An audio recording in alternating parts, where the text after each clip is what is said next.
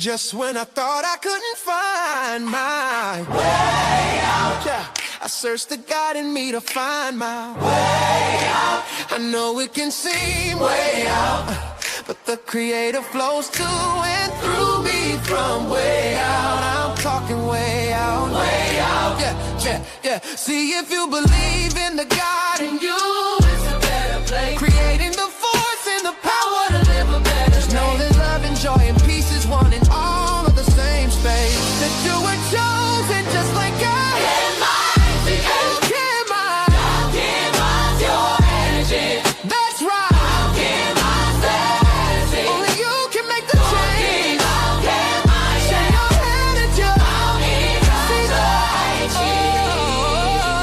Shine so bright from darkness to light. Hey, hey, hey. From darkness to light. Yeah. And you'll find your way out. Yeah, yeah. Oh, it won't seem way out. Yeah, yeah, yeah. The power of God will flow through you from way out. Welcome, welcome, welcome, welcome. This is Alchemizing Energy, and I am here after a long live. I was on Sunnetter TV, House of Consciousness. Shout out to the Pa and Sunnetter. Man, we was on there long. With Rev Whoopass, and it was a very interesting live stream, and I want to give a shout out to them for that live stream. So the way that the live stream ended is there were a lot of things kind of left like unsaid, a lot of things left kind of like unturned about Ifa. And I do plan on talking about Ifa. But before I do that, I want to really talk about like what Ifa has done for me in my life. Okay? Because I used to be a crash out. Okay, I used to be a crash out. I used to flip out at the slightest thing, And, my walk with Ifa has changed me. And I want to show you guys, like, just listen. Check this out, guys. Story time. How I almost got arrested last night doing DoorDash. Now, anybody that knows me, they know that I have been in isolation for almost 3 years, pretty much sticking to myself. I've decided to hey, I needed to get out, go out and start seeing the world. Let me do something. Let me try something new. As a software engineer, I've spent most of my time doing remote jobs, and it's been hard for me to find a new contract. So I decided to go and start DoorDashing. A huge mistake. Well, I wouldn't say DoorDashing is a mistake, but I would say DoorDashing at night for me, not a good. When they say the weird people come out at night, they sure do. So I end up getting a DoorDash to go to a Dollar General, and do some shopping. First thing I noticed is that there's no carts. So I asked the guy, do you guys have any carts? He says no. Part 2. Part 2, story time. How I almost got arrested last night doing DoorDash. So as I said, okay, I'm at the Dollar General. And they're like, oh, we don't have any carts, okay? And I have to go shopping, okay? That's one of the things I do is shop for people. They don't have any carts. But I see, that there's carts there. So I asked them, do you guys have any carts? The guy's like, I thought he was just joking at first. So I'm like, oh, okay. Are you serious? You guys don't have any? And his smart ass, he goes, well, he thought the answer was going to change? Didn't I tell you no the first time? So I, double back okay, what? Who do you think, are you talking to me like this? Are you talking to me? He said, yeah, didn't you hear me the first time? No, we don't have no carts. I'm like, okay, what? Well, I didn't know that y'all didn't have any carts. It's a grocery store. Part 2. I got, part 3, I gotta fix the timing on this. Okay, I made it longer. Okay, I didn't know that there was a 60-minute thing. I haven't used TikTok in a long time. Sorry, guys. But story time, part 3, how I almost got arrested at Dollar General. Okay, yesterday, part 3. So I'm like, okay, he tell me, I'm like, is there a cart? I'm like, what? So there's no carts. I'm like, what? What do you mean it's no carts? This is a grocery store. It has groceries. You have carts, people put, if they have too much, they have to be able to put things into the cart.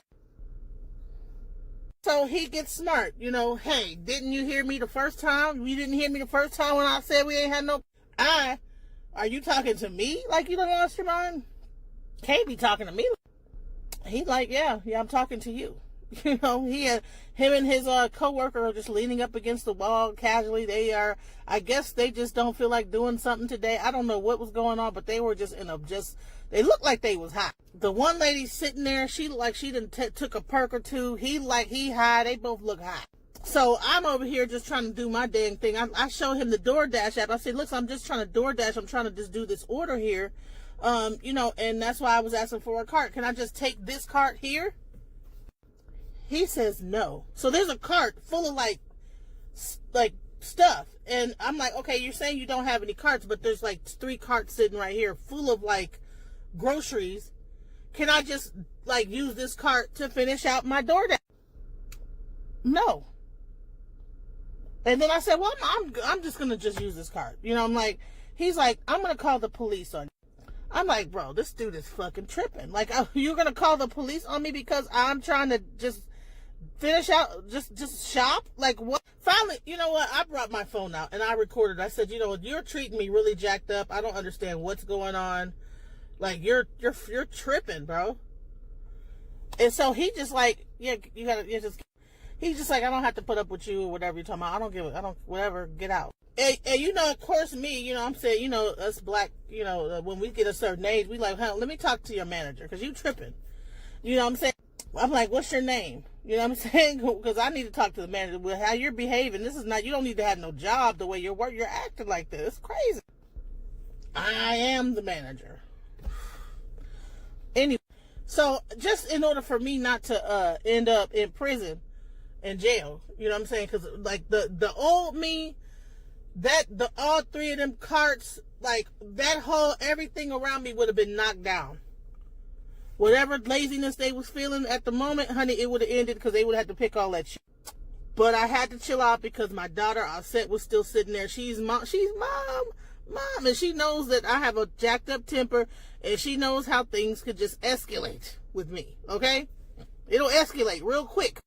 So I had to assess the situation. Even though I went back and forth, I, you know, recorded it, and I'm going to play the recording for you on the next video will be the recording so that you guys can see. Because by the time I got through, I was just like, I had to leave because I was fixing to, it was escalating. My voice was escalating. He was just like on something. I don't get, because he high. He clearly is high at work. You can tell the way he just sitting up there just like, don't nobody care. I'm the manager. You know what I'm saying? Whatever. You got to, well, bye, ma'am. Bye. You know. And, you know, I said, yeah, bye. Because I don't think that this guy really, you know, these people that be at these stores, you know, he might have had a pistol or something like that. But, honey, I just would have just ransacked that whole store and he would have had to clean it up. And then the thing is that his car was right outside. Or the other lady's car. And listen, the way I used to be, before cameras and all this video surveillance, honey, that car would have been messed up. That whole place would have been ransacked, and I would have been gone. If I didn't have my daughter there, honey, I would have knocked everything down. I would have flattened that bitch tires. Probably hit the windows. The way that he was talking about, just my temper, how it used to be. I would have, and then I wouldn't even care. I would have probably took the little case or whatever. I just would have got a little vandalism. Like, whatever. I don't have to fight him. I know how to destroy other shit and I know how to inconvenience a motherfucker. But I'm a new person. I left in peace. I told him to fuck off a couple times. But trust me, the way that my temper normally is the way that he, like this dismissive attitude, honey, you being lazy, whatever it is that you think that think that you doing, whatever this attitude is you think you got, honey, I would have, listen, you would have just had to clean up. You would have had to fix your car window, fix your tire. You would have cleaned up that mess I would have made. But I have changed, you guys. Now I know that something within me has changed at the core because, honey, like it. Whoo! But I had to end my door. I had to end my night and just bring it down because trust me.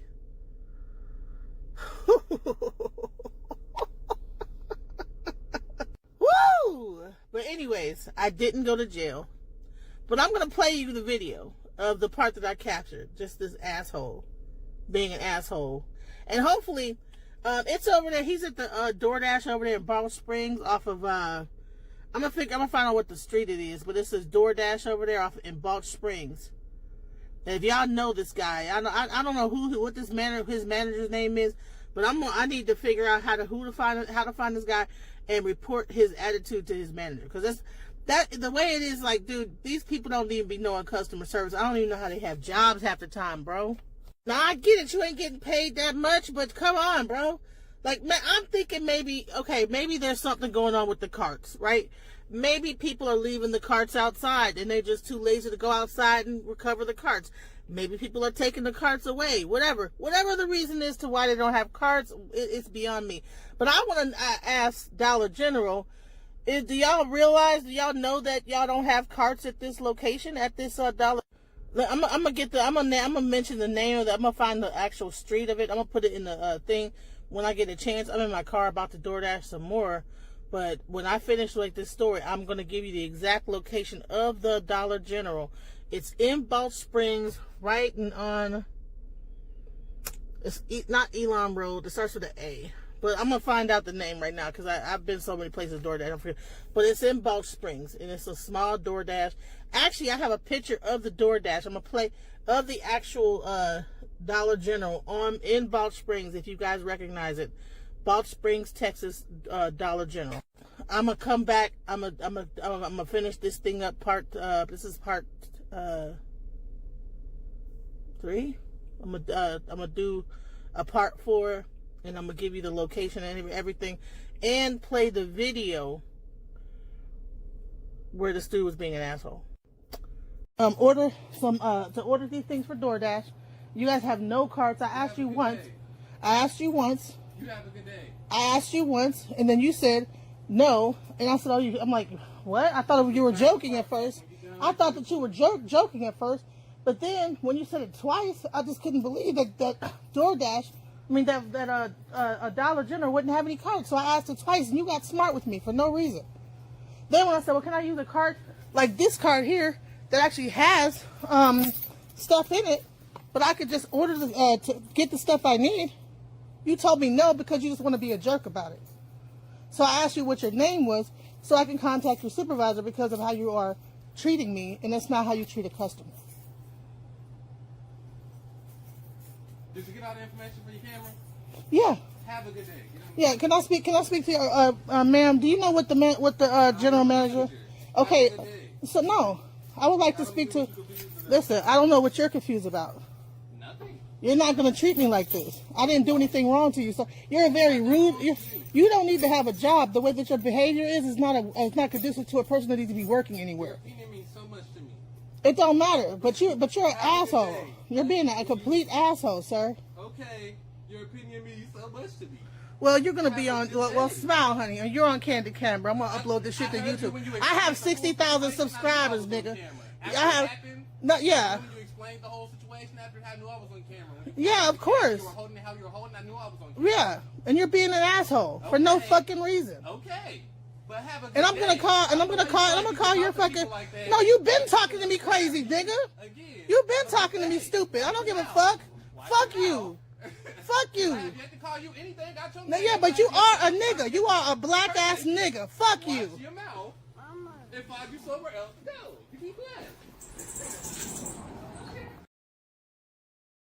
A child lost it, y'all. Lost my temper, y'all. I called him a black ass nigga. But he is. And I wish I could find out who he was. Man, trust me, it took me everything in my life not to. Because his car was parked right next to mine. I swear to God. I was like, oh, shit. Whew. I was like, man, is there anything sharp in here? I wanted to get out that car and just bust his tires out. Run good. Because I'm like, you you be an asshole. Don't. He was just being mean to me for no reason. I'm like, what? Well, I didn't do nothing to you, sir.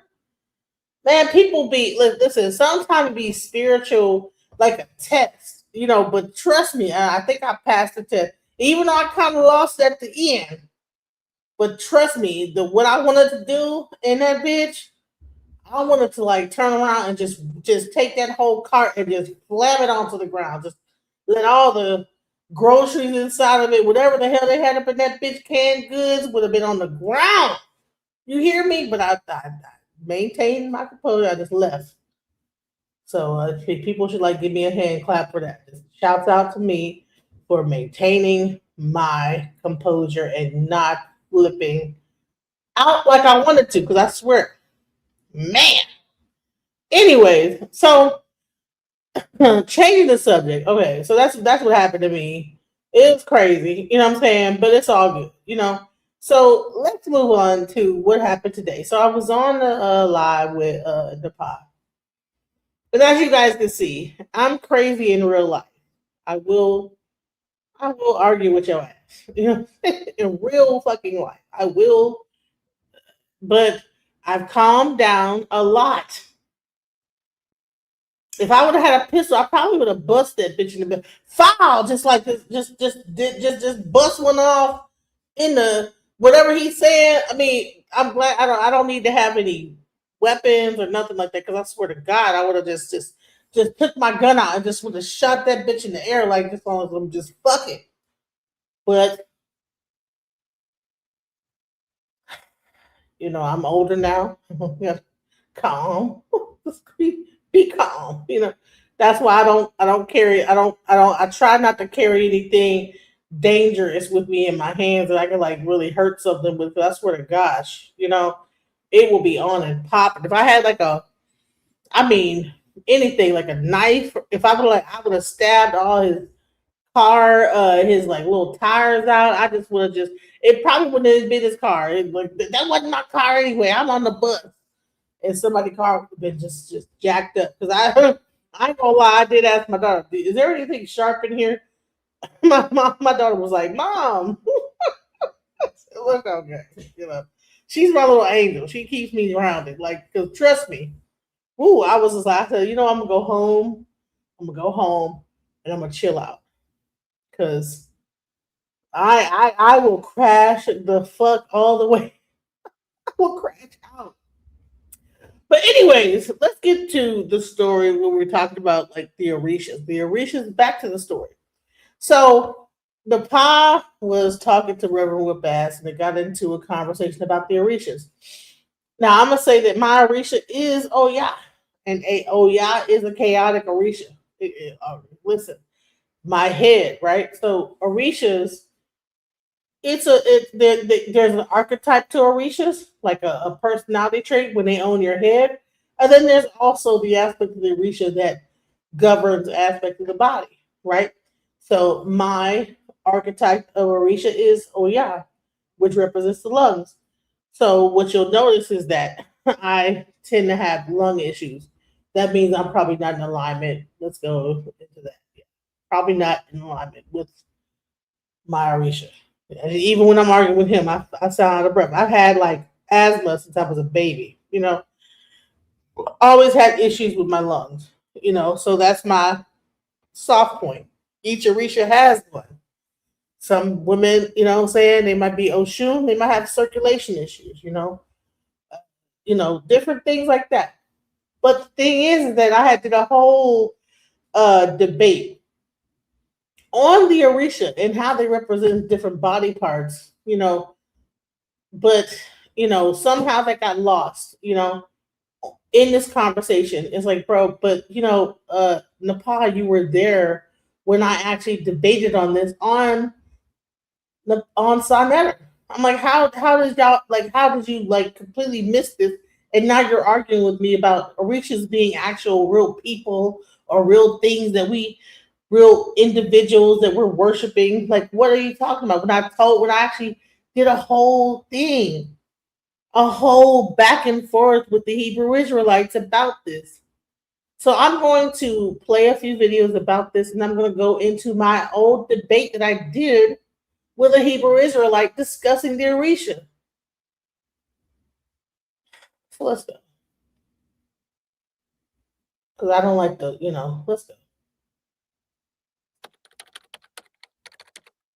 How are Orishas involved in healing practices?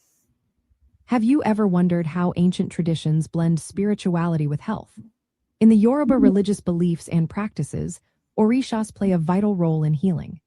These spiritual forces govern various aspects of health, the body, and overall well-being. Each Orisha is linked to specific parts of the body, natural elements, or life forces, influencing physical, emotional, and spiritual health.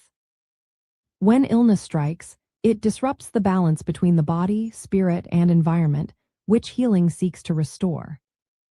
The healing journey often starts with divination. A babalao, or priest, uses the Ifa system to consult Orunmila, the Orisha of wisdom and divination. This process helps diagnose the root cause of the illness. The diagnosis then guides the selection of personalized treatments. These treatments may include herbal remedies, spiritual cleansing, and rituals tailored to the individual's condition. Orishas are symbolically represented in the body's anatomy and functions. For instance, Elegua represents the feet and earth, symbolizing movement and destiny. Yemaya is associated with the womb and water in the body, influencing fertility and nurturing. Ocean corresponds to blood and rivers, relating to vitality and flow. Oya governs the respiratory system and breath, connecting life force and soul. Obatala is linked to the head and mental clarity, while Shango influences the tongue and sexual energy. Ogun embodies strength and resilience. Healing rituals often include spiritual cleansing baths made with specific herbs. These herbs are chosen through. Are y'all hearing this? She's just breaking down the Orisha and how they all represent parts of the body. And I'm going to start back. For those that didn't hear, let's go back. The body and overall well-being. Each Orisha is linked to specific parts of the body, natural elements, or life forces. Is representing different parts of the body, natural herbs, or life force energy. And she was asking me, so you're telling me the Orisha are not really people that you guys are worshiping? No. These are aspects of your body. Let's go. Influencing physical, emotional, and spiritual health. When illness strikes, it disrupts the balance between the body, spirit, and environment, which healing seeks to restore. The healing journey often starts with divination. A babalao, or priest, uses the Ifa system to consult Orunmila, the Orisha of wisdom and divination. This process helps diagnose the root cause of the illness. The diagnosis then guides the selection of personalized treatments. These treatments may include herbal remedies, spiritual cleansing, and rituals tailored to the individual's condition. Orishas are symbolically represented in the body's anatomy and functions. For instance, Elegua represents the feet and earth, symbolizing movement and destiny. Yemaya is associated with the womb and water in the body, influencing fertility and nurturing. Ocean corresponds to blood and rivers, relating to vitality and flow. Oya governs the respiratory system and breath, connecting life force and soul. Obatala is linked to the head and mental clarity, while Shango influences the tongue and sexual energy. Ogun embodies strength and resilience. Healing rituals often include spiritual cleansing baths made with specific herbs. These herbs are chosen through divination, along with prayers and invocations to particular Orishas. These baths are typically taken in significant locations, such as crossroads or riverbanks, to remove spiritual impurities and restore health. Additionally, protective amulets are empowered through prayers and offerings to Orishas, guarding against harmful spiritual influences. Herbal medicine is deeply intertwined with Orisha worship. Many plants are considered sacred and connected to specific Orishas. Traditional healers combine their knowledge of plants with spiritual practices to treat illnesses holistically. This approach addresses both physical symptoms and spiritual imbalances. Orishas are involved in healing by guiding diagnosis, empowering treatments through their spiritual presence, and maintaining the balance necessary for health. Healing in this context is a practice that unites the physical, spiritual, and environmental dimensions of a person's life. This reflects the Yoruba worldview of interconnectedness and harmony, showcasing how ancient traditions continue to influence modern healing practices. So, as I said before, the Orisha are not just these like creatures that were like, Oshun, that is a person. No, Oshun is your circulatory system. Oya is your lungs.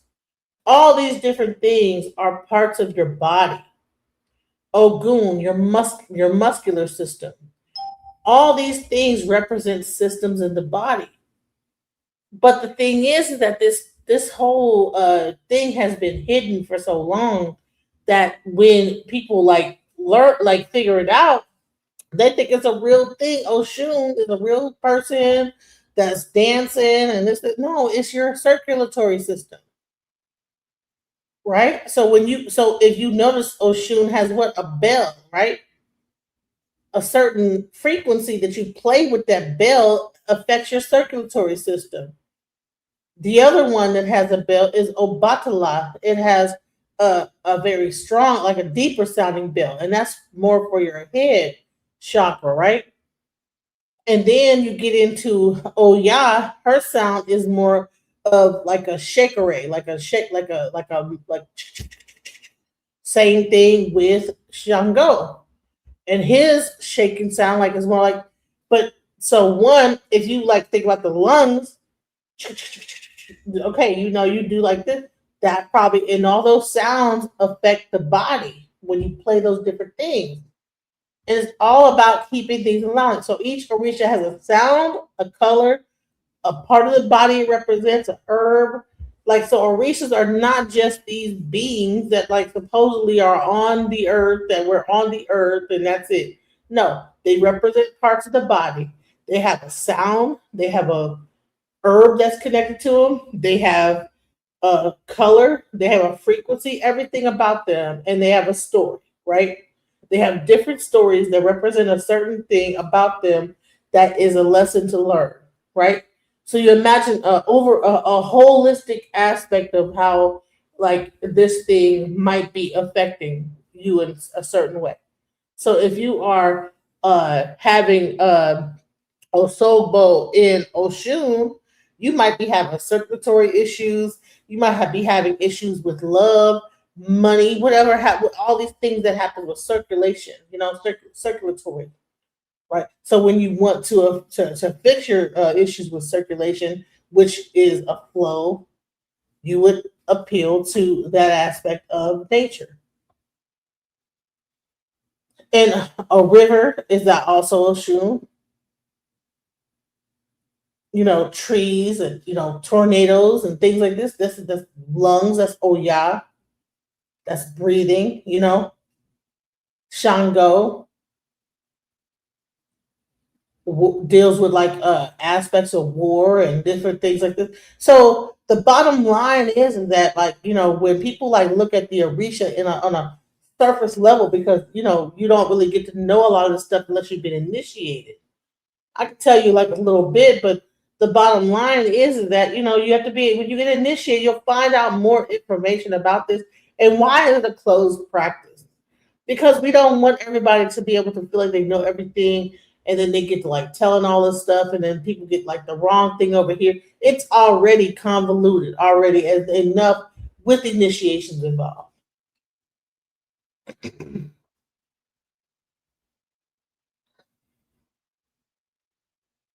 Ashe, the blood that flows through the veins. Yes, that's Oshun. My favorite phone Oshun. So let's go into, I'm going to play another one. Let's go into this one. Let's go. Maya. Thank you so much for tuning into this video. And the goal of this video is, if you just heard the word Orisha for the first time, this will answer any of the beginner-friendly curiosity type of questions you may have in one big video. I know I have different videos explaining each Orisha, the story behind them, what they represent, but this video is for the individuals that are like, hey, I just want to know who they are, what they do, why we have them, just so if they hear Ogun or Oshun or the word Orisha again, they can have some type of knowledge to go from, and then slowly build on their knowledge as they binge watch all the rest of my videos. Or anyone who just like the concepts of Orisha in general, you never know what you can learn from this video. So this is Orisha Explained.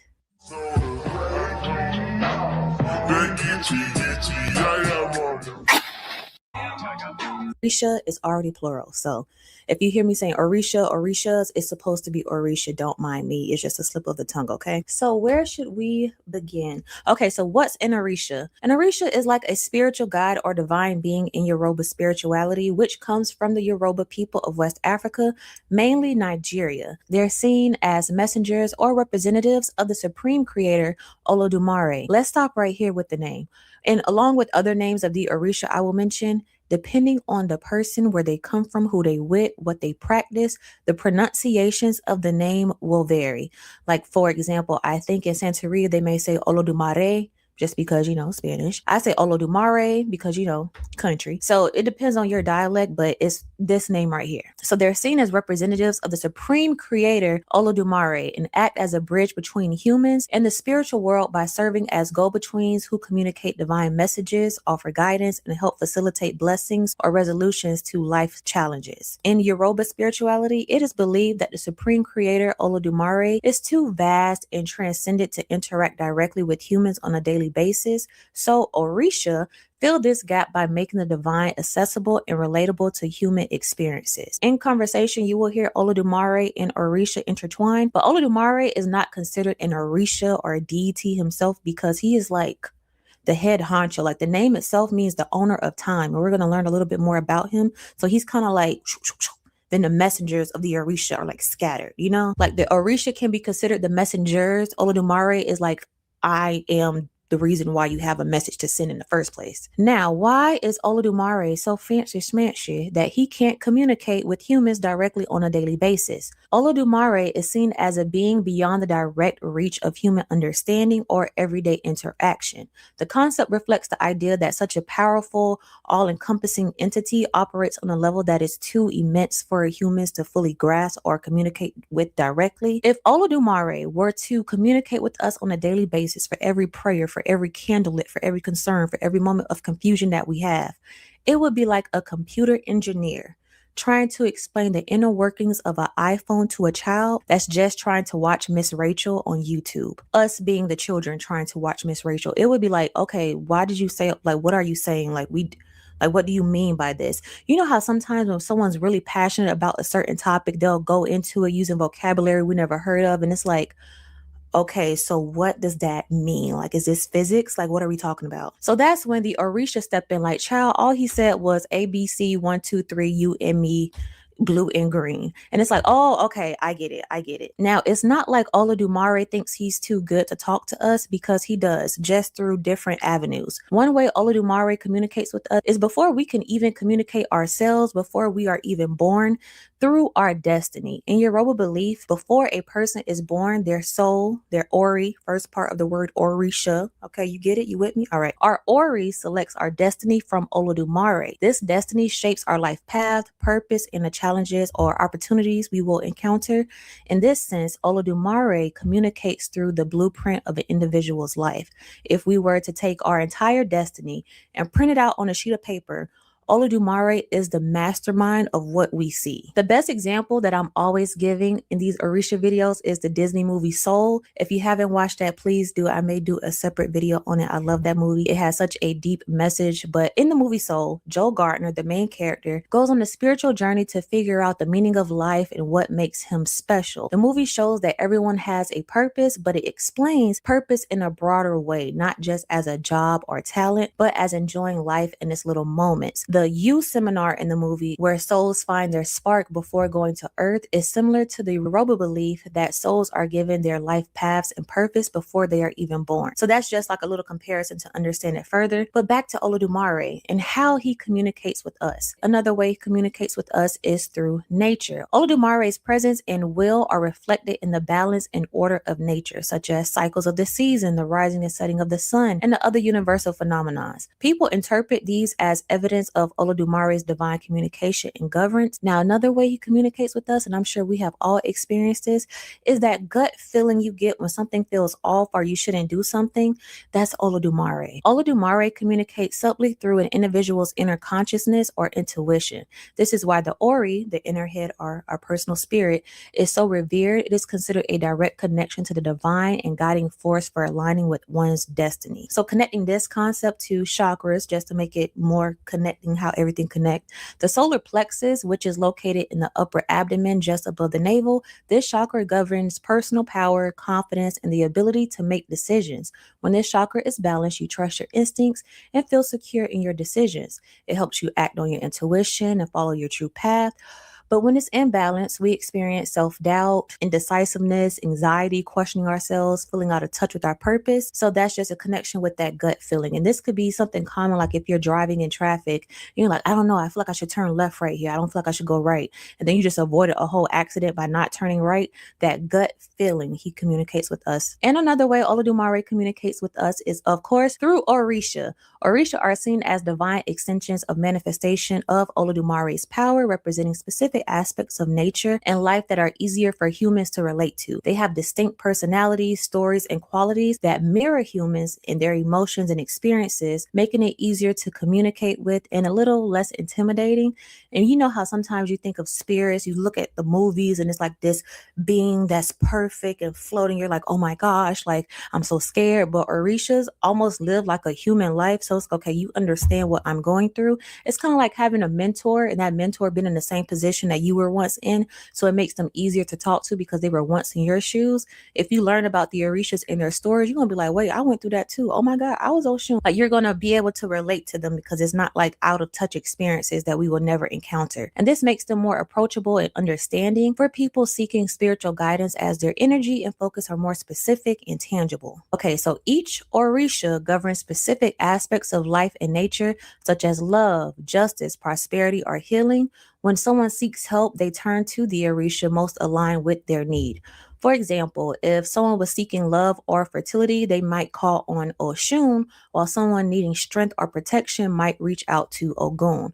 Through rituals, offerings, and prayers, individuals connect with these deities to ask for assistance or guidance. In Yoruba practices and other related traditions, Orisha help guide and protect their followers, building a relationship with them. So building a relationship with the Orisha involves things like prayers, offerings, and rituals.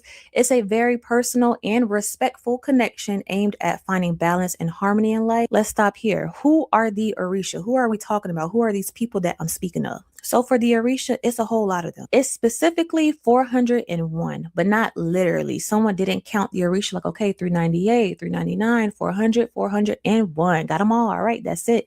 The 401 number is symbolic to an infinite number, specifically the one.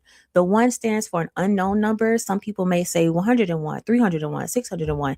It's the one that is kind of like a ... to be continued, an infinite sign. It just shows that it's continuous, because there are a countless number of Orisha, but only a fraction are widely known, named, or actively worshipped. Over time, new Orisha can be recognized or revealed through spiritual practices, divination, or cultural adaptations.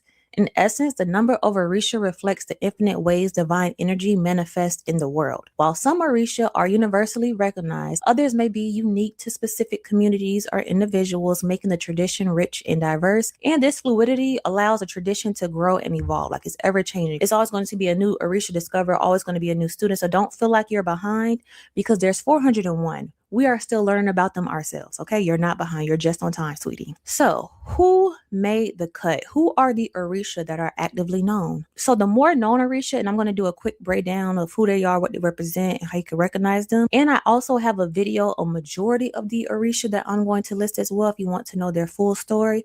So let's start from the beginning. Let's start from the head honcho himself, Olorun or Olodumare. The names interchange. His domain is okay, first of all, before we continue, if you hear me use the pronouns he, she for these Orisha, that's just based on the context of their story and how I was learned about them and how I utilized them. It could be he or she. It's their pronouns are they, them. It's not locked into only Oshun can govern over women. Only Yemaya can only govern over women. Only Ogun can only govern over men. It's not like that. I'm just saying he or she just to give them a pronoun for the story. So Olorun or Olodumare. He is the supreme creator and source of all energy. Olodumare is revered as the ultimate divine authority responsible for creating the universe and life itself. Olodumare is not worshipped directly but serves as the foundation for all spiritual practices. His colors are white or a spectrum of all colors, symbolizing purity, divinity, and the source of all energy. Obatala. He's over wisdom, purity, peace, and creation. He's the creator of all human forms, fatherly figure, and all about calmness and clarity. His colors are white, symbolizing purity, wisdom, and peace. Orunmila. His domain is wisdom, knowledge, and divination. His role, he represents the Ifa tradition and helps individuals understand and align with their destiny. Orunmila's connection to Olodumare is evident. All right, so let me go into E5. See how it broke down. Olodumare, right? So Olodumare, you have Obatala. So Obatala would be closer to the sky daddy of the Jews and the right. So that's the closest thing that you would have. But the higher is Olodumare. So Obatala would be closest to what you would say Yahweh, right? And then you have underneath that, you have purity, wisdom, and peace. Orunmila. His domain is wisdom, who is the Orisha of divination. And so that Orisha of divination is the Orisha that gives the message, the word, right? So you have the God above, the creator of humans, and then you have the word. The God, the creator, and the word. Knowledge and divination. His role, he represents the Ifa tradition and helps individuals understand and align with their destiny. Orunmila's connection to Olodumare is evident in his role as a custodian of destiny and divine knowledge. With this information, if you want to know more about Olodumare and Orunmila's connection and how they work together and how he was the only Orisha to witness, it's a whole creator story behind that. So I'll link that below if you want to understand his role. His color is yellow, green, or a mix, symbolizing knowledge and growth. Ogun, he's over iron, war, strength, and craftsmanship, protector of warriors, laborers, and all who face challenges. Ogun's energy fuels perseverance and determination. His colors are green and black, representing iron and strength, as well as earthy resilience. Shango, his domain, thunder, fire, power, and justice. He's a charismatic, courageous showman. Shango is a symbol of authority, energy, and righteousness. His colors are red and white, symbolizing fire, passion, and justice. I'm sure you guys have all heard of this next Orisha, Oshun, over love, beauty, fertility, and rivers. A compassionate and charming Orisha who governs emotional and physical abundance. Oshun embodies joy, sensuality, and healing through love.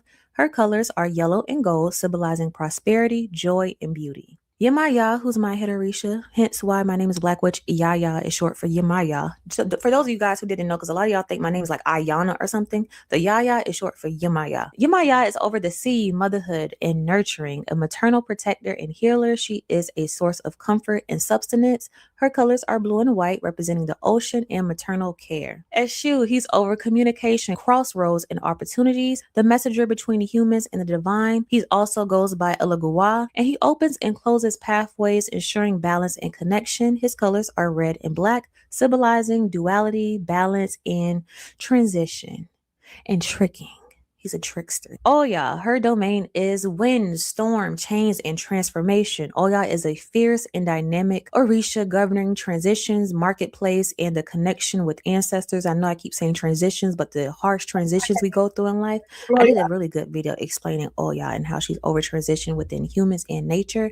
Her colors are burgundy, purple, and brown, symbolizing power, transformation, and grounded energy. Osian, his domain is herbs, healing, and nature. Patron of herbalists and traditional medicine, Osian bridges the natural and spiritual worlds. His colors are green, representing nature, healing, and vitality. Ochoisi, who's over hunting, justice, and focus, the protector of clarity, focus, and precision, guiding individuals toward achieving their goals. His colors are blue and yellow, symbolizing insight and sharp focus. Olokun, over deep ocean, wealth, and mysteries. And I know you guys heard me say ocean before for Yamaya. Olokun is the deep ocean, like the non-reachable, deep under the sea, like he's down there. He represents the unknown depths of the sea, hidden knowledge, and prosperity. His colors are deep blue and black, symbolizing the mystery and depth of the ocean. Babaluaye is healing, disease, and health, guarding against epidemics and diseases, offering protection and healing, just overall health, whatever ailments that someone may have, just overall health and balance. His colors are brown, purple, and white, symbolizing health, transformation,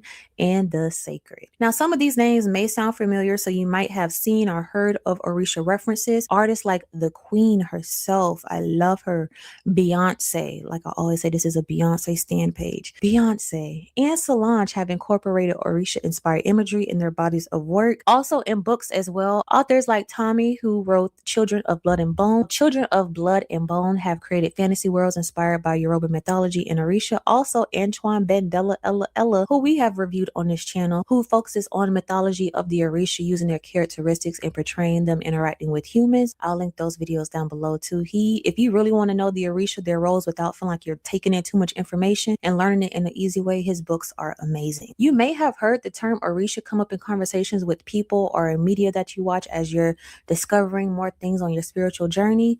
So let's go over a few common questions that one may have. Why do people honor the Orisha? Let me break it down to bullets. To find guidance, healing, and balance in life, to connect with nature and the universe, to honor ancestors and cultural heritage. How do you begin with the Orisha? Like, okay, now I know about them. Like, what do I start doing? How do I incorporate it with what I'm doing? First, just continue to learn about the Orisha. Start by understanding their stories, characteristics, and domains. Approach this with an open heart and humility. Many people seek guidance from experienced practitioners or elders, or if you know someone that's initiated that can guide you through, and make sure that you trust them, because watch out for the scammers and the manipulators.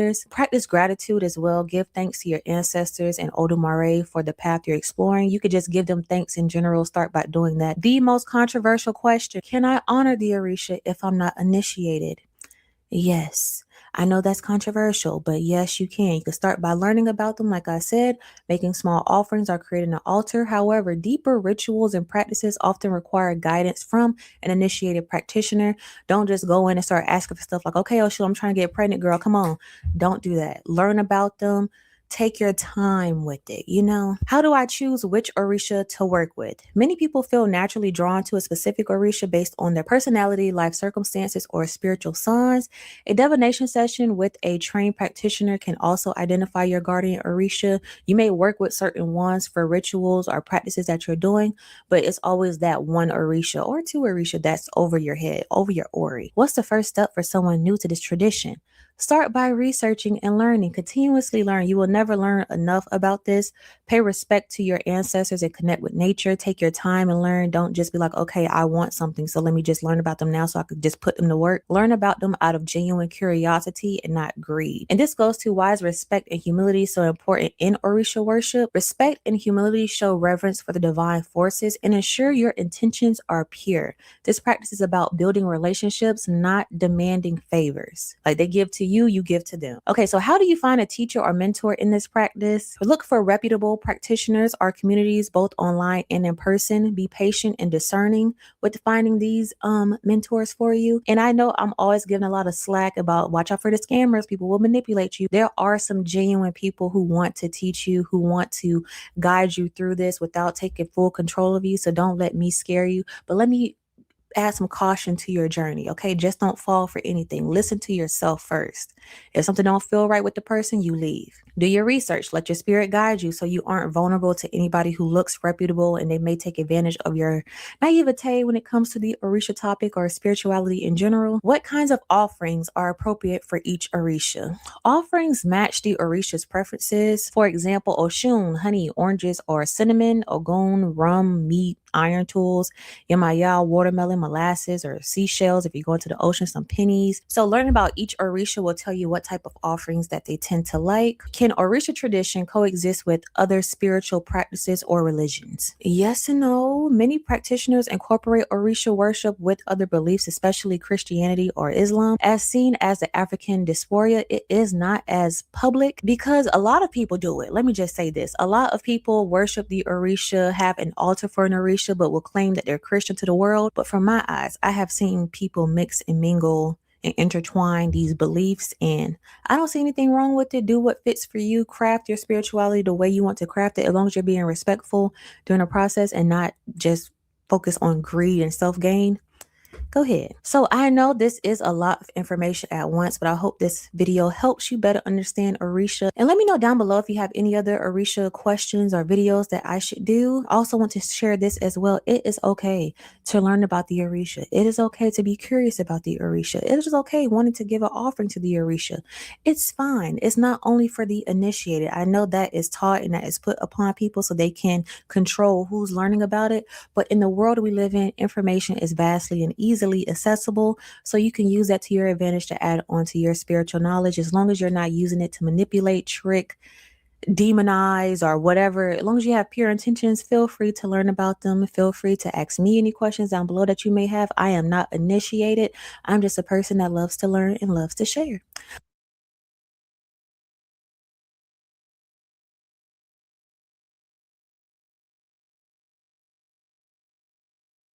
I'm Black Witch Yaya. Thank you so much for tuning into this video. And thank you to Chris on Instagram. She DM'd me this topic to do. And I was like, oh my gosh, it's absolutely perfect. Just because I am familiar with this topic and I find it very nice to have videos where I can connect two different factors or elements of spirituality and bring them together. And that is why today we are going to be doing Orisha and chakras, and which Orisha governs over which chakra and why. So if you would like to learn about the chakras in more detail, I do have a full-blown video detailing every single chakra, so you can watch that before this one.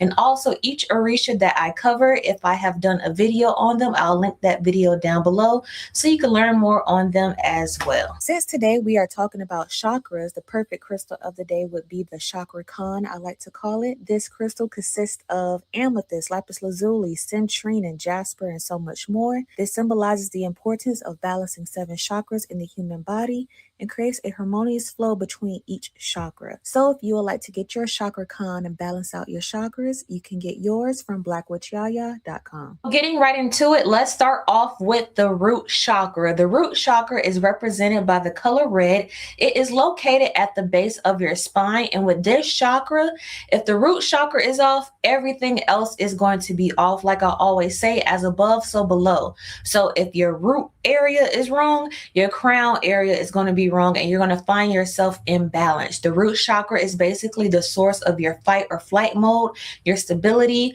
your what you stand for, what you stand in, and basically just that solitude that you have within yourself. For individuals who have a solid root chakra, a little bit too solid, you may find those individuals to be a little stubborn. But for those who have a perfectly balanced root chakra, they stand for what they believe in. They speak on what's right. And you could just, those solid individuals where you know, like, oh Lord, it's going to be hard to change her mind, because they know themselves, they know what they believe in, and they know what they will go for, what they will not go for. And they're not just going to sway with the wind, easy influenced by anyone. They're not followers. They are leaders. Who do you think would govern the chakra of knowing yourself, being a leader, being strong, being solitude, knowing what you stand for, and going for it? This Orisha would be none other than Ogun. You guys know Ogun is the god of iron. Just a quick correlation. We have iron in our blood. Blood is red. The root chakra is represented by the color red. And also he is very familiar with survival. He makes tools that humans use for survival. So when it comes to that fight or flight, should I go this way? Should I go that way? Just surviving everyday life and being very strategic. You guys know Ogun is known for that survival, making things happen, being able to create things, very intellectual with technology and tools and all that good stuff. So when you think of the root chakra, you can correlate that to the Orisha Ogun. So now let's go to the sacral chakra. You guys know the sacral chakra is located right below the belly button in the pleasure area. And with the sacral chakra, it is connected to water, our emotions. So this goes over our intimacy, our love, our passion, the indulgence of life. This chakra, many people find the hardest to balance because you have to have the perfect balance of having fun, but also being disciplined as well. So with this chakra, of course, when you heard me say water and emotions, you may have guessed Yemaya, and that is correct since it's dealing with love, passion, nurturing, the area where, you know, babies are conceived and birthed. Of course, it is correlated to the mother herself, Yemaya, my personal head Orisha, Yemaya.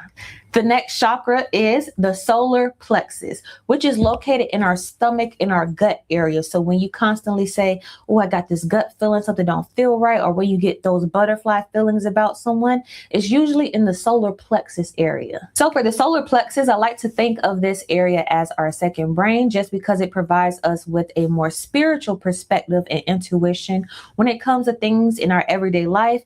When you get that gut feeling when you're around someone that you shouldn't take this route, you shouldn't trust that person, that is all stemming from your solar plexus. Or when you are around someone that you really like, you get those butterflies, that is your solar plexus. Or if you know you've been eating crazy, your stomach is upset, and you know you just need to change what you're putting into your body, that is the solar plexus. And with this solar plexus being in the center of our body, it plays a very important role with balancing out all of your chakras as well. The Orisha that is associated with this chakra, you could probably tell by the name solar, sun, fire. The Orisha is Shango. And just know the solar plexus is a fire chakra, so that deals with the drive that we have, the motivation that we have, the love that we have for what we do, our people around us. So that's why it has a direct correlation to Shango. The heart chakra is represented by the color green, and obviously the heart chakra is located right on your heart. So if your heart chakra is balanced, you are a very loving, nurturing, and approachable person. You always see things with the glass is half full and not half empty. You have a very positive perspective on life, and you just find love in everything. Even if you don't like something, you still find love and compassion within it. And when you think love, you may think of the love Orisha herself, that sweet water, Oshun. She believes that love should be in all things within life, and a life without love is no life at all. And all things should be governed and guided with the source of love. So that's why Oshun is over your heart chakra. The next chakra is the throat chakra, and obviously the throat chakra is on communication, wisdom, the information that we give and take from others. And think of the throat chakra as the only exit on a highway. So with all of our other chakras, this is the exit point to exude information, and everything that we think of, our perspective, our beliefs, is going to somehow be correlated in a mixture of our balances within our chakras. So if your root chakra is off, throughout your throat chakra, you may be like, I don't know, I'm a check. Man, I don't know what to believe. I don't know what to say. If your heart chakra is off, the exit point is going to be the throat chakra. Man, I hate this. I don't care about this. I don't care about that. If your sacral chakra is off, the exit point is going to be the throat chakra. And you're going to be like, you know what? Bump this. Or I don't know about this. Something don't feel right. This is going to be the exit point for all of your chakras. And with this being the exit point, the source of information, the source for knowledge to be shared, of course, the Orisha over this chakra. I have not done a video on this Orisha as of yet, but Obatala, the wisdom, the all-knowing, the one that's able to create calmness or create chaos. You have all of that power within your throat chakra and the words that you speak, or in some cases, the words that you hold back. The next chakra is your third eye chakra, which is located basically on your forehead or between your eyebrows. And this is the chakra over basically our spiritual eye, our intuition and our insight, for us to see deeper than what the physical eyes may see, but having that extra set of eyes to see an alternative perspective and deciding from there what we need to do in a physical aspect and a spiritual aspect as well. And when you think of insight, you think of knowledge, you think of intuition, psychic abilities, you may think of the Orisha Orunmila. I say Orunmila, some people say Orunmila, but you know me, Southern Geechee, Orunmila. And Orunmila basically is the Orisha when you think of divination, intuition, insight, having a lot of knowledge of what's going to happen in the future, the steps that you should take now, the all-knowing in the spiritual aspect. So that's why Orunmila is connected with our third eye chakra. So the last chakra for this video, and I say this video because we're not going to discuss the 8th chakra here, but next is the crown chakra. The crown chakra is our head. Our overall is located right at the top of your head, and the root chakra is connected to the crown chakra. That's why I said as above, so below. So if your root chakra is off, your crown chakra is automatically off as well, because that is your overall divine being. And with this chakra, it's not necessarily connected to an Orisha, but the Ori, which is the source of the Orisha, your head, your whole being, and who you are as a person, the source of you. And for myself, I like to connect the crown chakra with Obatala as well, just because he's like the head Orisha in charge. So he's over all of our heads in general. Then, of course, we're the son and daughters of different Orisha. But I like to connect this with Obatala as well, since he's like, you know, the head honcho. But thank you guys so much for tuning into this video. I'm glad that I was able to connect the world of chakras and the world of the Orisha together, just so you can see how the attributes of an Orisha could connect to the characteristics of your chakras. And that may also help you balance them out as well, knowing which Orisha to connect with and work with in order for that chakra work to go on and for you to get overall healing. Thank you guys so much for tuning into this video. Like I always say, as above, so below, as within, so without, as the universe, so the soul. Until next time, you guys, Ashe.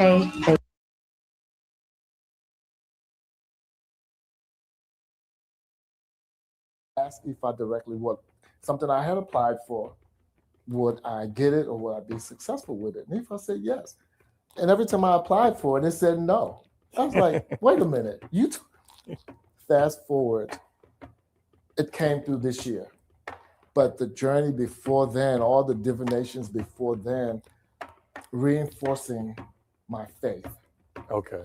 I can remember so many different divinations, like, wow, you know, for lack of another word, sort of blew my mind. Ekabo, and welcome to another episode of Talking Ifa with me, Babalawo Salako. I have the great pleasure today on this next episode of Ifa Divination Stories of having a very esteemed Babalawo here, Baba Olashewe, Orisha Bemi, and I've known him for decades now. Yeah. Your kids were babies. Yeah. So we're going to go through some of his stories today. So sit back and enjoy. So let's talk. That's when I came on board and met you guys. Right. Yeah. Right. So yeah, we've been there with the beginning of all these houses that we have now in Atlanta. Atlanta's the mecca for Ifa. I don't even know. I couldn't even count all of them now. No way you're a dancer. That's what I said in my head. Fast forward, you know, relocated to Atlanta. Once I got out, he was here. He and his wife relocated here. And he said, hey, you know, we're doing a dance rehearsal. Come check us out. Got there, it was drumming. It was West African dance. And, you know, met him, some other brothers, some other sisters. And they were studying Ifa Orisha culture. And that was my first introduction to the culture. I started performing with them.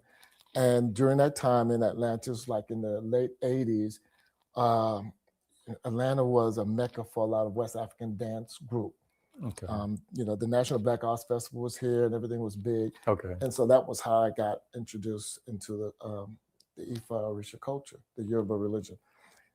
And I can also remember my very first divination, you know, I had in 1991. And I was excited. It was fascinating. And I think out of everything from that divination that I remembered that really got me hooked is when I was told I needed to drink more water. And the reason why is because I was driving to New York from Atlanta. exhausted. And, you know, the elder that I was dealing with at the time he didn't know I drove. He thought I flew. So when he told me that I was really dehydrated, all of that from the drive, I was like, wow, you know, he had no idea I was feeling this way. So it's sort of, you know, I was young. Right. It's sort of like, oh, it must be something to this. So that Okay. was my introduction to divination. Okay. Yeah. So, and then what was your journey to initiation and that sort of thing? Wow. It was from my first introduction, which was 91. I got initiated in 1999 to the cult of Obatala. I'm a priest of Obatala. But the journey before then, all the divinations before then, sort of kept, you know, reinforcing my faith. Okay. I can remember so many different divinations that, like, wow, you know, for lack of another word, sort of blew my mind. I can remember one divination, and I may skip around, I had, and it was prior to being initiated to Obatala. And in the divination, I was told that I needed to do an offering for my father. And it was quite, you know, it was a pretty large ebo. It was feeding, I had to give an offering to the Orisha Ogun, and it was a goat. And in my mind, I have to, you know, why am I doing this for my father? It's like, he doesn't know anything about this culture, and it was not an easy ebo. Right. So, of course, I complied. Maybe a year later or a year and a half later, found out that he had prostate cancer. And I believe by doing that ebo with Ogun, they discovered it. You know, he just happened to, you know, be in for a regular checkup and a prostate exam, and they discovered that it was, you know, he had he waited any longer, no telling, it may have metastasized. So I said, you know, that in itself, a lot of times we do divination and we think it's about us, Right. and it may be about a loved one. And I in my opinion, I believe that helped save him. No, definitely. Yeah, that happens a lot. That's actually, you know, one of my main ones is similar with my father. Yeah. And like you said, you go for divination for one thing, and then if I tell you something else, and you said, what does that got to do with what I came for? Exactly. And but then you find out later, you know, like with my father, you know, said he was going to have a heart attack or stroke, and he had it 1 week later. Right. For divination. So yeah. And I was going about a job. It had nothing to do with it. Exactly. And, you know, and I think I you know, try to tell people a lot of times is that it's a guide. Divination is a guide. And I use it as a guide. I don't, you know, if I have to do something that's, in my opinion, sort of major decision, I use Ifa divination as a guide, not just everyday, you know, day-to-day stuff. Another example, and I have so many of them, another example of where, you know, Ifa gave me some sound advice when I was in the market of, you know, I was in the market for a house. And, you know, fortunately for me, the realtor that was working with me understood the Yoruba religion, that, I expressed to him that any house that I like, I need to get divination on it. Right. There, you know, at the time, there was one house I fell in love with, and, you know, went for divination. You know, I said, hey, this is the house that I want. My elder at the time was reading it, and the advice that was given to me is like, that's not a good move for you. And I was like, well, what if we give this or give that or give this, you know, go to give? And it's like, no, it's still not a good decision for you. You know, and I listened, I complied. And then hindsight, years later, when I drive by that neighborhood now, it's like, wow. Oh, really? It's crime ridden. Wow. And the house that I had wanted, it looks like it, you know, it was one of those decisions where I'm glad I listened. Right. And the house that did read well, where I'm at now, it's like unbelievable. You know, I can do anything there. The neighbors are great. So it's always good to consult Ifa, you know, other Orisha for divination if you're making a decision on something, you know, because it could guide. It's a guide. Right. It's Definitely. a guide. It's a definite good guide. Another example, years ago, this may have been in 96 somewhere, and I went to Ifa for divination with my elders, and because I wasn't doing divinations at the time, and I asked Ifa directly what something I had applied for, would I get it or would I be successful with it? And Ifa said yes. And every time I applied for it, it said no. I was like, wait a minute. Fast forward It came through this year. Wow. It came through this year, 2025. Oh, wow. Yeah. And in a lot of my divinations, we hear, you're going to have long life and I look at that scenario as adding to my long life. Oh, In your older age, it's something that's like, wow, this could benefit me now. So wow. sometimes divination, it may happen when you're ready for it. Right. Yeah. And a lot of times I think when we do get divinations, we think that it's going to, be magic. Right. And a lot of times it's not. We've been told it works like magic, but it's not.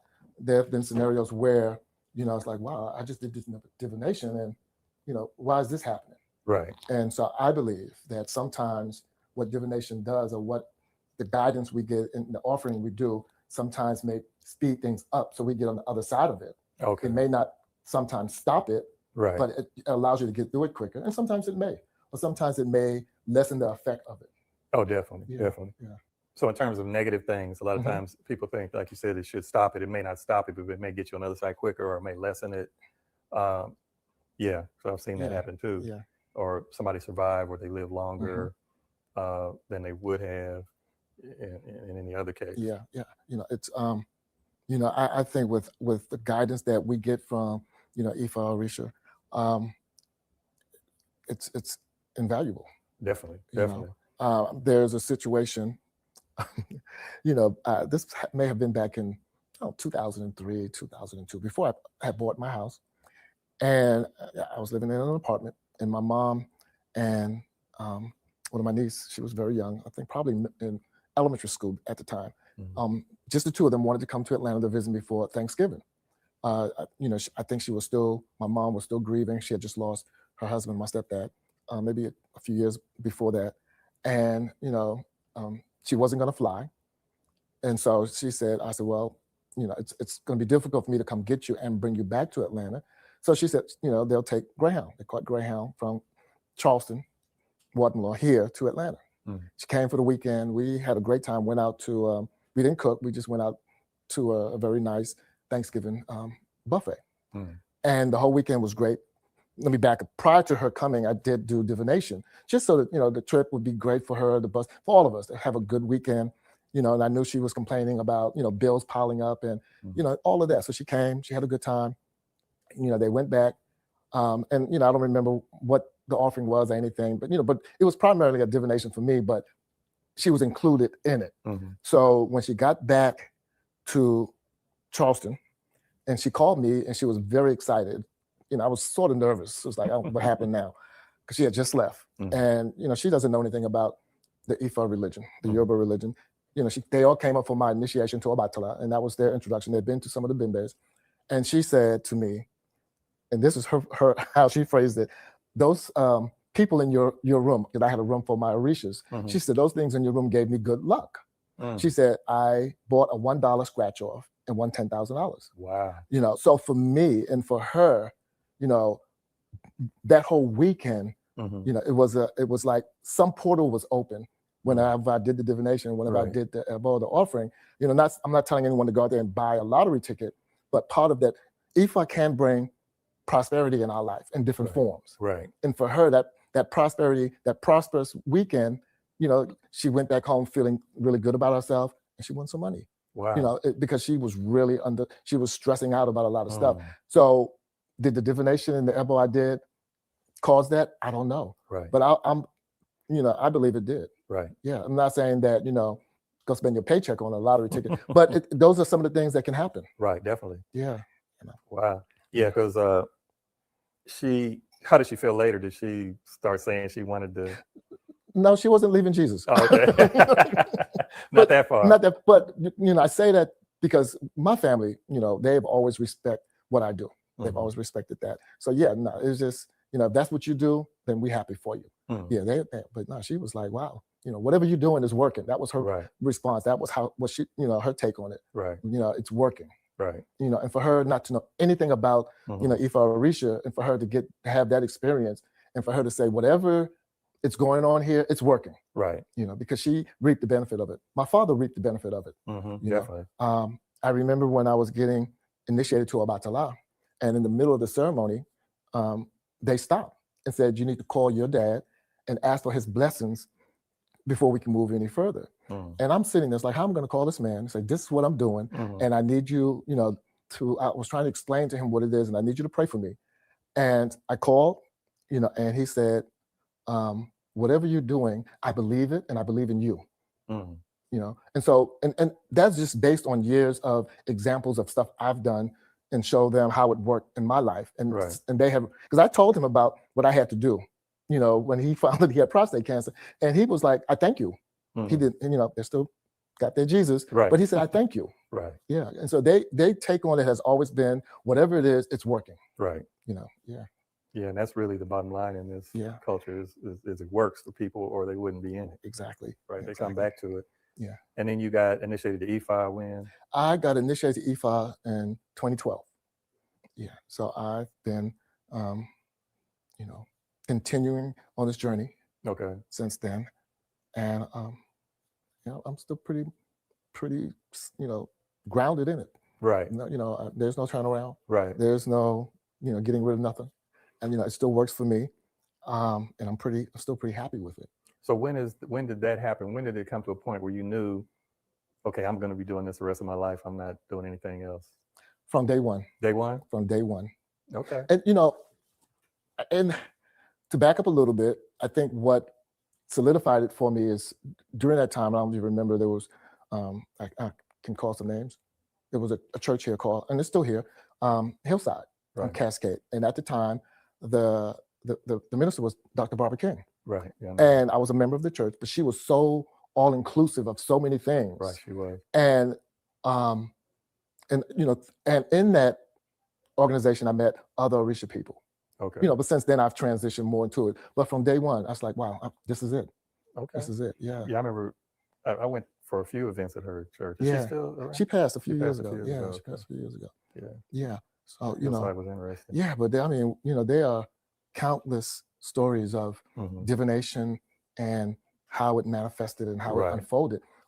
But one thing I do like to say though is sometimes, you know, people get divination and think that it's going to right or wrong when they're doing something extremely unethical. You know, not saying that it doesn't happen, but I think sometimes, you know, we have the wrong mindset that, you know, I'm going to be able to just to, you know, do something that's crazy or go against the law of the land. I believe that Orisha doesn't go against the law of the land, in my opinion, you know, because, you know, we always talk about we are a culture of good character. And part of having good character is, you know, whether you agree or disagree, we still have to obey the law of the land. And even more, we have to obey the laws of Iwa Puele of good character if we want this IFA work to work for you. Because, you know, like, you know, there's people, and you know, because for a while in Atlanta, I don't know if it's still that way, police would look at you funny with the, you know, with the beads or laces because of so many gang people that started wearing them in different colors. I don't know if that has shifted. I can remember some years ago, this young man, and he's still in the culture. And I remember at the time he was working he was working in one of the jail. And he would tell me that when he went to work, he had to take his E-day off because, you know, the other staff and his supervisors thought that it was a sign of being in a gang. So I don't know if that has shifted. You know, unfortunately, you know, that's something that, you know, hopefully as we move forward in this religion, it can be corrected. Yeah. But yeah, you know, divination is crucial. In our day-to-day movement, our day-to-day life. You know, and part of divination is sometimes people go to divination and they want Ifa to make every single decisions for them. And it doesn't work like that. You know, I go for divination, of course, you know, annually or whenever, but if something is coming up and I need guidance, you know, if I have made, if, for an example, if I'm trying to decide, you know, on something, my approach would be, hey, this is what I'm going to do. This is what I've decided that I want to do. And I'll go for divination to get a guide. You know, it may say, you know, it may say, yeah, but do this offering. Or yes, but be mindful of this may happen. There are occasions, there have been times where it's like, I don't know, you may want to rethink that. Right. But I don't go to Ifa for divination and saying or asking, should I do this? Mm-hmm. I try, for me, I try to take a different approach. It's like, I try to frame the question in a way that I can get a very sound answer or a sound response with good guidance. So, right, to guide you versus telling you what to do in that. Right, like, should I go to the supermarket today? But we're laughing, but people do that. Yeah. People, or should I do this? And we've been told, be careful what you ask for. Right. Because you don't know what the response is going to be. So I always try to ask my question or format my question in a way that gives me advice. Right. Yeah. So kind of also, would you say when a client comes for divination, they should have something they're trying to do or accomplish, and they want to get guidance on that versus just sitting in front of Ifa and saying, okay, tell me about my life and exactly. myself. Yes. Yeah. And that happens. That happens. It happens all the time. And a lot of times, we have to redirect the questions they're asking or what they think they came for. Right. Because like again, people think Ifa is going to be the magic wand that's going to correct their life. And a lot of times you have to make that correction in the things that you're doing. Right. And again, Ifa is just a guide. It helps you with your trajectory. Right. And a lot of times, I try to remind people that what Ifa tells me doesn't always hold for you, even though it may be the same Odu. Right. So we cannot use your circumstance out of a divination. It's like, well, he got that Odu. Well, it applies to me as well. So we have to be mindful of that as well. Okay. Ifa, again, it gives you insight into things. Right. Guidance as to how to maneuver, how to move forward. Yeah, I think I think the biggest thing that we as a community should try to work on is, steer people away from thinking that you go to Ifa for divination or you go to Orisha for divination, other Orishas for divination, and it's going to completely fix your life. Right. It's going to bring you a house or bring you a car. It may, but, but it's again, it's to give you some guidance, give you some clarity, and hopefully, keep us from the pitfall. Yeah. So kind of like what about Wande's book, Ifa, Mend the Broken World. Ifa, Mend Our Broken World. So mend would be more of helping you to fix it. Yes. A stitch here, a stitch there, but it's not saying it's going to totally fix it. Right. Exactly. And it doesn't mean that things won't happen. Right. It just means that it'll allow you to navigate through. Right. For me, just on a day-to-day basis, before I leave my house, I go to my Orishas and I throw an obi. Not for a divination. I just it's an offering. And my prayer is that let everything I do today be Ire. Right. And I throw. And it doesn't mean stuff doesn't happen. It just means if it happens, hopefully I can navigate through it. Or hopefully the impact won't be that severe. But, my form of going through the day, like the Christians would say, being prayed up. Yeah. So speaking of that, so what advice would you give people that want to transition to this religion coming from Christianity or some more family and they're kind of lost? Yeah. And I know we all say this, a lot of people, you have to find the right person or the right group of people to work with. Right. And it's not a rush. And I know we're in a time where everybody wants to wear E-days and Elekes and, all that wonderful stuff. You have to find the right people. Take your time, study. It's just like any other culture or any other religion. There's no end point. It's a lifelong journey if this is what you choose. And I know it's very nouveau riche for for Atlanta, because I've heard people call Atlanta the new Mecca for Ifa Orisha. But it's a process. Oh yeah, it's a process. There's no rushing in this. Take your time. Right. Yeah. Right. The right people is very important because there's a lot of, should I say, derivative type stuff going on. Absolutely. And find what denomination of the culture works for you. Right. Because, we all don't fit in the same denomination. So find, study and find which one works best for you and go from there. Okay. Yeah. Well, all right. Well, thank you. Was you going to say something? I wanted to ask a question. Oh, okay. What do you feel about, as far as you say, find the right people? But could you expound on that? Because a lot of people watching this, he wants to go towards people who are new. So a lot of people always say, find the right people. But what are some of the signs or the red flags to know, oh, maybe I'm not with the right people? Well, that's a good question. How do you find someone? How do you find the right people? If you hear of any bimbes, which is a celebration for the Orisha, go to one of them, ask questions, talk to people that are there. But you also have to listen to your intuition, and you also have to understand if you feel uncomfortable with something, it's not a fit for you. You should never feel uncomfortable, and you should never feel that you're being abused emotionally or financially.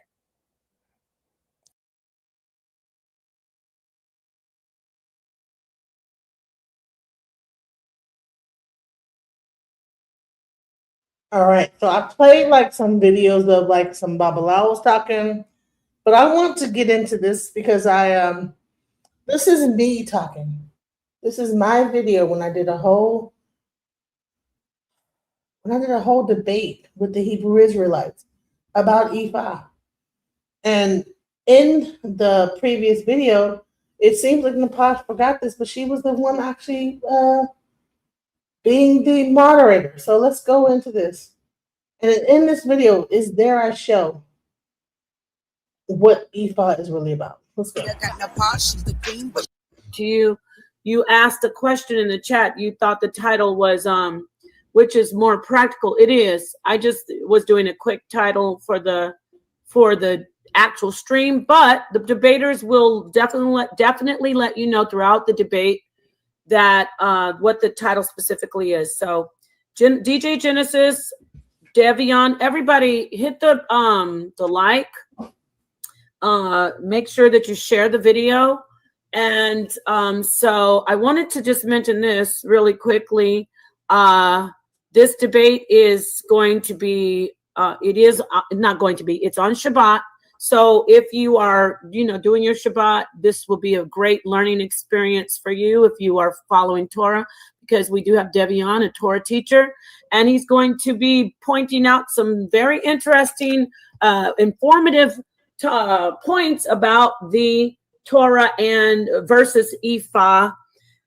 Genesis is representing the Ifa, the African spirituality. So without further ado, I'm going to greet the debaters, let them introduce themselves very quickly, and then I will go into just talking about the actual details and rules of the debate. So let me start with, how about ladies first? Genesis, go ahead and introduce yourself, and just introduce yourself. You don't have to go about your debate. Just introduce yourself, and then we'll move on to Devion, and then I will do the rules, and you guys can come in and start your debate.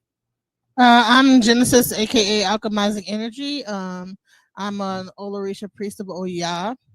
I've been a priestess for over 2 years. And I'm representing the affirmative that Ifa is more practical for society. Thank you very much, Genesis. Devion, shalom. Please introduce yourself. Shalom. It's Devion, Dayan, rep the Torah Knights, Yahweh, Kad, the Torah and Prophets, you know how we come. And my point on the debate is that the Torah is more practical for society, based off, without relying on any other culture or any other influence from another nation. We can sustain ourselves through the Torah with our own government and provide, for ourselves, which is from the Torah, and all praise to Yahweh. So, without any other cultural influence or anything, the Torah will sustain us, and we could build a sustainable government through it. All right. Well, and I'll be showing the differences. No, go ahead.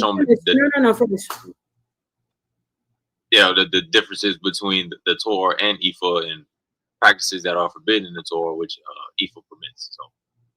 All right. Thank you so much. And now, officially, I will tell the debaters and everyone else listening, this is how the rules will go. This is what the format of the debate. If you are okay with it, let me know. If you're not okay with it, let us know now before we get the debate going. Over here in the Coliseum, what we'll do is a 3-minute opening if you both are okay with that. Let just a nod yes or no? Are you okay with the three? Both of you? Okay, great. You okay with the 3-minute opening? Awesome. Thank you. Thumbs up. Perfect. Give me a thumbs up. So 3-minute opening, that's where you come in and let us know your premise, introduce us to what we're going to be getting from you, basically. Then we're going to have 3 rounds. Your first round, I think you should have 15 minutes. Definitely. It's a lot of information. I know on both sides. So 15 minutes. Second round, I'm okay with you doing 15 minutes each, or you can do 10. What do you want? 15 or 10? I'm really open with it. I think second round 15 is fine. Perfect. Okay. Okay. 15. And the last round, we want to keep the audience engaged, and I'm sure they will be, because both topics, both spiritualities are interesting to our audience. However, we can do 10 for the last round, or we could do another 15. So it's up to both of you. I like to keep it open for 10 or 15. 10 is fine for the last round. 10 minutes is fine. I don't know. Excuse me, Devian. You're muted, Genesis. Say, this is my first time ever debating, so this is all like trial and error for me. I'm not sure. Okay, we'll do 10. Don't worry about it. So we're going to do 15, last round 10. And what we do is after that, Genesis, and Devion's familiar with this, you're going to do it's called rebuttal, like a back and forth round. Now we can do it in 2 different ways. You can have the question answer, where each of you gets to ask a certain amount of questions to the other person. You have a set amount of time. I'm going to say 5 minutes. It shouldn't be longer than that. So you get 5 minutes, each of you. The first person gets to ask you questions to their opponent, and the opponent gets a minute to answer back. Okay. So, 5 minutes for that person to get a block of time to ask as many questions as they can, and 1 minute for you to answer. Does that sound pretty much like that will work for you both? Or you want to just go back and forth with each other? Where it's just a freestyle for one block of let's say 7 minutes of back and forth. The questions is fine. Perfect. Great. Okay. So we're going to do, don't worry, I'll guide you through it. We'll guide you through it, Genesis. And then after that, what we do over here in the Coliseum is we're going to open it up before your final closing, because there's a closing at the end. We're going to open up the panel. I'm going to let a select group of people, I'll say it again, a select group come in. When I say group, I mean like maybe 3 people, maybe 4, depends on how it's going. And you can come in and ask one question, not after they answer, you keep going. You ask one question to the debaters. You can get the chance to ask both debaters. If you only have one question for one debater, then that's even better, because then we can get to the closing round, which will be 5 minutes, right? Okay, so I'm getting a call from upstairs, y'all. So go ahead and talk amongst yourselves for a second. And so we're gonna do. Let me know. Let's go ahead and start the 3 minutes. Who wants to go first? It don't matter. I can go first. You go first. It don't matter. I thought it was always the challenger though. I'm sorry. What was it again? Yeah, sorry, my daughter came hopping in with some boots on. And okay, that's fine. She can go first. I don't think she has a problem with that. Do you have a problem going first, Genesis? No, I don't have a problem. Okay, so I need you to know that you need to remember to share your screen if you have something to share your screen. You have 3 minutes to just basically do an introduction, basically do your premise. Let us know what we're going to expect from you in the debate in a nutshell. I'm going to go ahead and start the timer when you're ready. And what I'm going to do is I'm going to remove myself. That way I don't have to say 2 minutes or 3 minutes, or I could stay up here. But when I come back in, you'll have only a minute remaining. Does that make sense? So I'm going to remove myself when your time starts. And when you see me appear back up on the stage, you have 1 minute to go. And then once your minute's up, I'm going to say time. Okay. So let me know when you're ready for your time to start. Do you have questions? I know this is your first time, so please, audience, bear with us. Organized. So I can be able to look at this. You don't have to screen share. And remember, I told you in the beginning, but it's up to you. But really, it's just 3 minutes to just give us your premise and everything. Okay, I'm presenting. Oh, by the way, no more stopping the time, guys. I know you don't know about this anyway, Genesis, but remember we stop the time, Devion and audience, so people can look things up. We're not doing that anymore. So it just causes a lot of, people are like, well, you let them have more time. So, okay, just letting them, that. All right, let me know when you're ready. You're screen sharing, and I'm going to remove myself when you say you're ready. And coming back when you have 1 minute left. All right? Okay, I'm ready. Go. All right, so I want to get the definition of a practical, okay? More likely to succeed or be effective in real circumstances, feasible. So my argument is, in this presentation, I'm going to provide the information that Ifa, without a doubt, as a way of living and the practices of our ancient ancestors, is the most practical way of society. The Torah and Ifa are actually connected, but Ifa is a more practical and more ancient, more older than the Torah. The Torah is based upon man's interpretation of spirituality. The thing that separates Ifa from religion is Odu. Odu are patterns. These patterns are developed based upon mathematical foundation of universal Scientology. We get Ifa directly from the universe, directly from God. Man gets religion based on interpretation of philosophy based on what God is. In Ifa, we don't philosophize what God is. Ifa is the natural scientific Scientology of life, the natural mathematics born out of life itself. We seek to be in harmony with what God created. Religion gives man's interpretation based on what God is saying, its rituals, values, and beliefs based on motives. Dr. Henry Clark said that religion is the handmaiden of conquerors. Ifa is the root of all religions: Buddhism, Abrahamic, Hinduism, Taoism, and also the Torah is actually under the umbrella of Ifa. When we talk about the Odu Ifa, there is an actual Odu called Torah, a Torah Pan. So that is, by contrast, the Torah is more focused on communal laws and obligations. Ifa is highly personalized and about the individual. That's why I believe it's more important for society, because it talks about the individual's plight, the individual's health, and then the microcosm versus the macrocosm, and how everything affects the whole. Every small thing affects itself, each other. The Torah, by contrast, is more about communal laws and the community obligation. I'm not saying that the Torah is not as important, but I would say that, not as practical, but when you have individuals, you have to sustain for differences in individual personalities and mental health, things like that. So. Okay, you're done because you have 30 more seconds. You're good, right? Yep, that's it.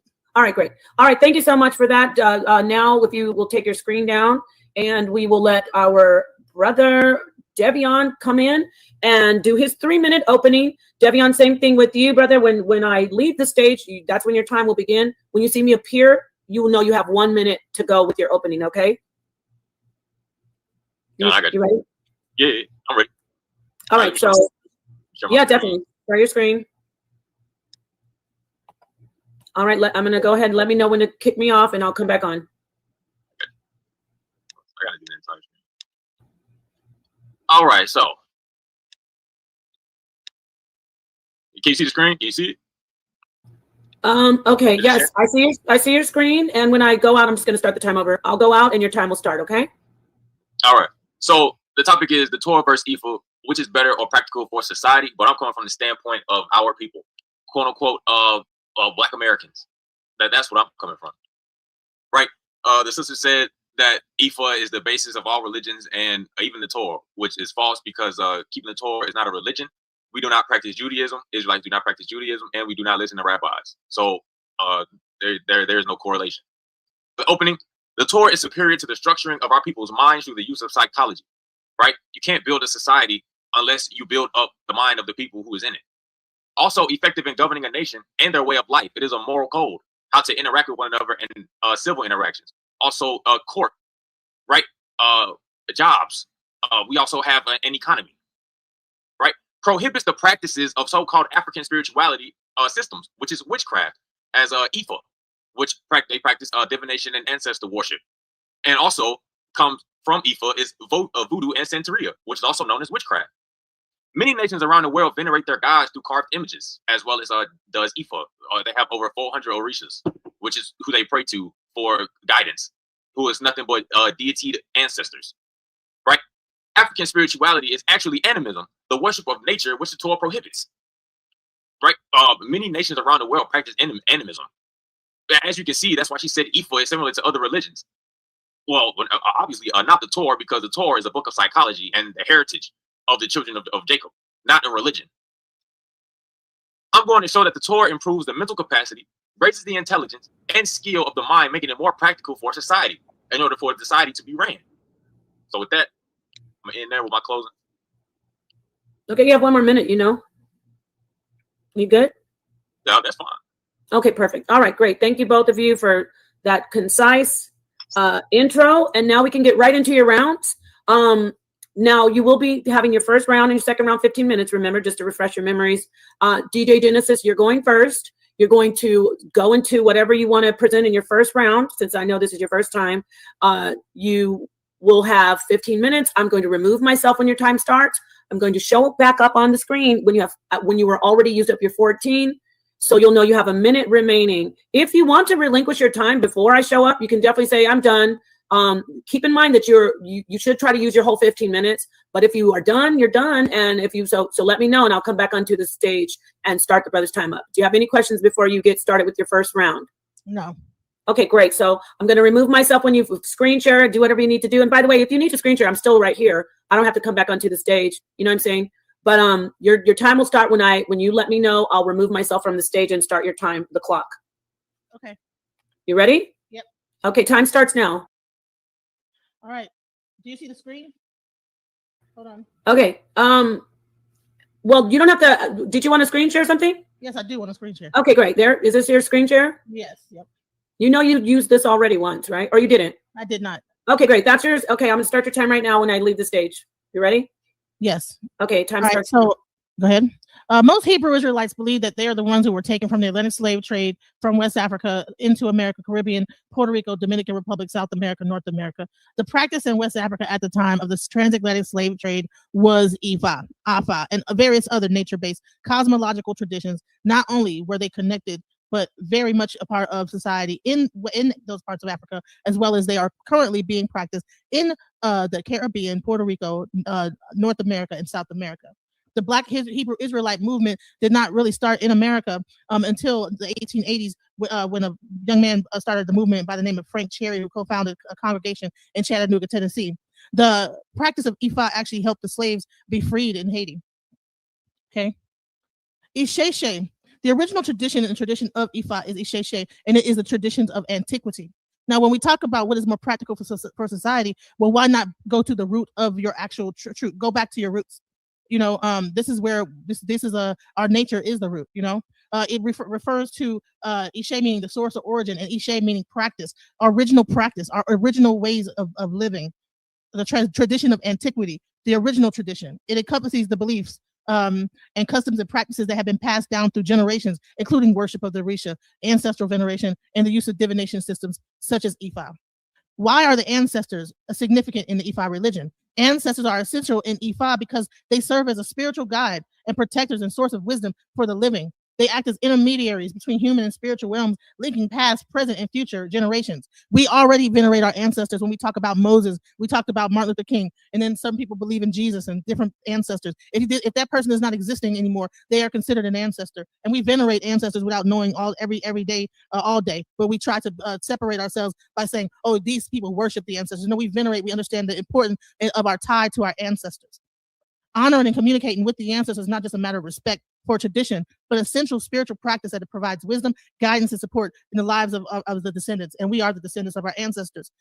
Bringing up this practice is very important in society. Why would we say that? Is because if we know where we come from, we know where we're going.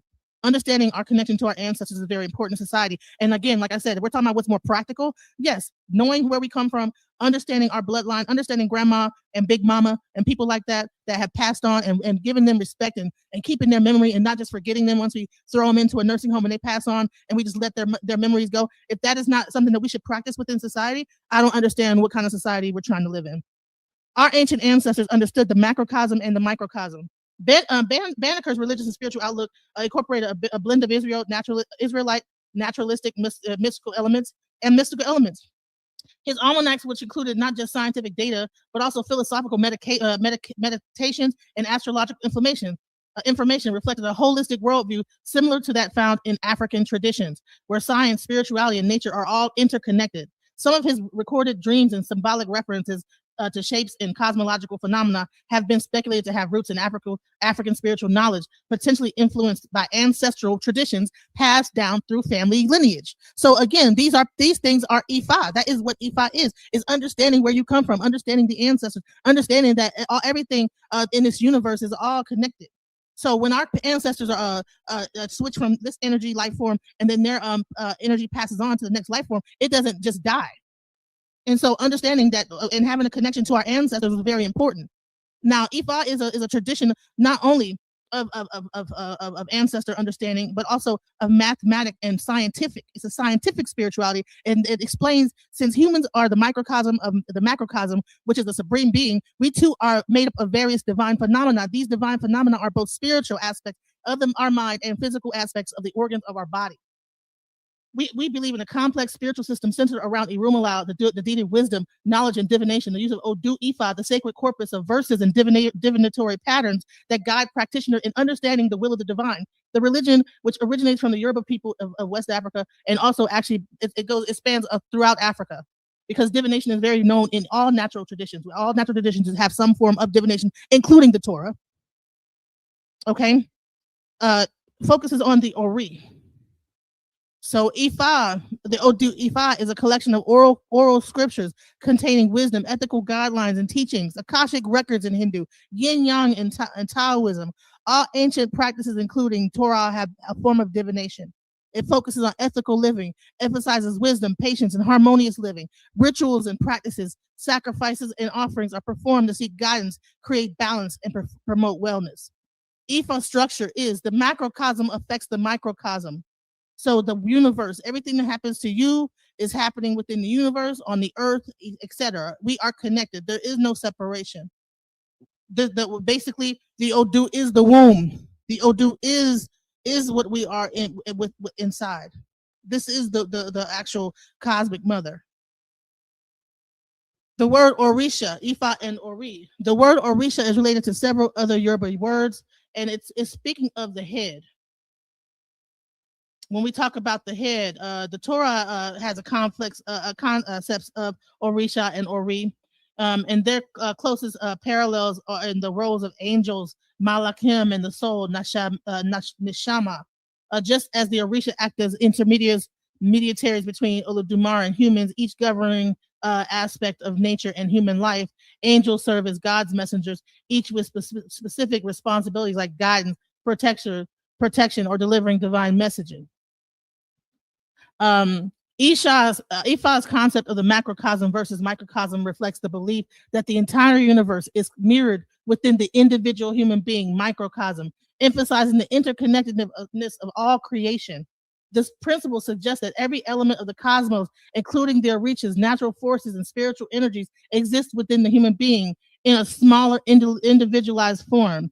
For example, just as the universe has a distinct forces that govern different aspects of existence, ergo Ogun representing strength, Oshun representing love, these same forces are present within the individual's character, emotions, and destiny. The human being, through their inner head or spiritual essence, is seen as a reflection of the divine order, and maintaining alignment and balance within oneself to ensure harmony with the broader universe. This concept underscores the idea that by understanding and harmonizing the inner self, one can impact and align with the outer world, making the macrocosm principle a foundational framework for achieving spiritual balance and self-realization.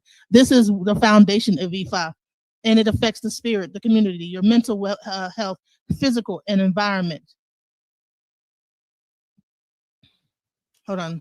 I did want to go into the word Orisha. It's related to several other Yoruba words. Ori means Ori is your consciousness, your head. Sha is selector. So when you're really talking about Orisha, you're not talking about, you think that you're talking about like these creatures or beings or whatever, something outside of yourself. But all the Orisha is basically you. It's basically your body, your head. It represents everything within you and your mind. And then it actually connects to the body in different ways. The closest thing I would say in Torah is the Harishonim, the Sarim Harishonim in Daniel 10 verses 13, in Exodus 19 verses 6. And ye shall be unto me a kingdom of priests, Kahonim, and as a set apart, consecrated, holy nation set aside for a righteous purpose, as example to all. These are the words which thou hast speak unto the children of Israel. So in Ifa, like we are not just only considered like individual, like we only have a priesthood and this and the other. Everybody has a different aspect of a Orisha that governs them, and it breaks down into society and makes up the entire society.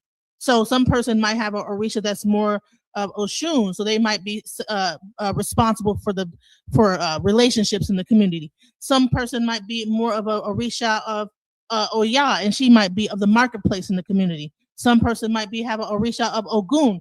They're more of like the protectors and like the police of the community. So we believe that everyone is born with an Orisha, and everybody has a specific destiny on this earth, and that the Orisha that you have on your head, your actual consciousness, your Ori Sha, your consciousness holder, it determines your destiny, and that Orisha is with you throughout your life, and it determines like aspects of your personality, and it determines things like taboos for that individual person, that the person should not take part in, foods they should not eat, because you could say, oh well, everybody shouldn't eat fish.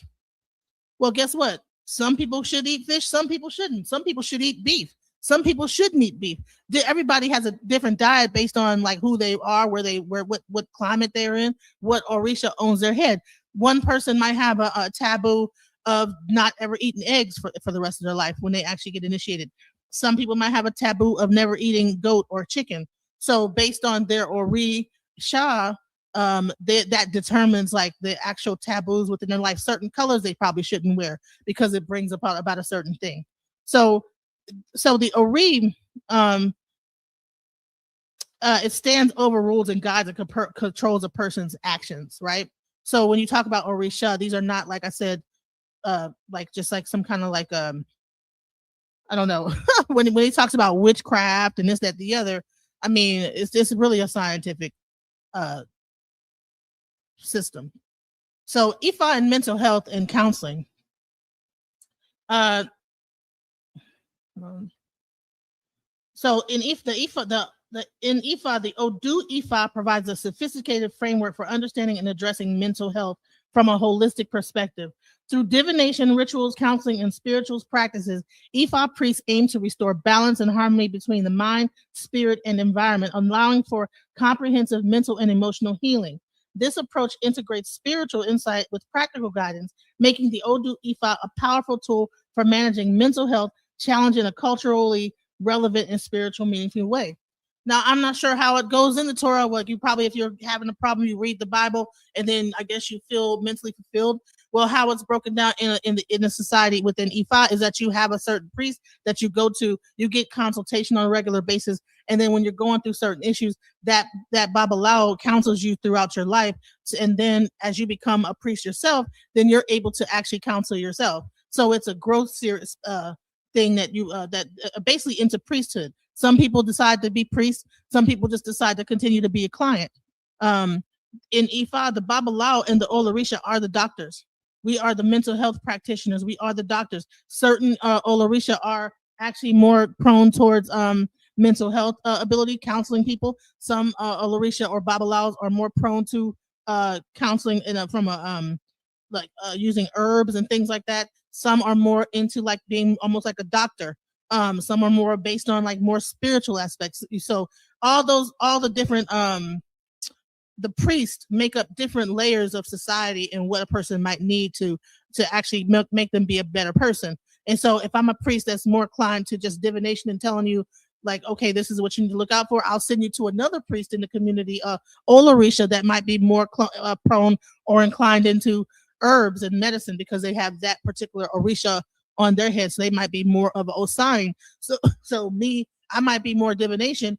I send you to Osign because it came out that you're sick or that you need some kind of like, help from like a herbal standpoint. And I would send you to that priest. Then that priest would, they would do their divination and find out, okay, well, this, or based on the Odu that you come with, if you say this is the Odu that came out, they'll say, okay, well, if you have stomach problems, then you should take this herb. So it's a combination of just, it's a holistic approach. So it's almost like going to the doctor and you go to your general practitioner and then you go to a specialist once they find out what's wrong with you.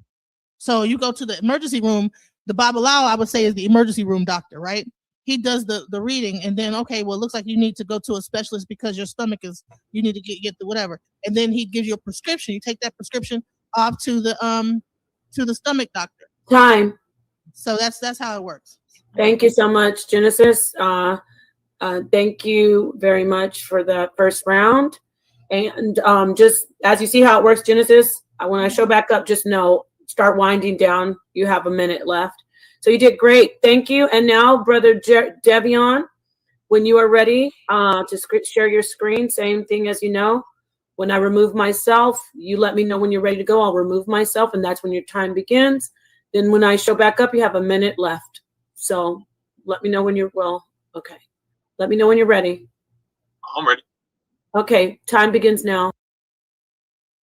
All right. I don't know why the sister keeps saying that Ifa is similar to the Torah, which is not. The Torah strictly prohibits ancestor worship, which the Orishas, which I'll get to later in the presentation, are actually deified ancestors. Right. So going back to the Torah, right, I'm going to show that it raises the intelligence, and which makes it more practical for society. When I say raises intelligence, the mental capacity, ideas, inventions, inventiveness. So I'm gonna continue. Psychology. The Torah is a book of psychology to improve the mind or thinking patterns of an individual for productivity, which is mathematics, geometry, higher conceptions of thought. Right, chashab, which also means to think. To think. The study of the mind or the spirit, which is the rawak. Now, how can the worship of nature or physical things, right? How can that improve the mind or the spirit with something that you cannot see? The Torah is represented as wisdom or kakama, as well as teaching or instruction, which comes from Yahweh, which means to teach or to direct or to instruct. The Torah also represents water, which is a sense of refreshness or reflection or contemplation. That's why it says we shall teach it to our children. Deuteronomy 6, verse 4 through 9. I'm not going to read all of them. I'm going to get to the important parts. It says, "A hero Israel, Yahweh our God, Yahweh is one. You shall love Yahweh your God with all your heart, with all your soul, and with all your might, or your resources, or your diligence." Which says, if you seek me with all your mind, your heart, and your soul, you will find me. And she said, also said that Ifa is practiced in West Africa and in the Caribbean, and right, which came voodoo and Santeria came from it. Now, but it says that our people are spread to the four corners of the earth, and that we lost our heritage while we're in the land of our captivity. That's why it says, in the land of your captivity, you will remember yourselves or bethink yourselves. Now, it's right. It says, you shall teach, or Yahweh, which means to teach or to instruct or to direct them diligently to your children, and you shall talk of them while you sit in your home, when you walk on the way, and when you lie down, and when you arise. Now, there's this concept in the Torah of the temple, which represents you as an individual, but it also represents Israel as a whole. You shall bind them as a sign on your hand, or a sign, which is a miracle or a wonder on your hand, which is your yah, which means your work or your practice or your praise. And they shall be frontlets or tatafat between your eyes, which is conspicuous or to stand out or to be contemplated upon. You shall write katab them on the doorpost of your house and upon your gates. The katab means to write a doorpost, which also means to like stick out or be conspicuous of your house, which this word here, bayat, which means the temple, but it also means within, or the mind or the spirit, or upon your gates, which is the sha'ar, which means your thoughts, or your it also means a gate, right? So when it says there was a gate for all the tribes of Israel in fourth section, the gate, it also means your thoughts. So the Torah is not one dimensional, right? This is just a recap on what I just went through. Like sha'ar, which also means your thoughts or your gates. The concept of building the mind, which is knowledge, wisdom, and understanding. Yata'ah, which means knowledge or accumulation of facts or information. Hakama, which is wisdom, to be skillful or wise-hearted, intelligent, to use the mind in order to build. Bayan, to build, mental separation, discernment, skillful, to teach or to think. Right? When it says we have been made in their image, it means to use knowledge, wisdom, and understanding in order to create. Brain lateralization is the process by which different areas of the brain are specialized to perform different functions, such as language, memory, and motor control, which, as you can see, is brain lateralization. You have the left brain and right brain. Left brain is usually more logistics or problem solving. The right side is more artistic, which is creativity, and things of that nature. Intuition, art. The Torah always deals with the mind of the spirit and the fruit that it bears. There are many enigmas and allegories throughout the Torah that pertain to the growth of the man or the nation of Israel. Now, back to what I was saying, our people's minds have to be right in order to build a society. So if our people's minds aren't right, as if we came out of Egypt from a Matarayam, which means a strait or trouble or affliction, that's why I say we're going to a land flowing with milk and honey, which is kalab and dabash, which means healing and sustenance, or the best part or the choice part, right? Which is also knowledge, wisdom, and understanding when you store it up as rubies and jewels. Psalms 119 verse 18: uncover my eyes that I shall look at the hidden things, the phaleah from your Tarawah, the hidden things. The hidden things are the miracles of the Torah, the ability to wage war with strategy and strengthen the functions of the mind. That's why it also says we are to teach them to our children, that we have a continuing growing society, right? And you also have the lobes of the brain, which is the functions of the brain, but which also be the mind or the spirit. You got the frontal lobe with problem solving, motivation, judgment, decision making, social behavior, personality, memory. This is all the Torah. This is psychology. The occipital lobe, which is visual, memory, auditory, which is hearing, perception, frequency, parietal lobe, which is awareness from like touch, memory, like muscle memory. We're gonna continue on. The lobes of the brain, or the functions of the mind.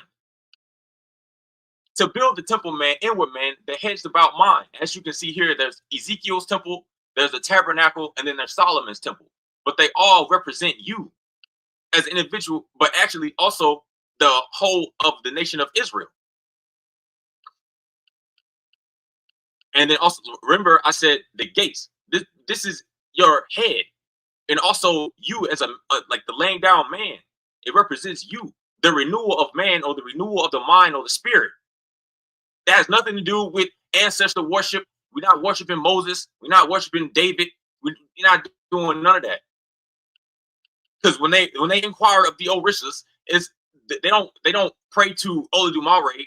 They pray to the Orishas, which is over 400 different gods that they deified of ancestors, which is forbidden in the Torah, which is called familiar spirits and conjuring. But we're gonna get to it. Is Exodus 25 verse 8 and 9. And they shall make a sanctuary or a Kodash, and I will dwell in their midst, according to all that I'll show you. The pattern, which is the bond of the tabernacle of the Mashakan, and the pattern, the bond, and all its vessels, the Kaleh, so shall you do. The bond, which this word the bond, which also comes from bond, which means to build or a builder, but it also means like a son or like children, right? But it still means to build or like to grow.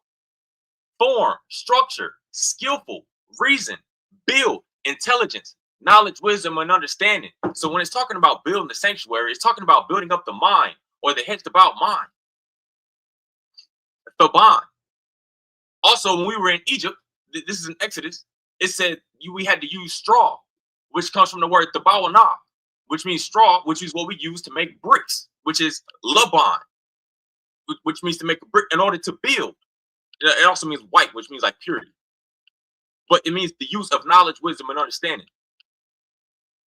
Building blocks for the mind or the spirit. As I just said, laban, which means brick or whiteness or refinement. So something hewn, something chiseled. And also knowledge, wisdom, and understanding is nothing but height, length, and width. So she's talking about mathematics. The Torah is nothing but mathematics and geometry. The word emma, which means a cubit, also comes from iman, which means faith. Right? It means faith, and also means to be skillful as being a builder or structural integrity.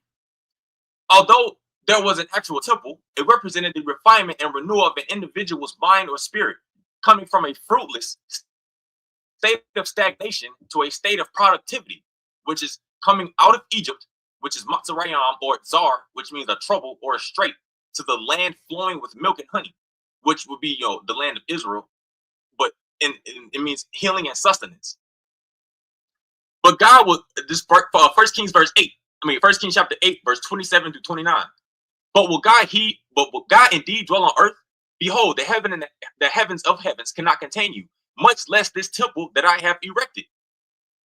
Now, it said the temple that I have erected. So that it's not talking about like an actual place. It's talking about the mind or the spirit. How it doesn't dwell in a building. It says it dwells in the midst, which means your mind and your heart. That your eyes may be open toward this house night and day, toward the place which you said, my name will be there. To listen to the prayer that your servant will pray toward this place. And it's also found in Hosea verse 6, where it says he will revive us after 2 days, and on the third day he will raise us up. That's the renewal of man, or the renewal of the mind and spirit, or the newborn generation. Exodus 3 verse 18. And they will hearken to your voice, and you shall come, you and the elders, to the king of Egypt, and you shall say to him, Yahweh God of the Barayam, which means the crossing over ones, doesn't mean Hebrew, it means the ones who cross over from a state of stupidity to a state of spiritual enlightenment, happened upon us. And now let us go for a 3-day journey in the desert and offer up sacrifices to our God. The word 3, shalash, it means 3. We were in the wilderness for actually 3 days. The number 3 means top rank, chief, captain, a prestigious mind, or to be a master of the mind or the spirit. As I stated before, knowledge, wisdom, and understanding, which is also the Torah, is crucial in the development of a man or a nation. It builds foundation, expands mental capacity, and the ability to problem solve, creativity, and inventiveness, which means ideas. So nothing about no ancestor worship, nothing about venerating the ancestors, none of that. The degrees of the temple was the process of refinement for man or nation of Israel and moral code, in a sense of removing the dross of gold to get the purest form of it, which means to master the mind. Gold, you have to burn off the dross to get the purest form, whether it be any metal. You have to burn off the dross. So it would be, quote unquote, the old man being renewed in order to take on other aspects that would make him noble or majestic, or to be at a state of majesty, not actually like a king, but one who wears the crown holy to Yahweh. The 3 degrees of the temple, which you have the El, which is here where it says the porch, which means to silence yourself, but there also is a lily there, which is a shower shan, which also means renewal. The Hayakal, which is the sanctuary, which means to be able to or to overcome. And then you have the Dabayah, which is the Holy of Holies, which is up here, which represents the mind, which is also where the Ark of the Covenant, and Yahweh said, I will meet you upon the cover of the Ark of the Covenant, which is the mind. He said, there I shall set my meetings with you. It's not talking about a physical temple. But remember, in order to have a society that's functioning without the influence of other nations, this is already provided for us. We don't have to go take on the traditions and the cultures of other nations. This is already provided for us. The 3 degrees continue, right? You have this is pertaining to the 1st degree, the Masabak, Nakashat, which means to learn by experience, or the copper altar, where the animal is sacrificed, which the animal also represents you being upon the altar. Qarab, which means you're offering or your sacrifice, or the innermost part. You have the Shane Amadam Nakashat, which is the 2 pillars, which is also the wilderness area coming from Egypt to the land flowing with milk and honey. But it's the testing and trials of man. The shower shan, which is the lily, or the renewal. Right? Then you have the Hayakal, which contains the menorah, which is the manara, which also means to flow as water. But also the 7 priesthoods, also the 7 pillars of wisdom. Shalakan Shatam Ats, which is the tables of acacia wood. Shatayam, which means to go to and fro. Ats, which also means counsel. Okay, I'm gonna leave right there. Okay, thank you so much for that. Thank you, Genesis. Thank you, Devion. Great presentations from both of you. I just want to let you know we're going to the second round. I'm going to go straight into it, Genesis. You can do, if you want to rebut anything that he says just for Genesis, you can, but I'm not going to say, you know, this part of your 15 minutes is a rebuttal. Do what you want with your 15 minutes, starting when I remove myself. Want me to screen share this? Yes. When I remove myself, that's when your time starts. Are you ready? Mm-hmm. Okay, I'll be back in 14 minutes. All right, so you know, we're talking about the mind and all that stuff and what he's saying, but I don't see where you can practice any of that in normal society without someone breaking all that down to you. Whereas in Ifa, like it's pretty simple because you have a priest in place to actually break all that down. Like, I mean, I got confused if this is my first time hearing all that, and I have no idea what the hell he was talking about. Like, so imagine a person that's just new. Imagine a person with mental illness.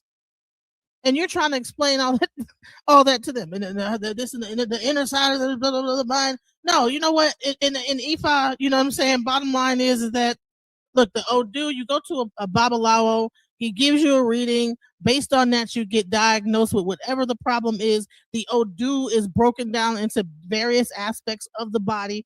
Like it breaks down your digestion, your respiratory rate, your reproductive functions, your all these different sexual functions, whatever. And when you get your reading, you understand what is going on with a person mentally as well as physically. Now he keeps talking about the Orisha and the ancestors. First of all, your ancestors are a part of your DNA. They make up who you are. People are talking about you worshiping the ancestors. Well, you're worshiping yourself because your ancestors make up everything that you are is everything that came before you through your bloodline. So what do you mean like that we're worshiping? It's not ancestor worship. It's that. Well, you know what? If you don't know where you came from, you don't even know that if you got something hereditary or not. I can have a heart problem that my grandmother had, my grandfather. If I know right now that my grandparents and my people that passed down, that my grandma had diabetes and had high blood thing, and so I know that when I see it within the family, that it's okay. This is a hereditary. So you're talking about the worship of the animal. We venerate our ancestors because we understand that they are the source of to who we are today. So when he's trying to like downplay the role of the people that came before us, and to me, it's just insane to like think about that like that when we wouldn't even be here if people didn't come before us. So just to give that reverence is evil and witchcraft, and the Torah is against that. Okay, well then, why do you talk about Moses then? Why are you giving him reverence and pumping him up and let my people go and all the other stuff? You should not talk about Moses. You should not talk about any. You shouldn't even be talking about what is the purpose of the Torah if you're not talking about people from the past. And then you're talking about how do you diagnose illness using that? We're talking about what is more practical in society. How do you diagnose illness? When a person reads the Torah, how do they know if they're sick or not? And who tells them? Is it a priest? Who you just read that and you know what to do? You read the book and that's it? You and then you just know off rip, okay, the mind and this and this square and all this. When you read that, such an enlightenment should just come upon you that you understand that. No, in Ifa you have priests, you have Babalawo, you have Orisha priests that understand these things. They make up an aspect of the community. The Orisha are not just things that are worshipped as some kind of like thing outside of God. These are aspects of the body, physical health, your brain, your eyes, your ears, Ibeji, Orumila, the brain, Obatala, the eyes, Shango, the heart, Olokun, the blood. You understand? And when you get your reading in Ifa from a Babalawo or Orisha, they are able to diagnose. Ifa is a scientific system of diagnosis of illness from a mental standpoint, from a physical standpoint, from a society. So they'll tell you, okay, watch out for this in society. Watch out for this in your health. You're going through some mental issues. You're feeling like kind of sad. You ain't had no sleep lately. You wondering about, okay, well, guess what? And then you might find out, okay, well, go and do this. Go and go get these herbs and go take a bath. Okay, I'm gonna do an Omiero bath. And then that's made up of certain herbs based on the Odu that comes out. There might be, if it's really bad, or you might be on death's door, they might say, okay, we might need to do a sacrifice or do something a little bit more stronger because you about to check out. You are so imbalanced that and it's all about creating what iwapele and balance in the person, in the body, the mind, the spirit, and the community as a whole. Because what did I say earlier before? The microcosm affects the macrocosm, and the microcosm affects the macro versus the micro. So all these things are effective all across the board. Everything that you do affects the universe. Everything that the universe does happen. It's all connected, basically. And then we get into Iwe herbs, okay? In the environmental structure of Ifa, all right, all the Orisha are connected for specific herbs. Those specific herbs connect to a certain organ or a physical part of the body. So people get so wrapped up in the pictures and the images of the Orisha, but if you don't really go deeper into it, you would never know that this is really bodily functions. That these, and then when you get deeper into it, you'll find out, oh, okay, well, you guys are getting you guys are getting using sacrifices and this, that, the other. Okay, sacrifice can take many forms. Maybe giving up something, like not eating a certain thing. Maybe eating a certain thing like that you normally probably wouldn't do. Maybe fasting, changing in behavior. It both translates as an offering or a sacrifice. It has a broader meaning, modifying the energy field. You do stop what you've been doing this with, try something different. That's the sacrifice. That's the ebo. You're talking about that it's a demonic thing. He's gonna get into demon. The Orisha, the ancestors, they're demons and this, that, the other. But there's a difference between we understand that there's a difference between demonic possession and spiritual possession. When a person is possessed, okay, a possession can not only just be like that they're acting, a person can just be acting strangely. It's like in schizophrenia, a person was normally acting one way and now they're acting a certain different way. They are possessed at that point, and it might be a demonic possession.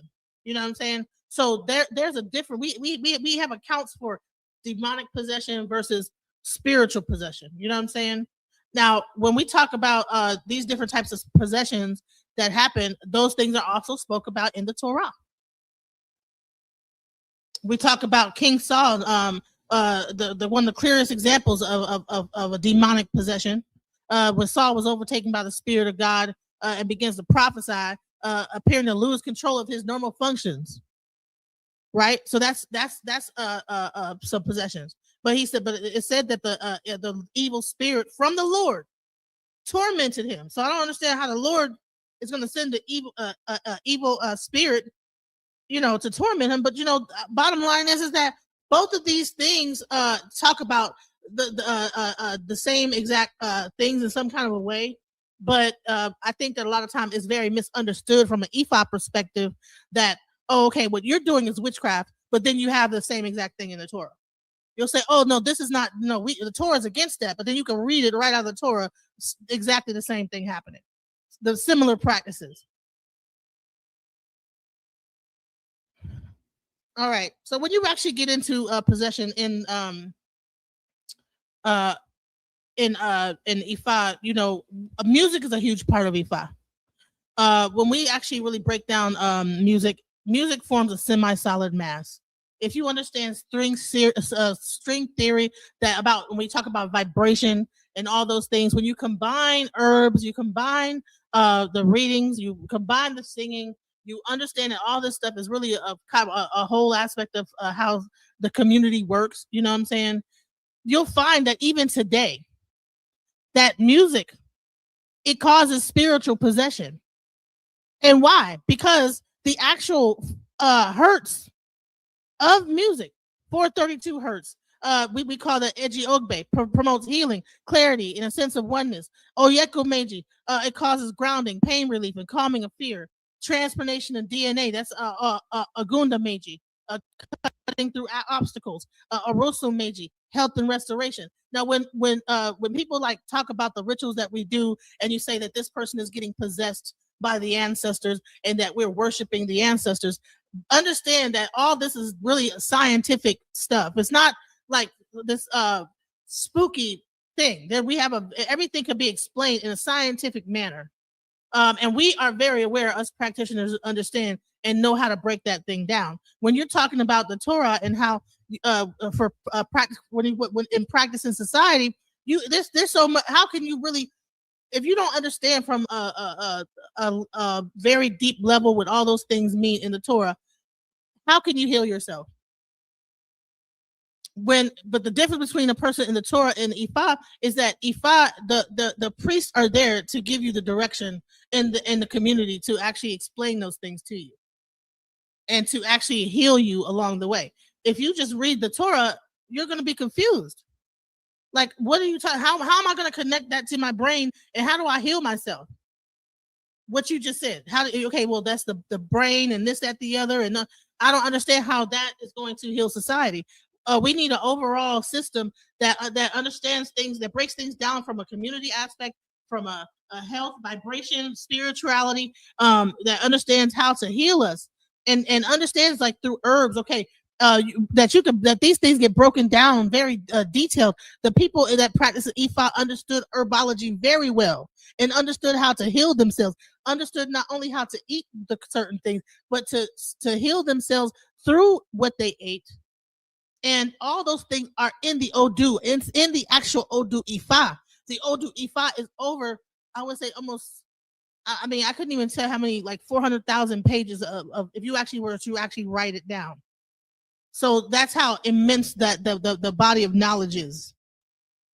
So it accounts for everything from every situation that can possibly, any combination, 256 combinations, 16 major, 400,000 or more variations of situations that could affect your life in any given way. And the bottom line is that when you have a system that's that deep, of course that would be more relevant for society. Why? Because society is always changing. Individuals need individualistic, not a group solution. We've had the group solution and it has not done us any good. But when we actually applied the individual solution to the problem, then okay, now we getting somewhere. When people practice voodoo, which is an offshoot of Ifa, because Ifa is the thing of divination, right? So most voodoos, people that practice voodoo practice Ifa. Ifa is usually, you have Ifa, you have Candomblé, you have all voodoo.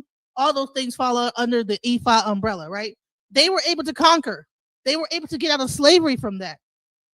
They were able to defeat the French. Why? Because they had the actual understanding of the herbs. They understood the land. They understood the fauna and the flora of the earth. They had the priests. They had the understanding. And then all those people, because of the connection between Ifa and the community in Africa, all those people, even though they came from different parts of Africa, were still able to work together and commune with each other, even though they were separate tribes, because spiritually they had an understanding, and that's why they were able to overcome. And I believe that the system that exists today, it wants to keep us, in a box. Me as an Ifa practitioner, I have nothing against a person that's a Torah, and I can learn the Torah. But you would say to me as an Ifa practitioner, what you are doing is evil, witchcraft, this, that, the other. Meanwhile, people are getting, you go to a herbalist, half the stuff they're doing is in the Ifa. All the herbs and fauna, I'm sorry, let me go back to the herbs. All the herbs and all the understanding of herbology and of the body is all Ifa. Sorry, let me get back to this. When you talk about the Orisha, you think that you're talking about some kind of a deity, but you're really talking about yourself. When you think you're talking about the ancestors, you think that the ancestors are outside of yourself, but no, they are part of you. That's my time. Thank you. You relinquished the last minute. That's perfect. Thank you very much. Now going into your second round, your 15-minute round, Devion. Let me know when you want me to start your time. I will come back when you have a minute left. You want to share a screen? Yep, I'll share my screen. Got it. Everyone, please hit the like and share the debate. Support the debaters. Support the channel. All right, Devion, let me know. You tell me when you're ready. I'm ready. Time starts now. All right. I don't know why she keeps trying to equate Ifa with the Torah.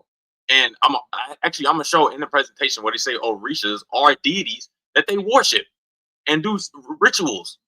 But there's also herbs in the Torah. I don't need to go to a priest to know that I'm sick. Come on, man. There's many herbs within the Torah. There's cumin, coriander, dill, hyssop, mint, anise, garlic, mustard seed. There's cinnamon. There's also something called quanabasham, which is what's also they call cannabis. There's already herbs in the Torah. The Torah has everything that you need in order to build a society and sustain the people of the nation. Also improve the mind at the same time. Right? So let's get to it. This Ezekiel 43 verse 10. Remember, I was talking about the temple or the house or the bayat. Well, I know she don't understand it because obviously she don't know the Torah. So describe the house or the bayat to the house of Israel, like I said before, which is also the temple, which represents you. It says, if they are ashamed of all that they have done, let them know the form of the house, or the bayat or the temple, and its scheme, its exits, its entrances, all its forms, and all it says laws, but it's actually tarawah, which means instructions or teachings, and all its teachings, which also yara, which means to direct, and write them down in their sight so that they keep the whole form of thereof and the laws and do them. The temple represents you, improvement of the inward man, that you may be wise and discerning in the eyes of the nations, right? In the nations that are among us or around us.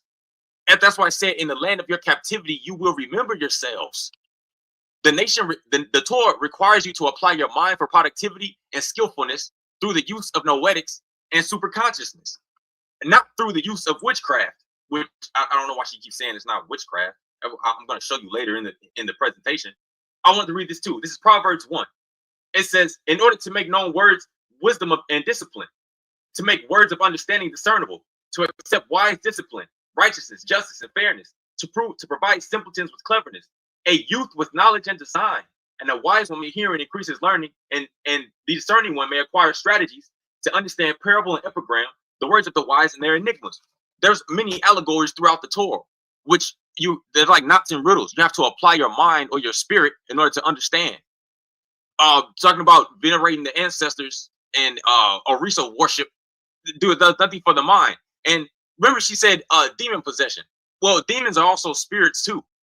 So when they call on their Orishas and they go into a trance-like state, losing consciousness, well, let's see if that's helpful for the mind or deteriorates it. And she also said sacrifices. So let's see what the sacrifices are. The sacrifices Yahweh desires. For you do not wish a sacrifice, or I should give it. You do not desire a burnt offering. The sacrifices of God are broken, or shabar, which is spirit, shabar, which means broken, or spirit, rawak, which also means mind. Oh God, you will not despise a broken and crushed heart, right? Because the heart also means mind, which is lab or labab, but it means broken. One who's poor in the mind. Then you will desire sacrifices of righteousness, a burnt offering, a whole offering, and then they will offer up bulls on your altar. So you're talking about mental illness, right? That's what the Torah is to improve those who are hindered from concepts other than of carnality or of earthbound. So let's go to Psalms 40. You desire neither sacrifice nor meal offering. You dug ears for me, a burnt offering or a sin offering you did not request. Then I said, behold, I have come with the scroll of a book that is written for me. Oh God, I desire to do your will. You have and to have your tharawat in my innards, which is innards is ma'ah, and tharawat, which is instruction or teaching. So when they're talking about sacrifices, the Most High didn't desire no sacrifices. It's talking about you improving yourself or the renewal. She's talking about body parts and babalao and herbs, and how is that supposed to help the mind? The sacrifices represent the refinement of man. You can find this in Leviticus 3. We sacrifice of the flock and we sacrifice of the bulls, but they represent you. Korah, which means to come near or to approach, or the innermost thought. These are all things that we had to offer of the animals. Korah, which means sacrifice, also means oblation, or to come near. or the mind, or sacrifice, or the innards. So it does mean to give up something. Not to eat something more. Like, come on, man. It's talking about to give up something of your former self, which is example like the gold I gave, to burn off the dross. You have blood or dam or dama, which means likeness or similitude of the animal that's being sacrificed, which is supposed to be unblemished, which also means like pure, or like a pure heart and mind, which with good intentions. Kalab, which means choice or best part, fat, milk, or sustenance, like going to the land flowing with milk and honey. It's a hedged about mind state. Kidneys, the kalaya, which you also get this word kale, which means like a vessel or something to be used. Kidneys or the interior mind, to use your mind. Kasal, which means confidence, to be firm, or also means like the flanks or the loins, also means hope. The kabad, which means liver or honor, respect, wealth, splendor, wealth of the mind, to store up knowledge, wisdom, and understanding. Allah, which also means to ascend, arise, elevate, or a burnt offering. So that's what the offerings represent. It represents you. The sacrifices Yahweh desires is a broken mind, spirit, or which is a warak, and contrite heart. This notes the humble, the lowly, the meek, and those who seek Yahweh will find him. The Torah makes the simple one wise, as I just read in Proverbs 1. But wait, they use human sacrifice in Yoruba culture? How is this beneficial for anybody? Ifa also birthed voodoo and Santeria, which follows the same principles and rituals of traditional Ifa. And they also use aspects of Catholicism. Blood sacrifice is the... Hold on, I need to make this big so I can see this. Come on, man. Blood sacrifice is the most important and efficient of all sacrifices in the understanding of African rituals. This is evident in the offering of animal and human beings. Human sacrifice is also predominant in Yoruba culture and religion. This is a practice found in every race and culture throughout the world. Well, it's not found in the Torah because we want sacrificing no people. We ain't believe in human sacrifice. And like I said, the sacrifices represent you. But I guess obviously they was sacrificing humans. This is a palace. If I'm not mistaken, it's located in the city of Abomi in Benin. The structure is said to have been built using blood of 41 voodoo sacrifice victims, and a new study indicates that the legend is probably true. See, human sacrifice? The binder of the walls is not standard mortar, but it is claimed to be made of red oil and lustral water mixed with the blood of 41 sacrificial victims, 41 being a sacred number in voodoo.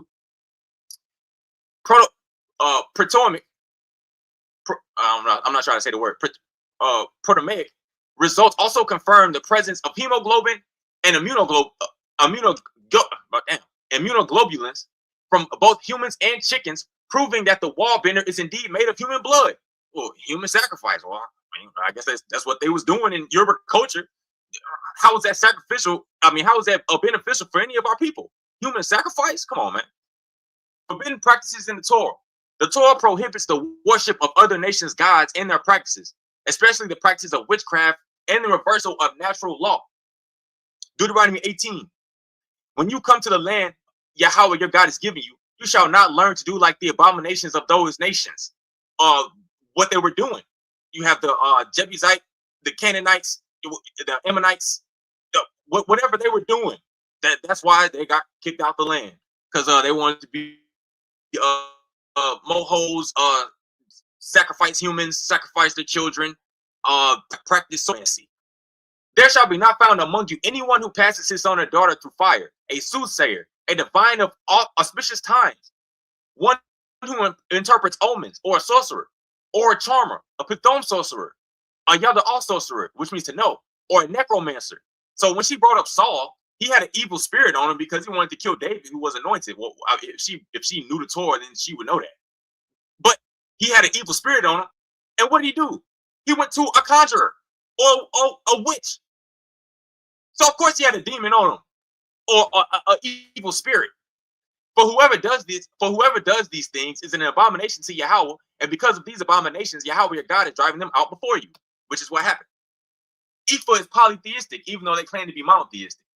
But they pray, sacrifice, and do rituals to worship the many Orishas at shrines, which takes on aspects of nature. Steeped in ancient West African tradition, or spiritual tradition of the Yoruba people, Ifa honors a pantheon of deities called Orishas, which are representations of elements of nature. These Orishas are led by the supreme creator Olodumare, or he goes by Ogun or Orunmila, or a whole bunch of different names, which nothing but animism. Ifa is animism, which is the worship of nature that's practiced all over the world in other religions such as Hinduism, Buddhism, etc. She told you at the beginning that Ifa is similar to those nations. The Torah is not religion; it's a book of psychology, and we don't practice Judaism. So I don't know why she keep trying to make the Torah. Ezekiel 20 verse 32. But what enters your mind shall not come about. What you say, let us be like the nations, like the families of the lands to serve wood and stone. Yeah, I think not. Let's go. Yahweh is one, and you shall know this day and consider in your heart or your mind or your law that Yahweh, he is God in heaven above and upon. Ancestors in Ephraim were often deified and worshipped by its practitioners for divination and contacting spirits.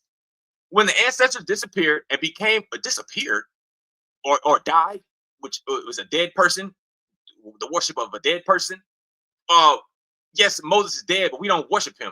We don't contact him. Moses wrote the Torah. I mean, that's what it is. When the ancestors disappeared and became Orishas, their children began to sacrifice to them and to continue whatever ceremonies the Orishas had performed when they were on the earth. This worship has passed on from generation to the next in their native areas, which West African Yoruba culture, which is where they practice human sacrifice. People formed groups that worshipped and venerated these Orishas and secured a place for their cult group in the religious and social organizations of towns where they lived. Let me continue. Community-based celebrations generally center on the worship or study of a particular Orisha to whom household members are dedicated. So out of the 400, they were dedicated to one of them, or they would sacrifice to many of them. I'm gonna skip down. It says, in the trance state, the worshiper becomes spiritually possessed and channels the Orisha, giving the community and individuals information, perform healing, etc. Household rituals are public and open to all invited to attend. One ancestors, Igun or Ogun, are held in high esteem in the Orisha worshippers' traditions.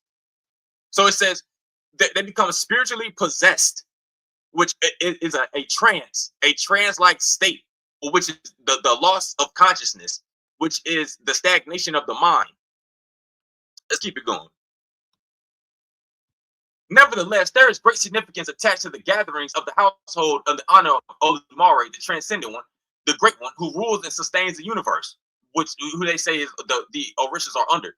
Worshippers also honor the Orishas or saintly manifestations of Olodumare and their deceased ancestors. Orisha worshiping religions are religions of practice rather than belief, which is why they do rituals and divination or magic. In the wider community, these gatherings would generally occur within household or small communities, practitioners and visitors. So that they worship the Orishas, which are nothing but deified. Let's go back. Nothing but deified ancestors who are dead, who they conjure. Deuteronomy 4. I'm gonna get to the important parts.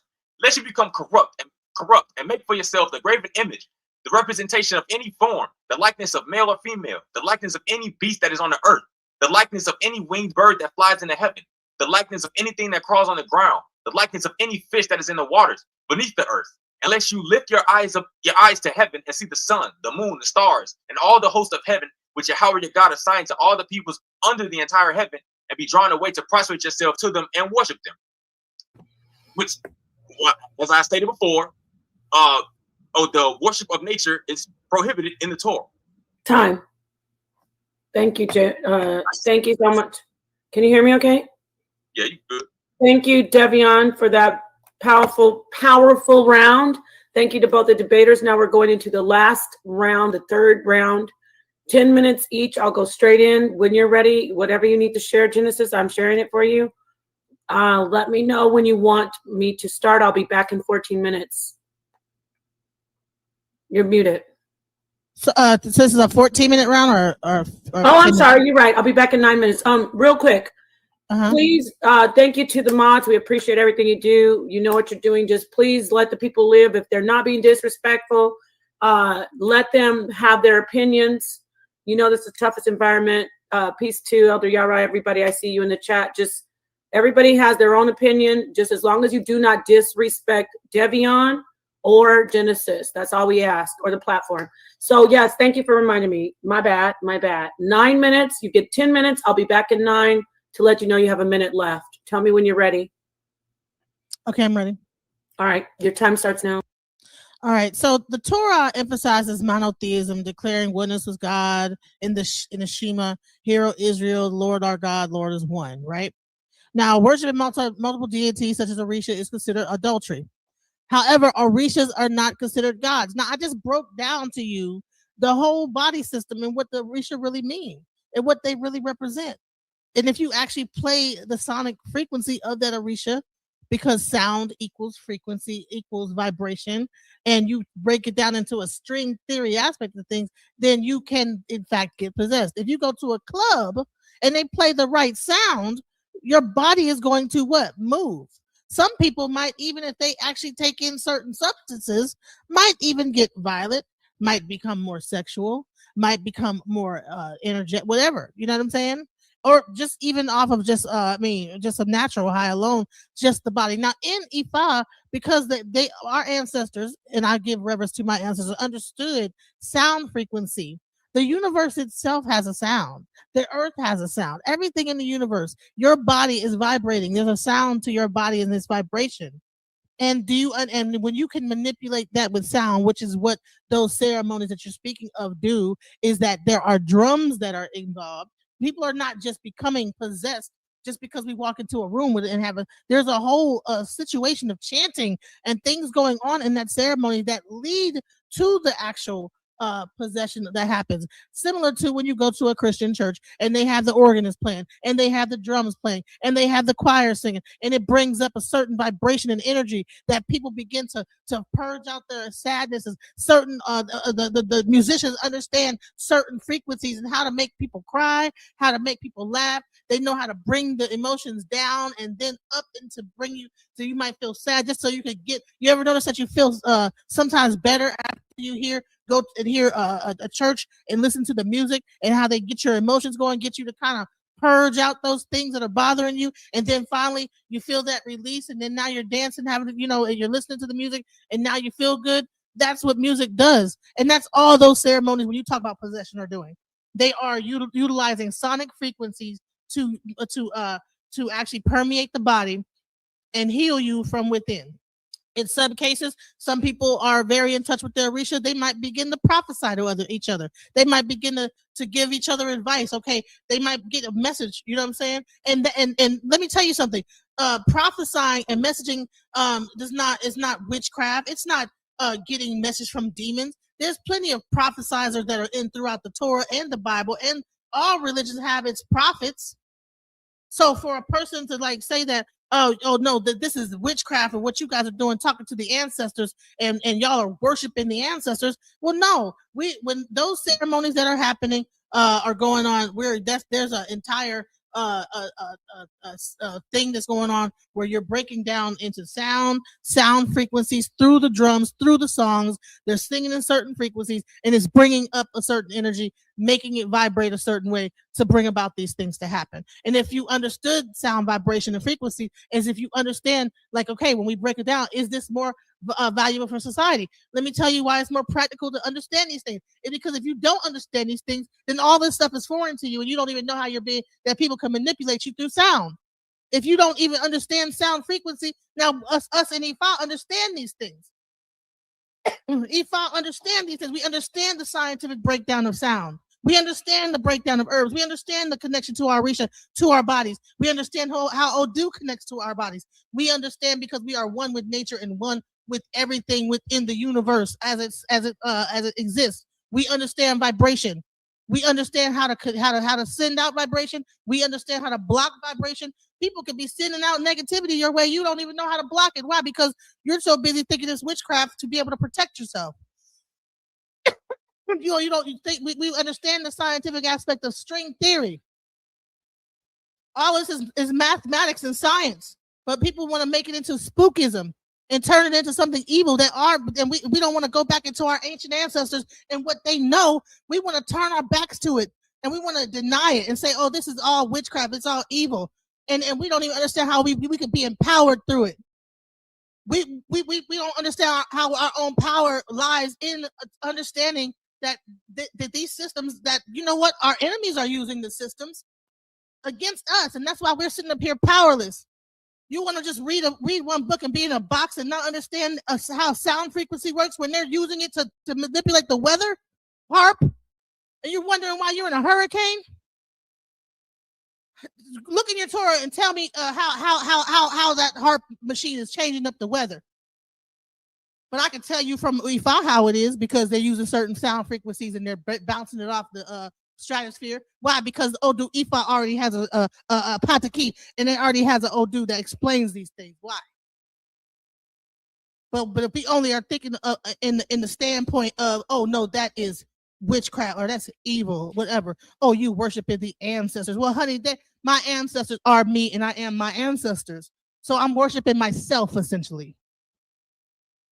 By giving reverence to my ancestors, I'm giving reverence to myself. If I give by giving reverence to the Orisha, which embody my entire body, I'm giving reverence to myself. It's not outside of me. The macrocosm affects the microcosm. Everything outside affects the inside. I'm not separate from that. But when you think that there's a separation, you find evil things and you find the negative and the evil within it. When you talk about divination, you talk about that, okay, well, I don't need a Bible out to tell me this and this. Okay, well, how do you heal yourself? How do you do that in the Torah? How do I look into the Torah, and if I have the flu, how do I know what to do if I got the flu? Show me what biblical verse. You said that the Torah has herbs and stuff like that. Okay, well, what herb combination, and show me within what verse that if you have the flu, these are the herbs, and these are the herbs you should take. Because that's what's in Ifa. In Ifa, when you actually go to a practitioner, it could tell you, hey, you got this, whatever. All right, based on that, this is what you should take. That exists in Ifa. Ifa is a holistic system. It's not just about laws and rules about what you should not do and shouldn't do. It's about what you as an individual, what you need to look out for, and that those things can change on a regular basis. And so that's why you get readings, you get divination on a regular basis. If you just have one set of laws and that thing is supposed to carry from BCE X amount of time, and it's supposed to carry the whole entire nation of Israelites, but then you have individual problems that are coming up today as time goes on, how do you deal with that? What if an alien ship comes flying into this? It could be, we have different sicknesses coming out, illnesses coming out. How do we deal with that? Ifa provides a way. Ifa provides inspiration. When you deal with the individual, then you can't deal with everybody. You have to deal with each individual person, because each individual person has different circumstances. You're telling me, oh, the Torah has it explains. No, it does not explain how I get over if I have a bipolar disorder. Where do I go in the Torah that explains what herbs I could take to heal bipolar disorder? They have that in Ifa. How are the herbs that you actually you spoke of? Let's break down. Okay, so are those the only herbs that you take if you are a Torah believer? There's like thousands of herbs upon this earth, and you mean to tell me those are the only herbs that you guys have in your belief system? I think you would be doomed as a society to only have that, the only example. You need to really like think about how when we get into the Torah, you're so focused on the negative aspects of the health of the witchcraft aspect of it. Maybe you need a little so-called witchcraft in your life so you can heal yourself, because all those herbs are healing. They can either heal you, or if you take it the wrong way, it can either destroy you. And if you don't know the difference, then that's where you can run into a problem as a society. All right, is that my time? Yeah, thank you. You're at 9:40, but you have 20 seconds left. You're good? Yep. Okay, thank you so much for that, Genesis. Going now straight into the brother Devion's final round. You have 10 minutes. I will come back when you have 1 minute left. Let me know when you want to start your time. Are you sure? Please hit the like. I see you out there, my sister Gemini, and everybody else. I see you. Okay, Devion, your screen is shared. Tell me when you're ready. I'll start your time. Show. All right, we're good. Okay, time starts now. All right. The sister made a whole bunch of claims. She's talking about herbs, aliens, a whole bunch of other stuff that has nothing to do with the debate. She still hasn't shown how it's more practical in society or establishing a government for quote unquote Black Americans, right? And I'm just wondering, like, where in your sacred text can I find these things? And she also used verses of the Torah. So I guess you know, I guess she slowly want to become a Torah Knight. And also, people with mental illness can still be diagnosed without a babalao. People can still be diagnosed with bipolar and schizophrenia. So I don't know. Back to the presentation. The prohibition of ancestor worship. According to Ifo oral tradition, communication with their ancestors is a birthright and requires no special sanction. At times, this communication can simply involve remembering a revered ancestor and making use of the memory as a basis for making an important decision. In many ways, ancestor communication is an extension of the training and wisdom we receive from our parents and grandparents and Yoruba culture. It is common for the uninitiated to make direct contact with the ancestor. That's why you have to go. That's why she says you have to go through a babalao, which will be a priest, who does the spells and whatever, right? And as I stated before, we'll go back. The ancestors were deified as Orishas and aspects of nature. Ancestor worship is against the Torah. Leviticus 19 verse 31. You shall not turn to the sorcery of Aweb or Yada Anayam, and shall not seek these and thereby defile yourselves through them. I am Yahweh your God. Let's see what Ebath is. Let it load up here. If it loads up. Ewab, a necromancer, a mediums, a spirit, a necromancer, woman that had the familiar spirit, or is that of a wizard? Yeah, forbidden in the Torah. Let's see what Yada Anayam is. Remember, it said necromancer. So when she brings up Saul, he went to a necromancer, a familiar spirit, spiritus, a familiar spirit, which is nothing but ancestor worship. A knowing one, specifically a conjurer, a ghost, a wizard. So I guess they out here getting possessed by ghosts and demons. Let's keep it moving. No more witchcraft. Exodus 22 verse 17. You shall not allow a sorceress or kashaf to live. Leviticus 20 verse 27. And a man or a woman who has the sorcery of Ewab, which is witchcraft, or a Yadane, which is also a necromancer or a familiar spirit or a wizard, shall surely be put to death. They shall pelt them with stones, and their blood is upon themselves. The definition of trance. Wait, I missed one. A temporary mental condition in which someone is not completely conscious and or not in control of himself or herself. Right? A hypnotic state resembling sleep, which is the definition of trance. Any mental state in which a person is unaware and apparently unaware of the environment, characterized by loss of voluntary movement, rigidity, and lack of sensitivity to external stimuli, which hinders the functions of the mind: planning, problem solving, motivation, analyzing, recognizing, touch, pain, temperature, vibration, visual sensory. Let's go back. Let me find my spot. Let's go back.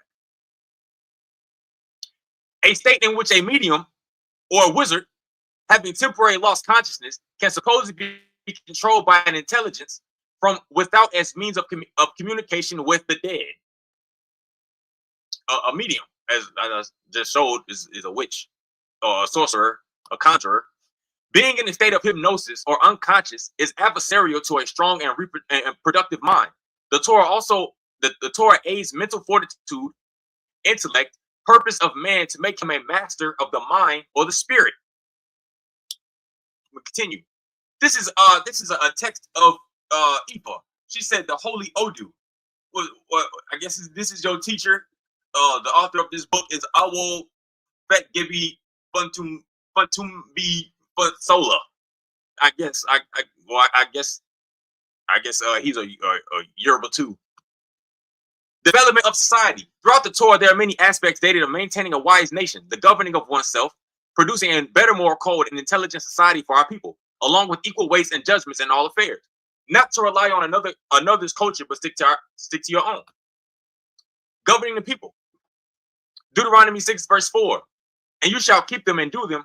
So for that is your wisdom and your understanding in the eyes of the peoples or the nations who will hear all these statutes and say, only this great nation is wise and understanding people. Through the 10 Commandments. The 10 Commandments are charges for all of Israel to maintain a strong foundation in proper moral code. The Torah is the heritage of the congregation of Jacob, which is our heritage, which is not a religion. It's our heritage, how to conduct ourselves in society. Deuteronomy 33.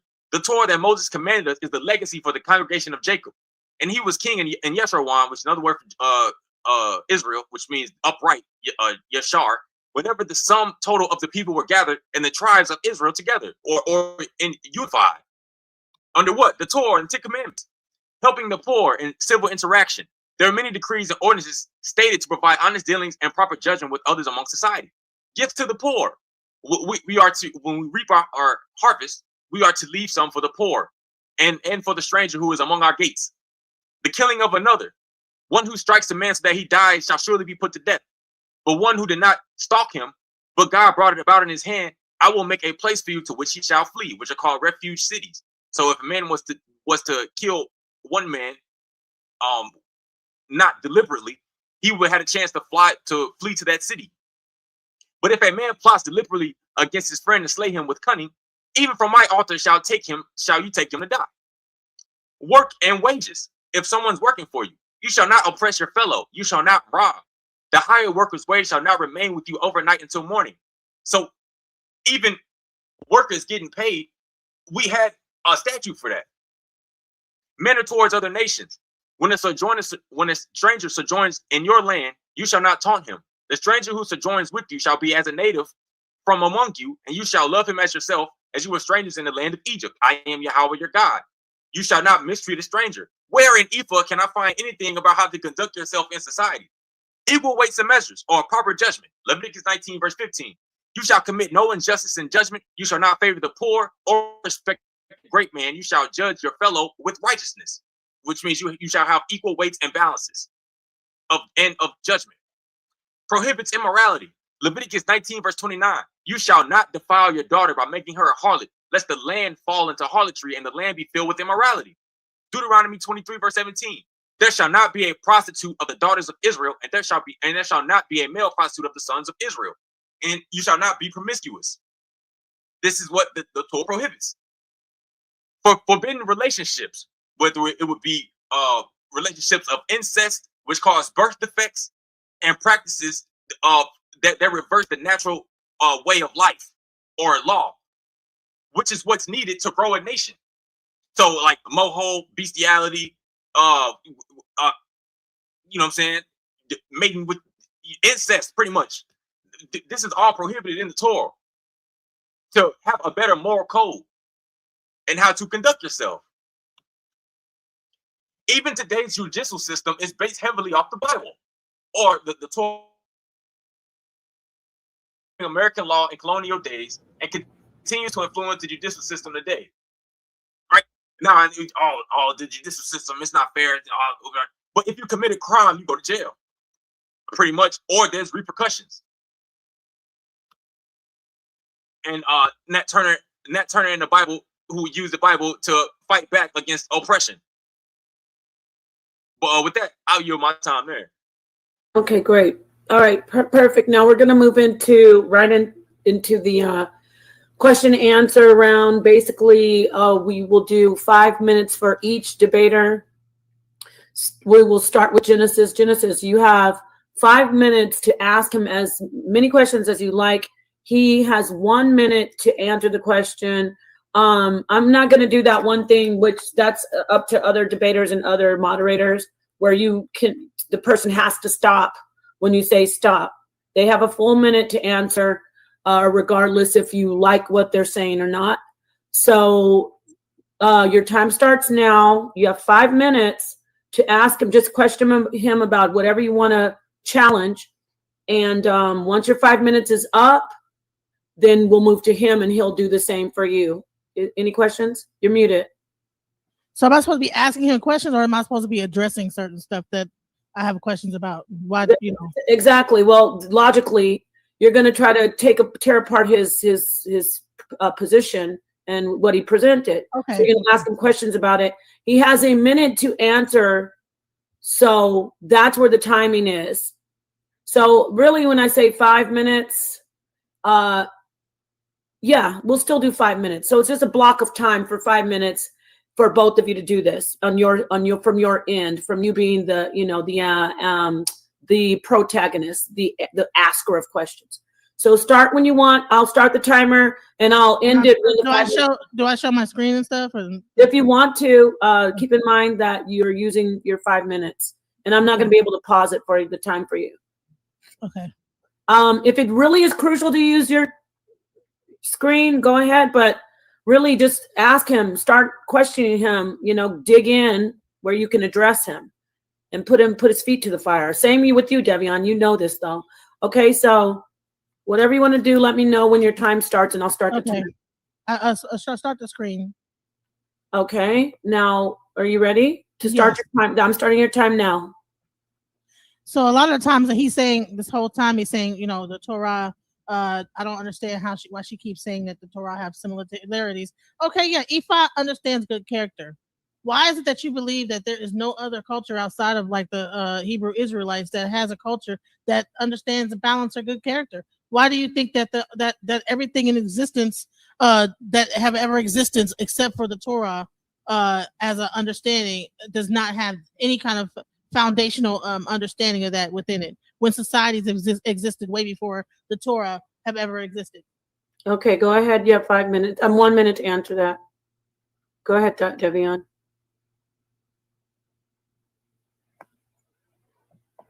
We can't hear you. Oh, you're muted. You're muted, Devion.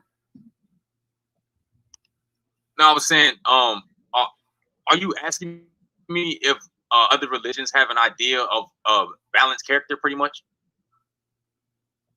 Well, basically, you're making it seem like that the Ifa does not have any concept of a balanced character, of anything. It's just witchcraft. It's evil. I'm trying to understand, why do you feel that all these other beliefs, Hinduism, you said I tried to compare it to Hinduism and this, that, the other, like all these things are just bad. With the Torah, we're about the mind and we're about this. I'm trying to understand, why is it that you feel like the Torah is the only civil thing, this book is the only thing that has that within it?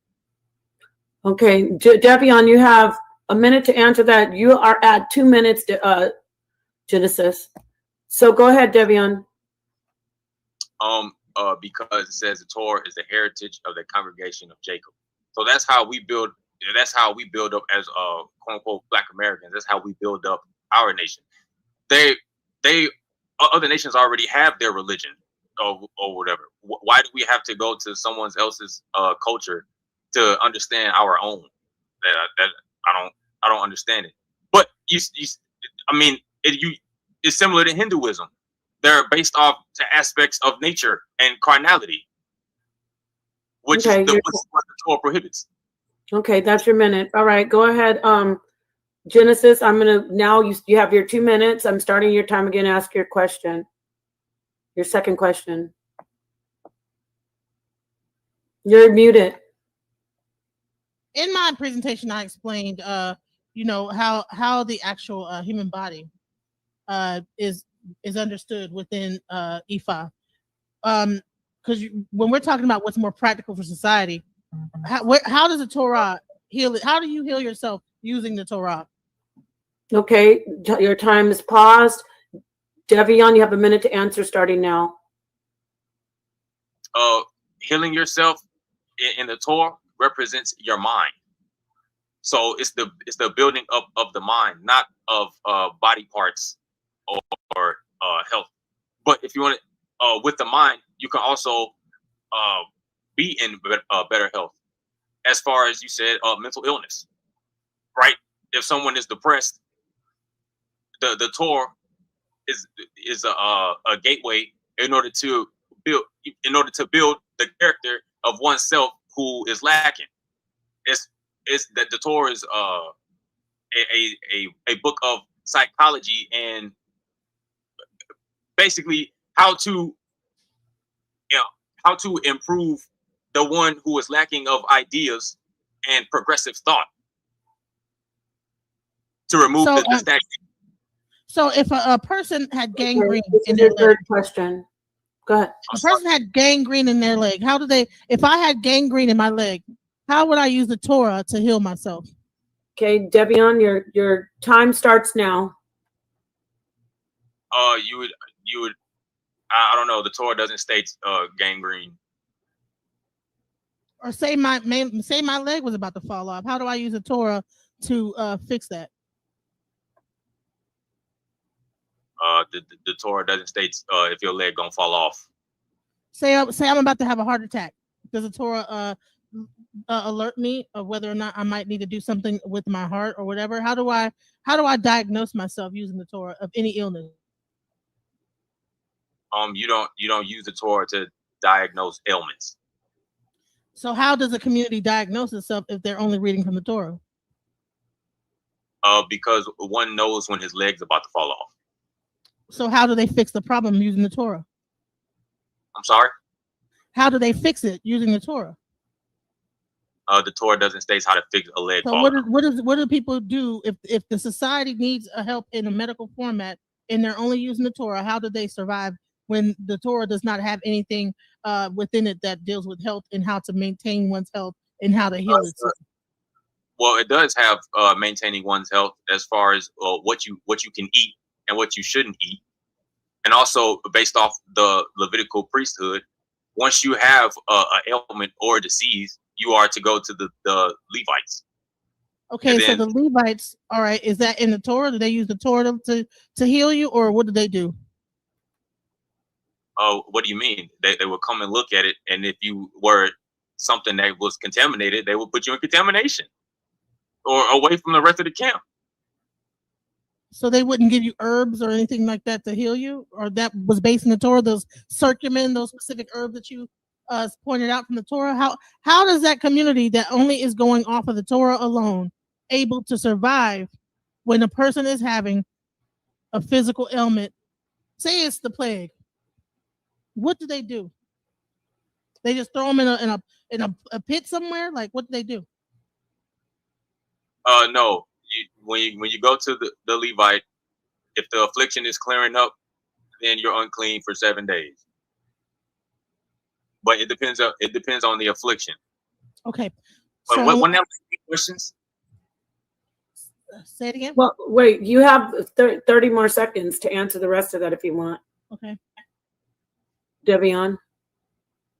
Oh, that was. You had 3 minutes and 38 seconds, and then when she gets to 5, we're gonna flip it over. I was trying to clarify the question. I really asked 3 questions, but I was really trying to clarify it throughout the thing about how. Yeah, you have about a minute and a half left of your time, but I'm just letting Devion know he had 30 more seconds to finish answering that if you wanted to. But you have a minute and 30 seconds left to ask more questions. When he's talking, your time is paused. Your 5 minutes. So. Would you like to ask another question? Are you finished answering that? You have 30 seconds left, Devion. Do you want to move on? Would you like to expound upon that? Is he okay. frozen? So the Levites, who were the Levites, and would they be considered similar to a priest of like an Ifa priest? No, they would not be considered similar to a Ifa priest Why because not? they didn't practice divination. So the Levi priests did not have their own form of divination. No. So what about the Ummah and the Thummim and also the casting of lots that happened in the Torah by the Levite See, the Awarayam and the Thamayam means to give off light and perfect, which is what the priest is supposed to be. The high priest, only the high priest wore it. And the casting of lots was to determine something, not contact the ancestors in order to figure out an outcome. Sure. You keep talking about. Okay, I'm gonna let him finish his time if he wants to. You have about 40 more seconds. Are you done, Devion? No, the Levites, well, actually, only the high priest wore the Awarayam and the Thamayam in the pockets, and he represented himself as well as all of Israel to atone for their sins. So I mean, I don't know what that was his role. Which and the Thamayam just means perfection, or like without blemish, and to give off light, which is enlightenment. Okay, go ahead. You have 1 more minute. Go ahead, Genesis. You keep talking about the ancestors. So do you guys do you guys give any respect to the people that have passed away? So what happens when your loved ones pass away? You just completely forget them like they ever existed? You have a minute to answer that. No. My mother passed away 2 years ago, and I know she's my mother, but I don't worship her or look to contact her in any way. So say it's her birthday. Do you like remember her birthday? I mean, yeah, this is the day my mama was born. I mean, what?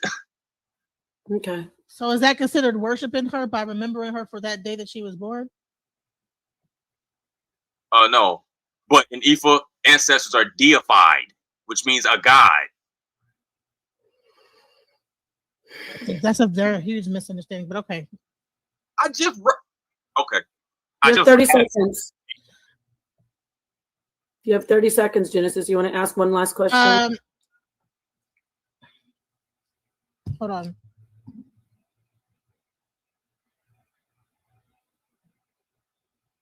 Wait. You okay? I'm trying to think of what angle I want to come from. Okay, well, we can't hold the time for you, but you're doing great, both of you. So just 30 seconds. All right. So when you talk about possession, do you guys understand anything about musical resonance in the Torah? Is there any room to understand vibration in the Torah? And you have a full minute to answer that, brother, and then we move on to you. Go ahead. No, but people did play instruments as far as like the sons of Asaph, and there were many instruments that were played throughout the Torah. You know. Okay. Okay. Music has frequency. So your brain has frequencies. All right. So let's go straight, flip it over. And now, great job, both of you. You guys, some people, I don't know if you were confused. I don't think the debaters were confused. I think that went well. So let's do that for you now, Devion. Essentially, you have 5 minutes to ask as many questions as you can. Genesis, you will have a minute to answer. I would like for you to clarify, but Devion, I wasn't really sure, so I kind of maybe interrupted you. Let me know if you're not going to use your full minute. You know what I'm saying? Say I'm done, or that's all, or something like that. Also, I like the back and forth. It was really organic. Keep that going, but keep in mind that the other person has a full minute to answer. Okay, so when you're ready, Devion, I will start your 5 minutes, and of course, I'll pause it when she's answering. She'll get her minute. Let me know when you're ready to start. What? I'm good. I can go. Yes, sir. Throughout your presentation, I didn't see any sources, so I would like to see a source of the sacred Odu text of Ifa that states anything that you brought out. So the Odu of Ifa is an oral tradition. However, if you actually go to, let me see, I think at the end of my presentation, I did have sources at the end, so I didn't really use them within the actual document. Hold on one second.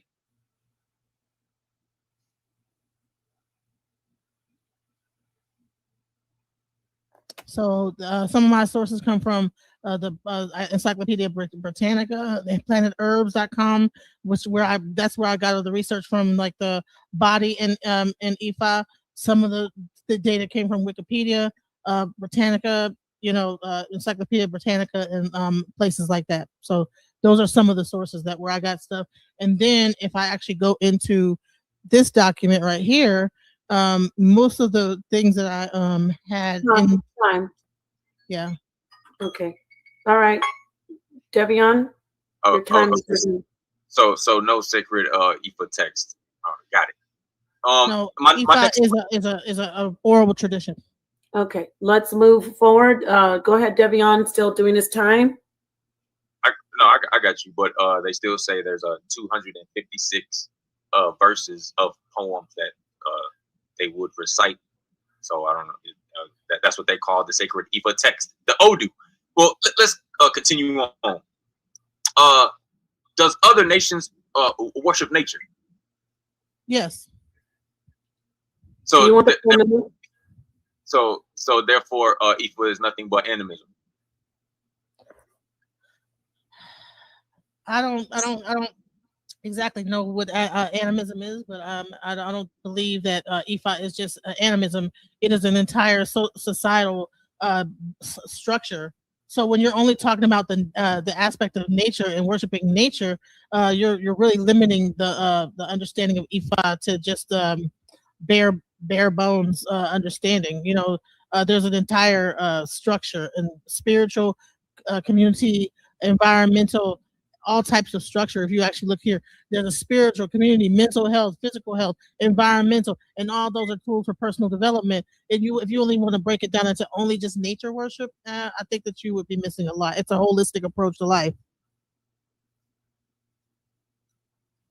Well, all the Orishas were examples of nature, which is also practiced in Buddhism, Taoism, Shintoism, and many other major religions all over the world. So it makes it no different from those other religions. As she stated at the beginning, no, just let him go. Just answer the questions, Genesis. I'm sorry. As she stated at the beginning of her presentation. You're at 1:30, Devion, to ask. You have more questions? Yeah, I got more. Okay.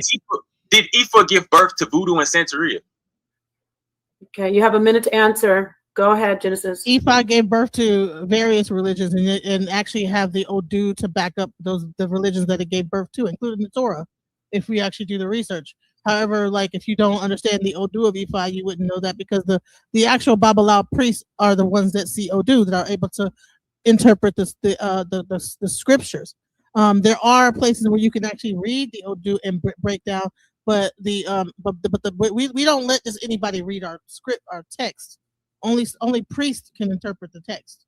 So therefore, it's like So basically, the Odu itself is a oral tradition that takes years and years to learn. And it has almost over 400,000 verses. Not just 256. 256 are the major and minor Odu.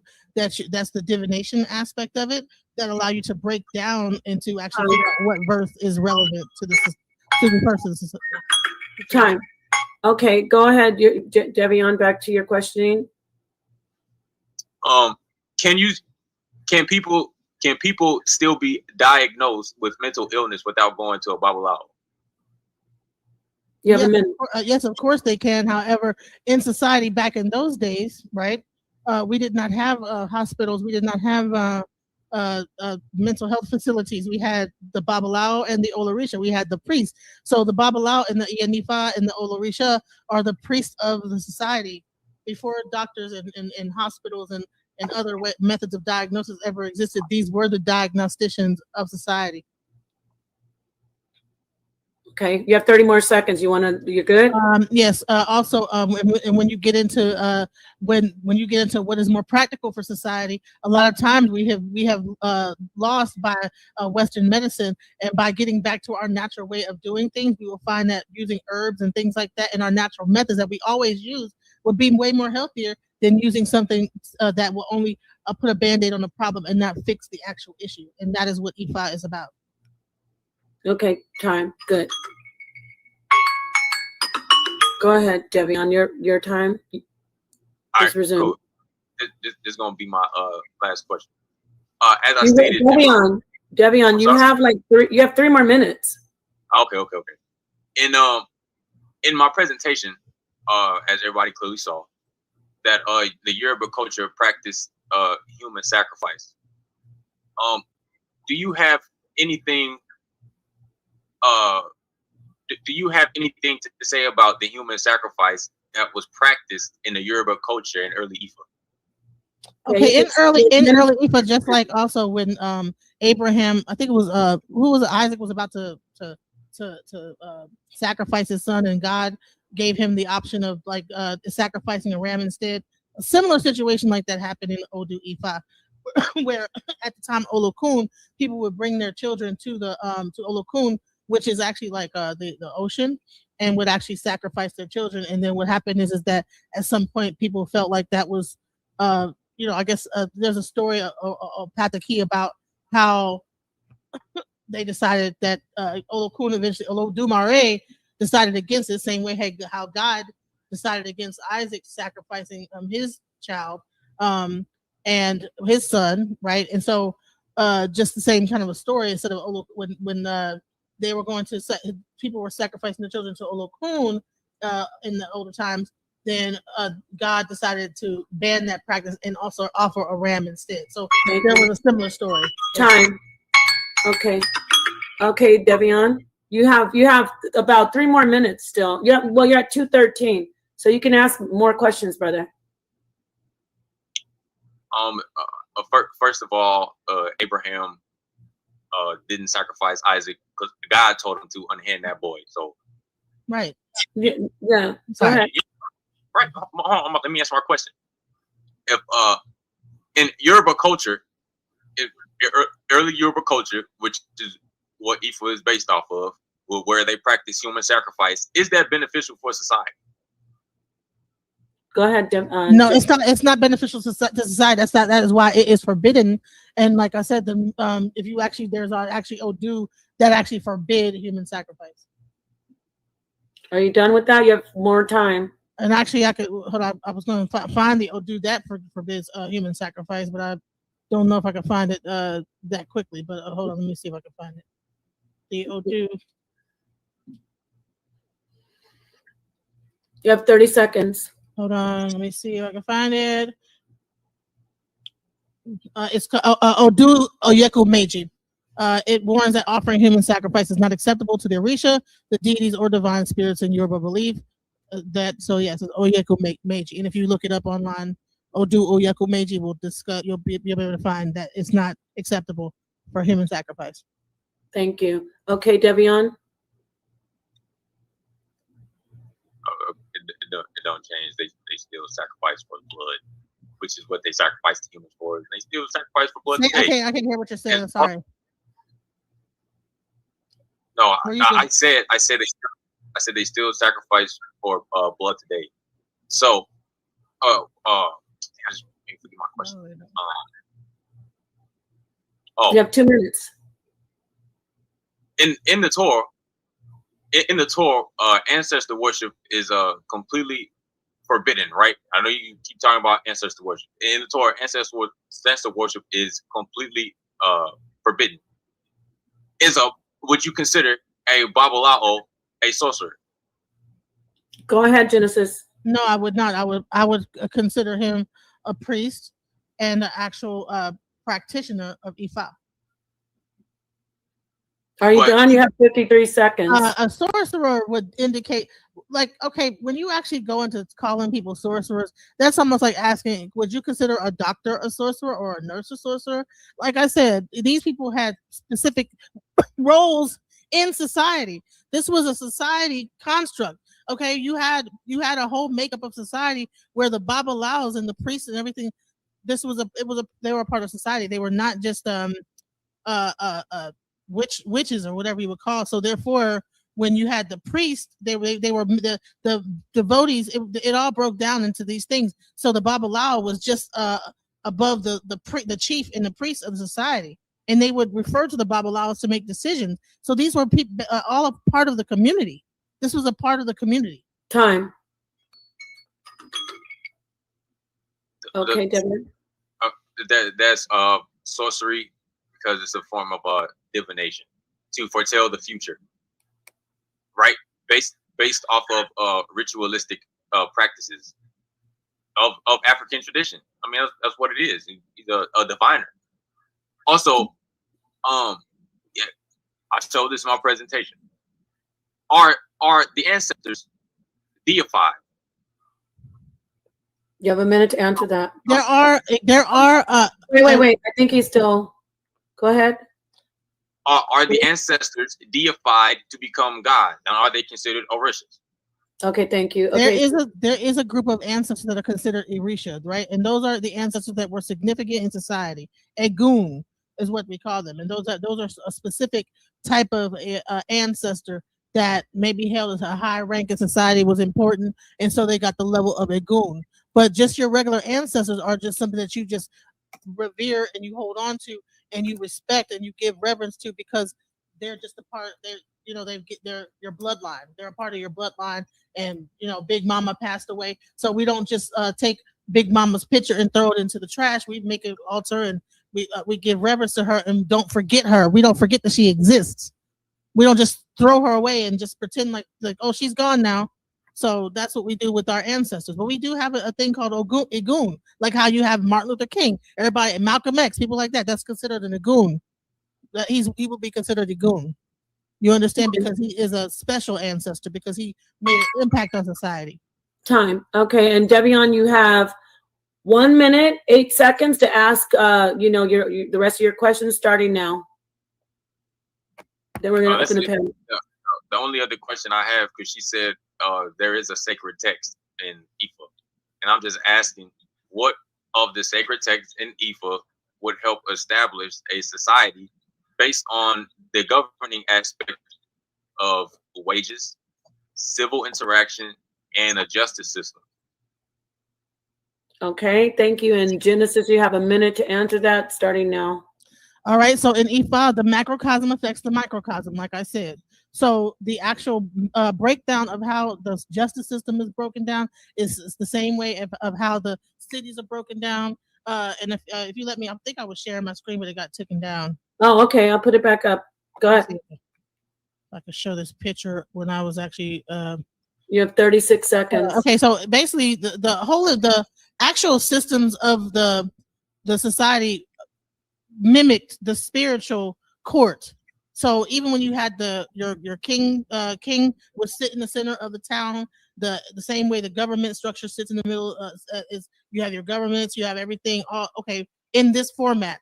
So just like you have the governing body on the outside, then you have the town on the inside, and in the center is the king of the town. So you have the universe, you have the earth, you have the body, you have the spirit, then you have, and it all goes down microcosm. Thank you. Okay, you have about 45 seconds left to ask another question if you'd like, Devion. No, that's fine. That's all. You want to relinquish? Okay, so thank you so much for that. I think that went well, very well, if I may say so myself. Now I have dropped the link for people if you'd like to come in and question the debaters. I mentioned that, by the way, if you come in and I don't know who you are, you definitely have to turn your camera on. If I know you, you're a regular, just let me see who you are in the back, so I'll know it's not someone posing as you, and then I'll let you hit the panel, and you're not required to turn on your camera. That's just how it is over here. I'm gonna wait a couple minutes, let the debaters take a quick break. Actually, maybe you want to go get a drink of water, turn on your alarm. I don't know, but I'll give you a couple minutes, y'all, to go do that while we wait for whoever's coming to the panel to hit the panel, because we do need to do their closing argument. If by the time they get back, I'll give you like 2 minutes, 2-3 minutes, y'all. So what's the last thing that's gonna be done next? I'm sorry, this is my okay. So I dropped the link. 1, 2, whoever people come in, they ask you both a question, and then they that's it. They leave. You answer the question, and then I think I'm just going to take 2 if they even come in at all.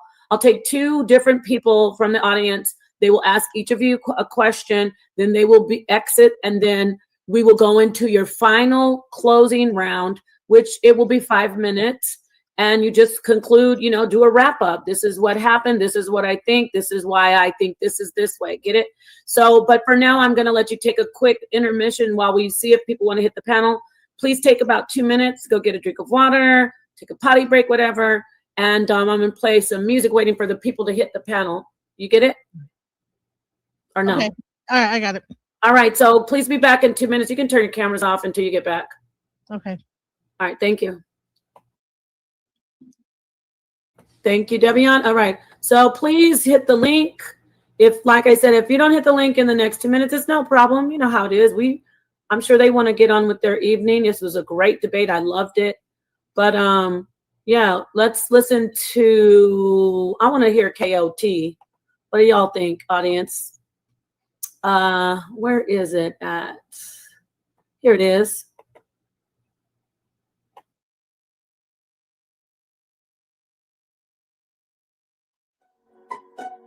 Step in the HOK and get raw form trophies and flyers, then we pulling up on them, putting in the word, trying to get your mind ready, trying to see your soul if the only way there. We do this for the babies, never give up on them. All of my people just know I got love for them. They say they want some, but ain't ready. If I be in the studio, that's not there. Step in the HOK and get raw form trophies and flyers, then we pulling up on them, putting in the word, trying to get your mind ready, trying to see your soul if the only way there. We do this for the babies, never give up on them. All of my people just know I got love for them. They say they want some, but ain't ready. If I be in the studio, that's not there. They keep you by the system, better watch what you say to them. I do it for the shit, I know I gotta make a way for them. Carry them on my back like I did the gym. Never turn my back, you know I gotta lead the way for them. HOK, bringing conscious shit to people holler freedom. Furry give a knowledge how to free them. Prove what is all this how we feed them. They thought they go down in the bed, Coliseum. They talk by smoke, they just blow. They don't wonder when you see them. We ready all deep from the head to the beat. And the tough is divide me with the competitive things. Come with the knowledge they been seeking. You need a hand, they been reaching. Really got my back when I need it. They walking thick, they been sleeping. Higher than the mountain, I'm peaking. Hold up in the cold now with all the teeth. For the people, it's spirit that be seeking. And they say they take me from the leeches. Been in your pack, when we speaking. Trap with that burger, that I'm a young in the spirit, we breathing. Now I hit up with the other channels on the map like it's just had a meeting. I'm in a yacht, no dick, and I beat them. Taliban families, and this is how we greet them. Step in the HOK and get raw form trophies and flyers, then we pulling up on them, putting in word, trying to get your mind ready, trying to see your soul if the only way there. We do this for the babies, never give up on them. All of my people just know I got love for them. They say they want smoke, but ain't ready. If I be in the studio, that's not there. Step in the HOK and get raw form trophies and flyers, then we pulling up on them, putting in word, trying to get your mind ready, trying to see your soul if the only way there. We do this for the babies, never give up on them. All of my people just know I got love for them. They say they want smoke, but ain't ready. If I be in the studio, that's not there. Swerve in my lane, you might crash out. Pull on my friends, you might cash out. Just step in the HOK, we keep it jumping the 808. We put the fake in the hate in the haters' way. If we gon' save them, then we gotta make a way. On us a fade away. I got that light that's so bright, I can make a day. Toughest environment, they holler HOK. Come on, your car, that's HOK. The big colors, him, no, they don't play. Got thorns on heads on two, so free up. We can keep the lead that two away. I'ma keep it focused on do it for my love. But you put them feelings too many, getting taught, never trade your soul for a crack. Got them devils in the cup, but I'm ready. I'm up at the heaven. Keep pushing, we will never stop. Keep running out the numbers, I be running back. Free slow, you make it pop. When we touch down, you gon' hear it drop. Jump in the fire.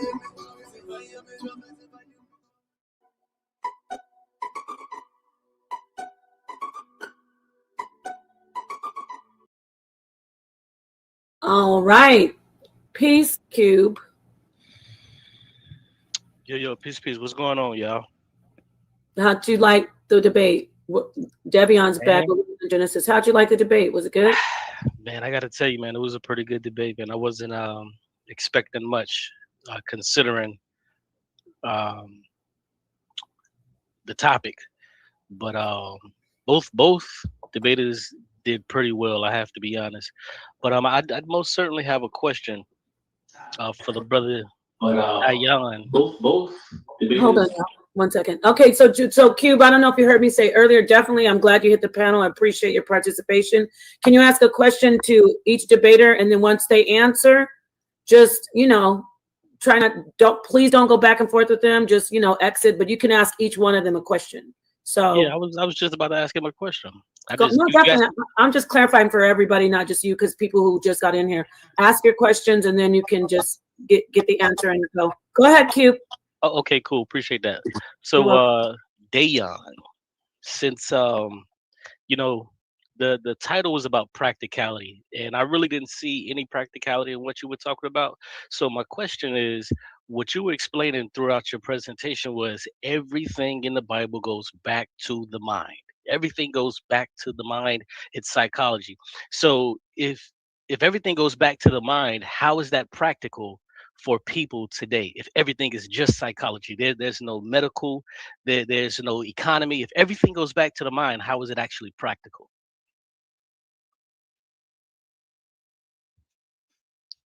Because the mind is a force, right? Mind is also a spirit, so it's a force. You can apply it to different aspects and areas throughout life, whether it be healing or diagnosis or herbs or whatever she was talking about.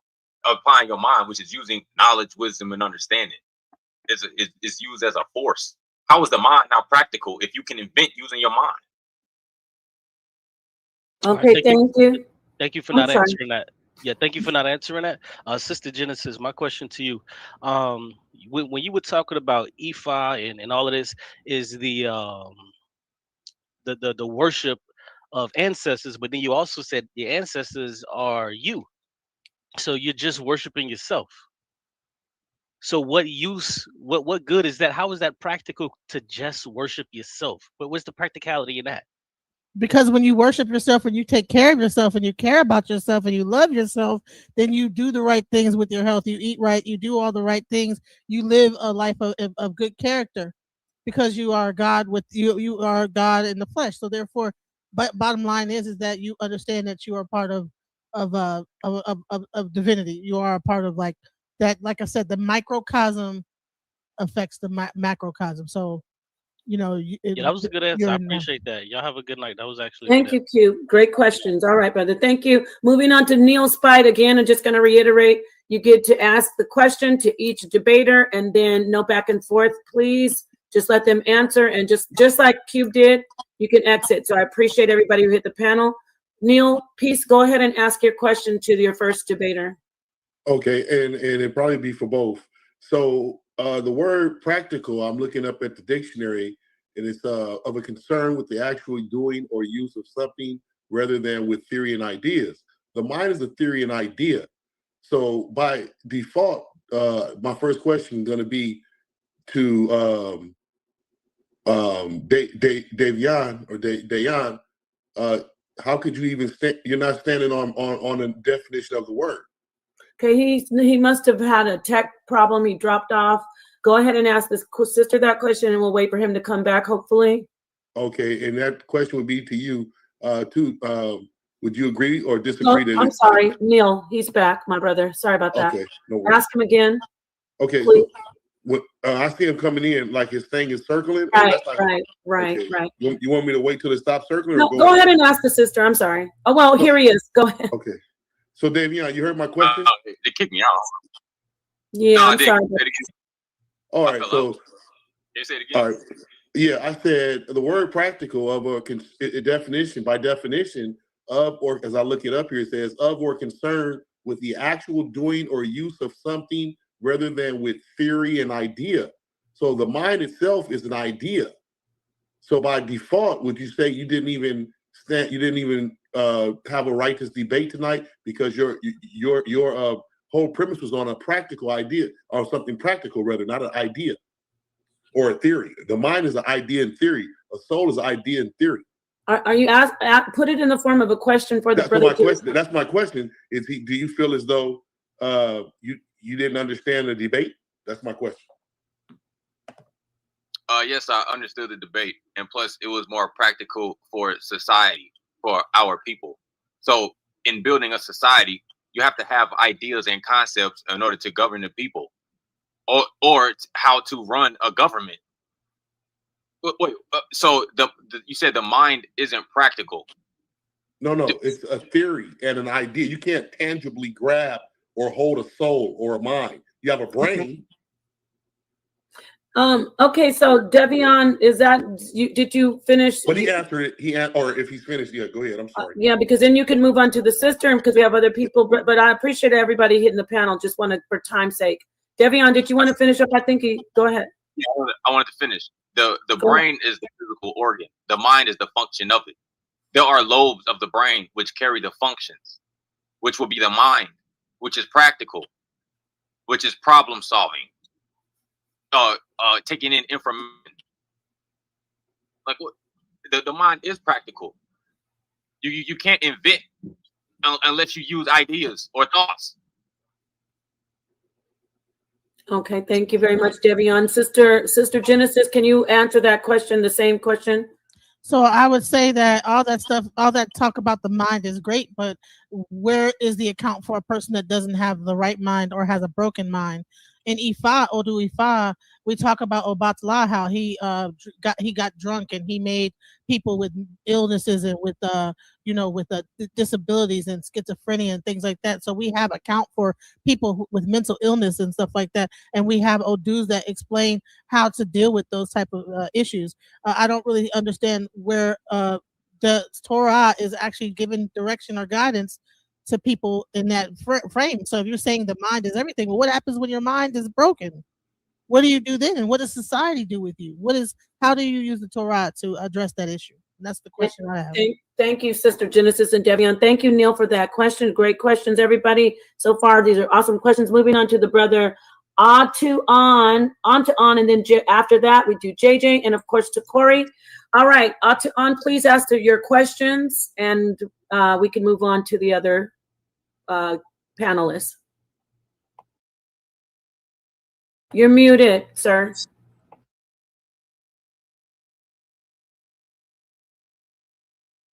You're muted on. You want to unmute, my friend? Yeah, I can't get it to unmute. I unmuted it. Okay, go ahead. Oh, thank you so much. I appreciate that. So peace to everyone. A beautiful debate. I got a quick question for both debaters. Dayon, you first, if you may. Would you consider the medicine that we currently use across the world, modern medicine in general? Would you consider all forms of medicine and doctors currently a form of sorcery, or is it in its own a different category? No, I would say it's definitely sorcery, which comes from pharmakia, which is Greek, which means witchcraft. Oh, okay, and thank you so much. And to Genesis, if you can remember the same exact question, is modern forms of medicine currently being used? Is that sorcery? And if you guys want to elaborate afterwards, you may. I wouldn't say it's all sorcery. I would say that certain things, in the Odu Ifa, when we talk about Obatala, I think it was Eji Ogbe, where he talks about the white powder. Obatala talks about not actually ingesting any white powder except for efun. Efun is like the powder we use during our rituals and our different things like that to create purity. But using anything that's made of white powder, like pills and things that's breaking down, but the herbal aspect of that is what should be used, not the actual byproduct of reproduction and things like that. And that's actually in the Odu Ifa. Oh, okay. So from your point of view, even modern medicine would be like a subtext or like a smaller version of what's considered medicine or sorcery in Ifa. Yeah, that basically. Well, I would say we don't identify things as sorcery or not. We just say what to use and what not to use. We don't say that's sorcery, but we do have a thing called witchcraft, but it's more a spiritual thing. When it comes down to the medical field, it's more like don't use this, don't use that. If that's how it identifies with the medicine. Oh, okay. Well, That's it. Thank you so much. I appreciate it. That was my Yeah. question. Thank you. Good questions. All these are great questions. I appreciate everybody so far. On, you can see your way out, please, my friend. Thank you. Thank you, ma'am. I appreciate it. Yes. Moving on to Jeremiah Judah. Peace, JJ. You can do the same. You know how it works. Go ahead and ask your questions. Okay, yeah, great debate, man. I want to congratulate both debaters. You did real good.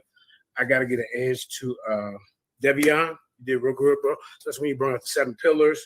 That's in Proverbs 9 and 6. A lot of people don't understand the angle that he came. The angle that he came is not the regular Hebrew Israelite way. Him and Judah been doing this for a long time. And like you say, psychological and stuff like that, the mind. Very good, bro. You did very good. I looked up everything that you were saying, plus I got more. But one thing I can't say, she's a good debater. I give her that. You good, Queen. But I just like to say the Torah is older than E5. The written Torah is older than E5, 7th century. The Torah was written. E5 was finally written down in the 14th century. So you would have to prove which oral tradition is older, and that's hard to do. But we got it written down before you guys. Also, trichozy is practiced by E5. I just want to just throw this out. Trichozy, that's the child slavery. Then you got killing of albinos. I got all the sources and references of the practices that they do. And 1860 was when y'all stopped doing sacrificing. No, this is a question. I'm sorry. JJ, you know how it is. No, wait, jump to the question. You ain't debating. I'll debate you later. I know she gonna debate you later, JJ. Please ask the question. Okay, you can't just come in here. You trying to be on the debate? I'm just trying to bring out some facts. I said, come on, JJ. It's been going well, brother. You're a battler now, but I'm just saying now, man. Come on, JJ. What's the questions? Here's my question to you, and I got one for Debbie. Which spiritual system of Ifa do you follow? Do you follow the one of the African colonialism, African Cuban Ifa Santeria, which blends Yoruba traditions with Catholicism? See, y'all got all kinds. I looked at those 18 different ones. You never told us which one you practice. I know where Devion came from.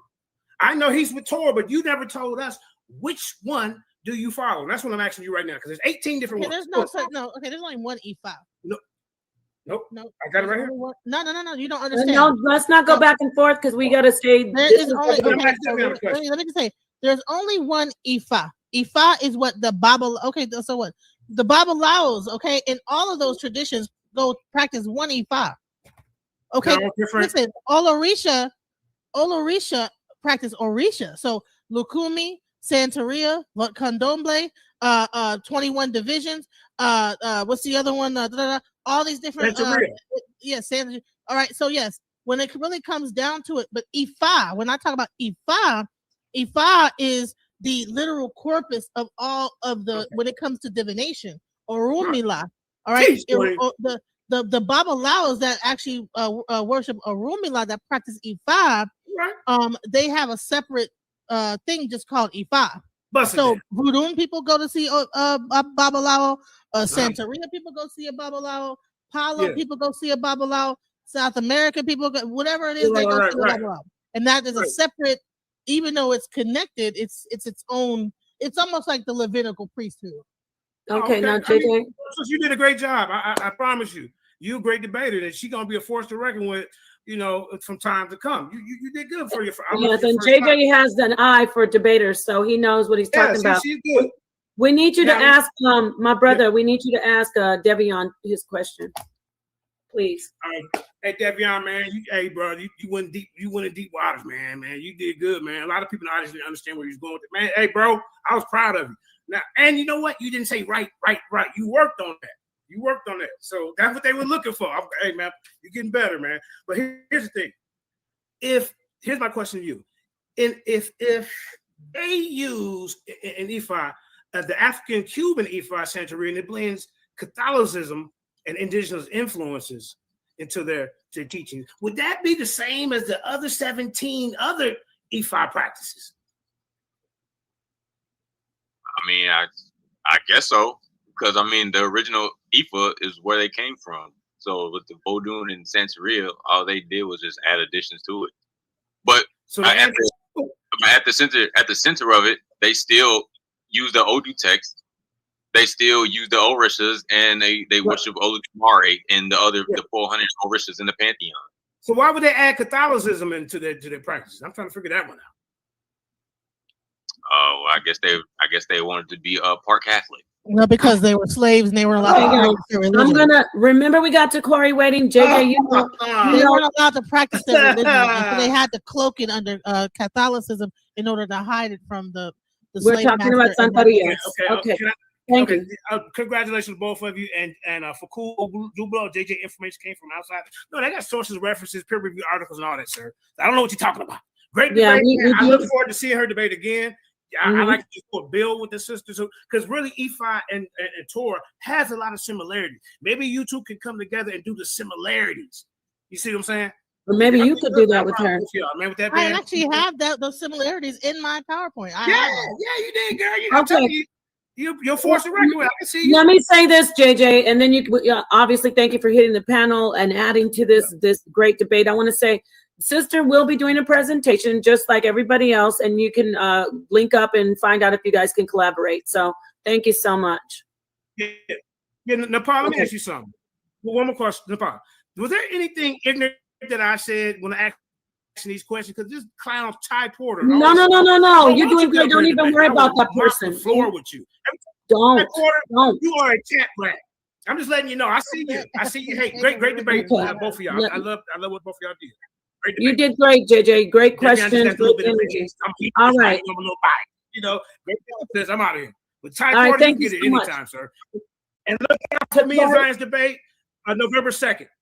Yeah, we're going to promote all of that. Thank you. We got to promote more. Thank you so much, JJ. We got to focus on promotion. Last but not least, I want to say thank you to all the panelists who came in. JJ, you know, he has his flair. Even JJ, he did great. These were great questions. These are 2-star debaters, in my opinion. Finally, to Corey, my brother, thank you for your patience. Ask your questions, and then we can hear these 2 debaters do their closeout. Okay, well, I just want to say shout out to both of the debaters. Shout out to the sister. I didn't think that this was a sister that was getting ready to debate Davion, but both of them did. Yeah, it was a debate. So check this out. We know that one of the most important things to do when dealing with a community is that we got to deal with the body. And the most important thing of dealing with the body, it starts off with the mind. You know, and one of those ways that we could deal with the mind is the foods that we eat. So I'm going to ask both of y'all a question because this is very important. I'm going to start off with Davion first. Davion, is there any scriptures? Yeah, is there any scriptures in the Torah that help us deal with, like any dietary laws in the Torah that help us deal with foods that is good to strengthen our mind and our body? And if it is, can you show me a text in a Torah? Of course. Oh, I mean, you can go to Leviticus 1, 2, 3. All the animals that were sacrificed. Also, right? It wasn't just they had the conditions had to be unblemished, which means they couldn't have no ailments, or lame or whatever. Also, their hooves had to be set apart, which means they were able to distinguish. And rumination, which means to chew the cud, which rumination also means to be deep in thought. So that's why all the animals had to be, that they represented you. They had to be unblemished. But then also too, you can't eat no robins, no ravens, no pig. Even though pig's hooves are completely separate, they don't chew the cud, which means they eat whatever. All the aspects are negative aspects of the mind or the spirit. Ravens or crows, they rob, and they're on the lookout all the time, and they rob. I mean, that's what it is. But there's plenty laws in the Torah where you can't eat forbidden animals. It's all throughout Leviticus. So just to give you one, give me 1 second.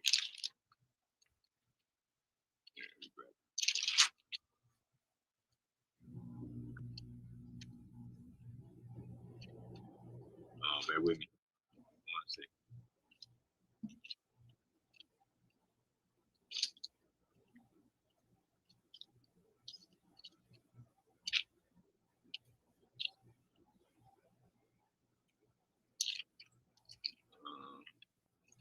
So Leviticus 11.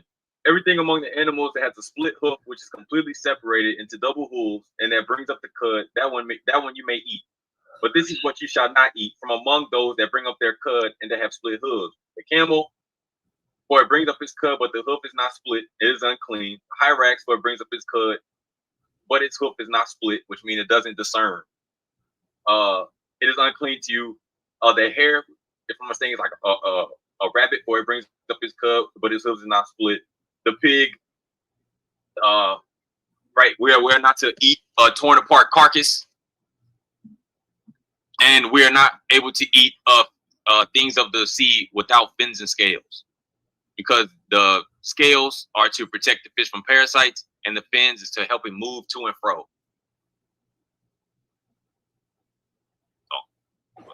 Okay. So it's confirmed that there's a dietary law and a health solution to deal with the mind and the body, to make us healthy.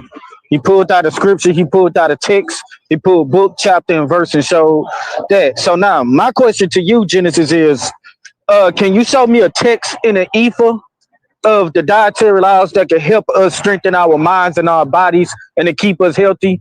What do we eat and what do we not eat according to the Ephah text, the ancient Ephah text?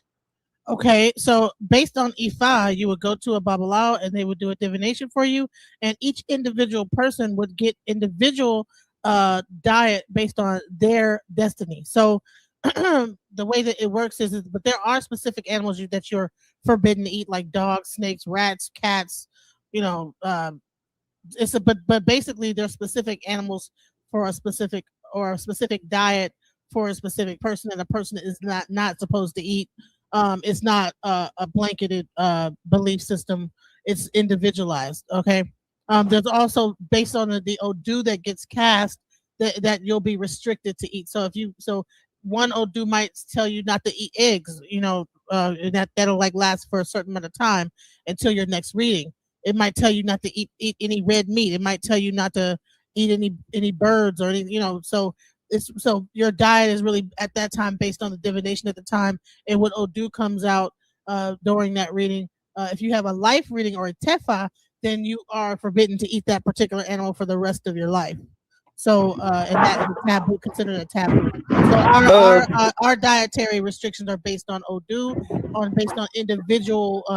When you get initiated a tefa, which is like usually given to a child at birth, and their dietary restrictions are given in that ceremony. Yeah.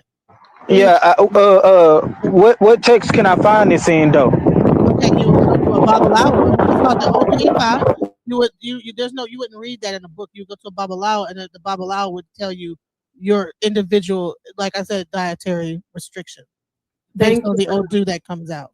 Okay, thank you for pointing all that out for us, Genesis, Devion, and Takori. Those are great questions. We definitely see where you're going with that. We appreciate you. So, brother, if you want, you can see your way out and let the debaters go ahead and do their closeout. Sonetta, welcome to the debate. He's been watching the whole time. Welcome to the stage, King. Yes. I definitely want to say something myself. Of course. I want to say both debaters did great. Both participants did great. And Genesis, don't get discouraged by any Israelite coming up saying you lost a debate, because Israelites got to say that.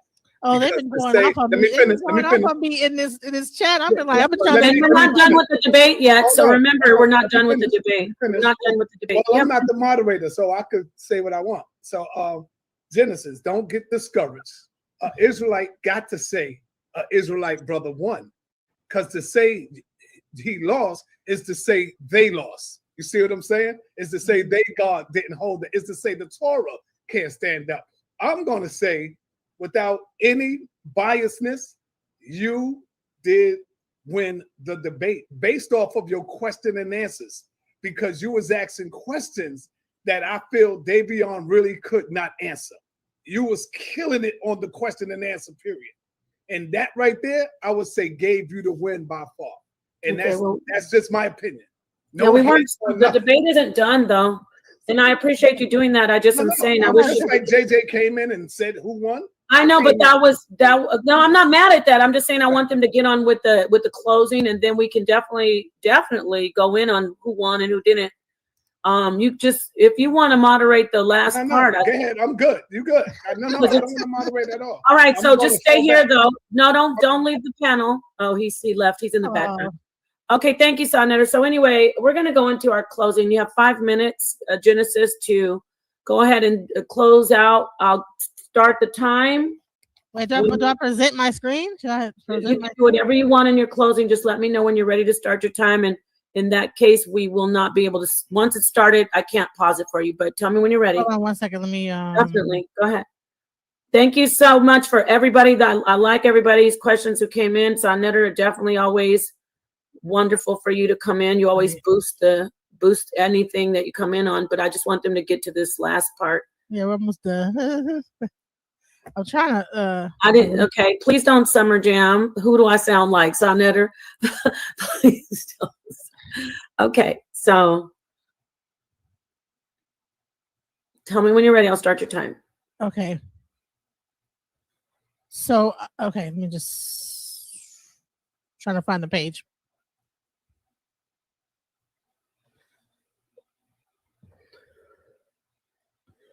Dang, it's got a lot of pages in this thing. It's hard to find the thing on page. Yeah, that's what happens when you have like a bunch of slides. Let me just say this. Okay, here we go. I got it. All right. Okay. Thank you, Y'all Tony. see all this? Did you see me scrolling? I'm sorry, my bad. Yeah. So I'll start your time when you say. I just want to tell everybody who's participated once again. Thank you so much for supporting the debaters, a platform, and anybody can come in here and do this. Toughest environment, but it's great. Hit the like, share the video, share the debate. All right, when you're ready, I'll start your time. Okay, go ahead. All right, time starts now. All right, so Ifa's global spiritual system has successfully adapted to various cultural changes. It has survived the transatlantic slave trade. It has been, our ancestors really did their best to try to keep this tradition, under wraps, and keep it in its original form. And I believe that it's disingenuous for people that are descendants of the slave trade, of the transatlantic slave trade, to discount the original religion that actually people practiced when they were brought over here. I think that we need to really look into our ancestors and look into our roots. I mean, we could, in fact, be Hebrew Israelites down the line. It could be the Ifa practitioners at one point were influenced by the Israelites and by Hebrew Israelites, but to discount nature-based tradition and call it witchcraft when this is how society was structured and how these kingdoms, the Oyo kingdom, the Yoruba nations, were very mighty. The West Africa, everything did not only stop and end in North Africa in Israel. There were very pronounced kingdoms in those West African places in West Africa. And we should be proud to understand that we have ancestors, we have people in societies that had a religion and a whole breakdown of an organized structure of society, and that those societies were very successful, especially the metallurgy and the alchemy that they used, the herbs that they used that are still existing and still being used. These things are still being used in our government. People still see babalaos. People see them. People still use babalaos. Christians use babalaos. Muslims use babalaos. I mean, come on now. You'd be surprised. A lot of your entertainers come to get divination. Ifa spans society, and it's used in society very, very well. But people don't want to admit that this is really like this is really actually the puppeteer that's been behind a lot of the success in a lot of people's lives, because they're able to understand themselves from a holistic standpoint, but they don't want to let people know that they're utilizing babalaos and Orishas in their lives, because they don't want to be seen as practicing witchcraft, when this is our ancient ways. These are the ways of our ancestors. Ifa tradition, even though Ifa and Torah offer profound spiritual insights, Ifa's flexibility, personalized approach, holistic healing practices, and focus on individual destiny, the microcosm versus the macrocosm. how everything is connected. Those things are relevant to a practical society, how to practice it in society. When these hospitals don't exist and you can't afford a medicine or work from a doctor, you know what you could do? You could go to an IFA practitioner and learn how to do herbs and learn how to heal yourself, not just say the mind, because the Orisha, the Ori is the mind, and that is a central thing to Ifa is the Ori. That's why the Orisha is the owner of the mind. So the Torah talks about the mind, so does Ifa. The central thing is what sits upon the top of your head. It is the Orisha, owner of one's consciousness. So Ifa is paramount and tantamount to the mind. But when you don't include physical health and understanding your society, and you lose out. You have a missing link, and that's the only thing I see here is that maybe Ifa is the missing link to the Torah, because I don't see anything when it really appears when it comes down to really diagnosing health. It's not a complete system, and that's just how I feel. And that's the end. Thank you so much for today's debate. Thank you. Awesome. Great. Perfect time. And you had about 30 seconds left. Thank you. I'll take down your screen share and let the brother come in. When you're ready, Devion, let me know. And I will do whatever, if you want to screen share, or just let me know when to start your time. Yeah, I'm going to share my screen. Awesome. Okay. Tell me when you're ready to start. Oh, wait a minute. Oh, yes, it is. Okay. Ready when you are. Oh, yeah, I'm ready. Time starts. So in closing, though, there is no missing link to the Torah. The Torah is perfect, restoring the soul, which means to make someone dead of the mind living, or give them, a renewed mind. But I mean, that's what the Torah is. Is a book of psychology, a book of the study of the mind and behaviors. In conclusion, I show that the Torah is a book of psychology that stimulates the mind to improve or strengthen its functions that dictate the lobe of the brain or its inner workings, as far as the parietal lobe, the frontal lobe. As I stated before, all these are the inner workings of the mind. So the mind is practical because you can use the mind to invent, to build, to do mathematics, geometry. It all starts with the mind. The Torah shows the stages and ranks of decrees to establish a nation without the influence of other cultures, right? So in Ifa, their practices are similar to other religions around the world. The Torah is not religion. We don't practice Judaism. Like I said, the Torah is our heritage. It's a book of knowledge, wisdom, and understanding to make one noble.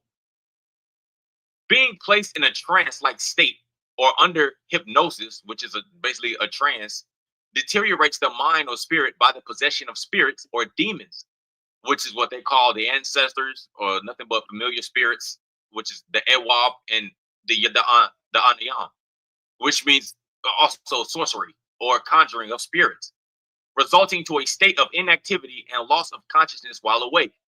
And she was speaking on the waves of the waves and frequency. The mind has brain waves.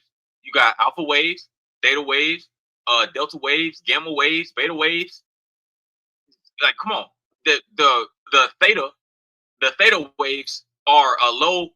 It's like a low vibration with not much activity. So it's basically sleep while you alive. That's what a trance is, a state of hypnosis, or through a medium, which is what they would call a babalao.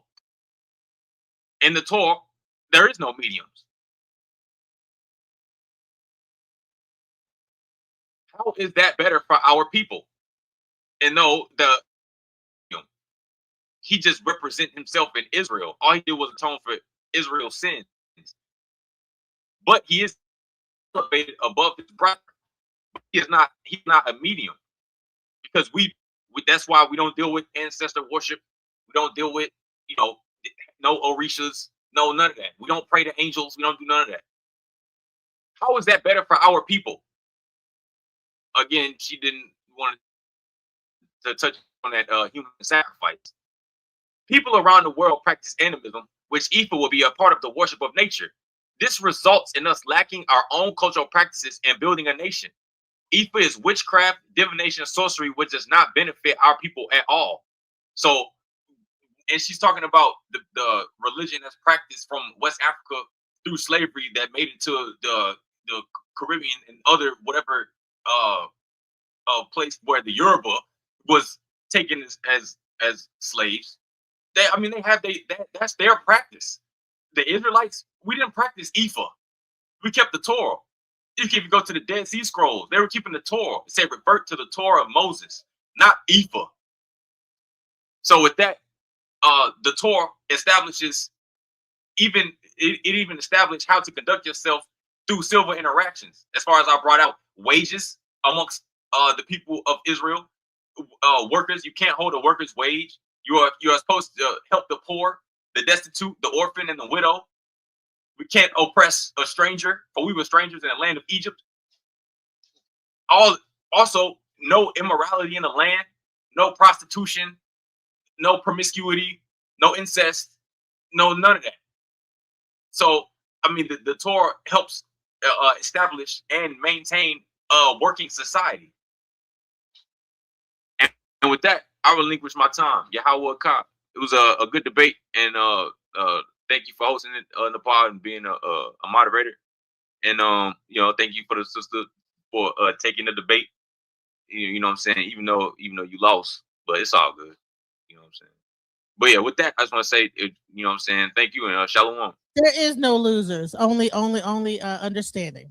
People now know a little bit more about something they didn't know before. So it's okay, sister. It's okay to get beaten in cheap seats every now and then. You know what I'm saying? okay, It's all right. It's all right. Well, according to the No, it was a according to the poll, I won. So I don't know what he's doing. Great job by both of y'all, man. That's all I'm gonna say. Great job by both of y'all. And Nepal should die, man. Excellent. The way you did this thing, Nepal. The only difference is, I ain't gonna even say that live. I'll wait. But I'm gonna ask Cube a question. I need to get to Cube. Is Cube running from JJ 7000? I remember we were supposed to set something. Okay, you guys, I have stayed up and I have played this for you guys. I have went through the gambit with it. E5 versus Hebrew Israelites, the true meaning of E5. I think I have shown you guys plenty of information. Please go back and watch the live stream. I even talked about my own crazy DoorDash experience. So I'm gonna let you guys go to bed because it's early in the morning now, and I still got work. I got to get up and do some stuff this morning. So yeah, I'll talk to y'all later. Good night.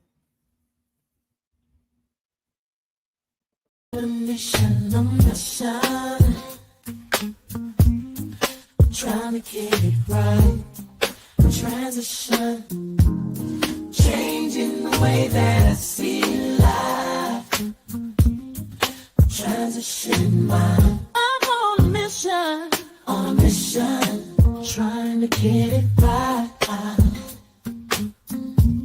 I'm transitioning my life. Making a transition. Ooh, making a transition.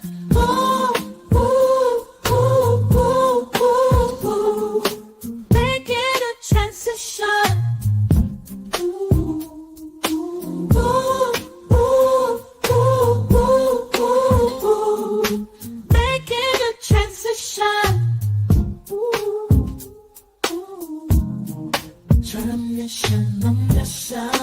I'm on a mission, on a mission.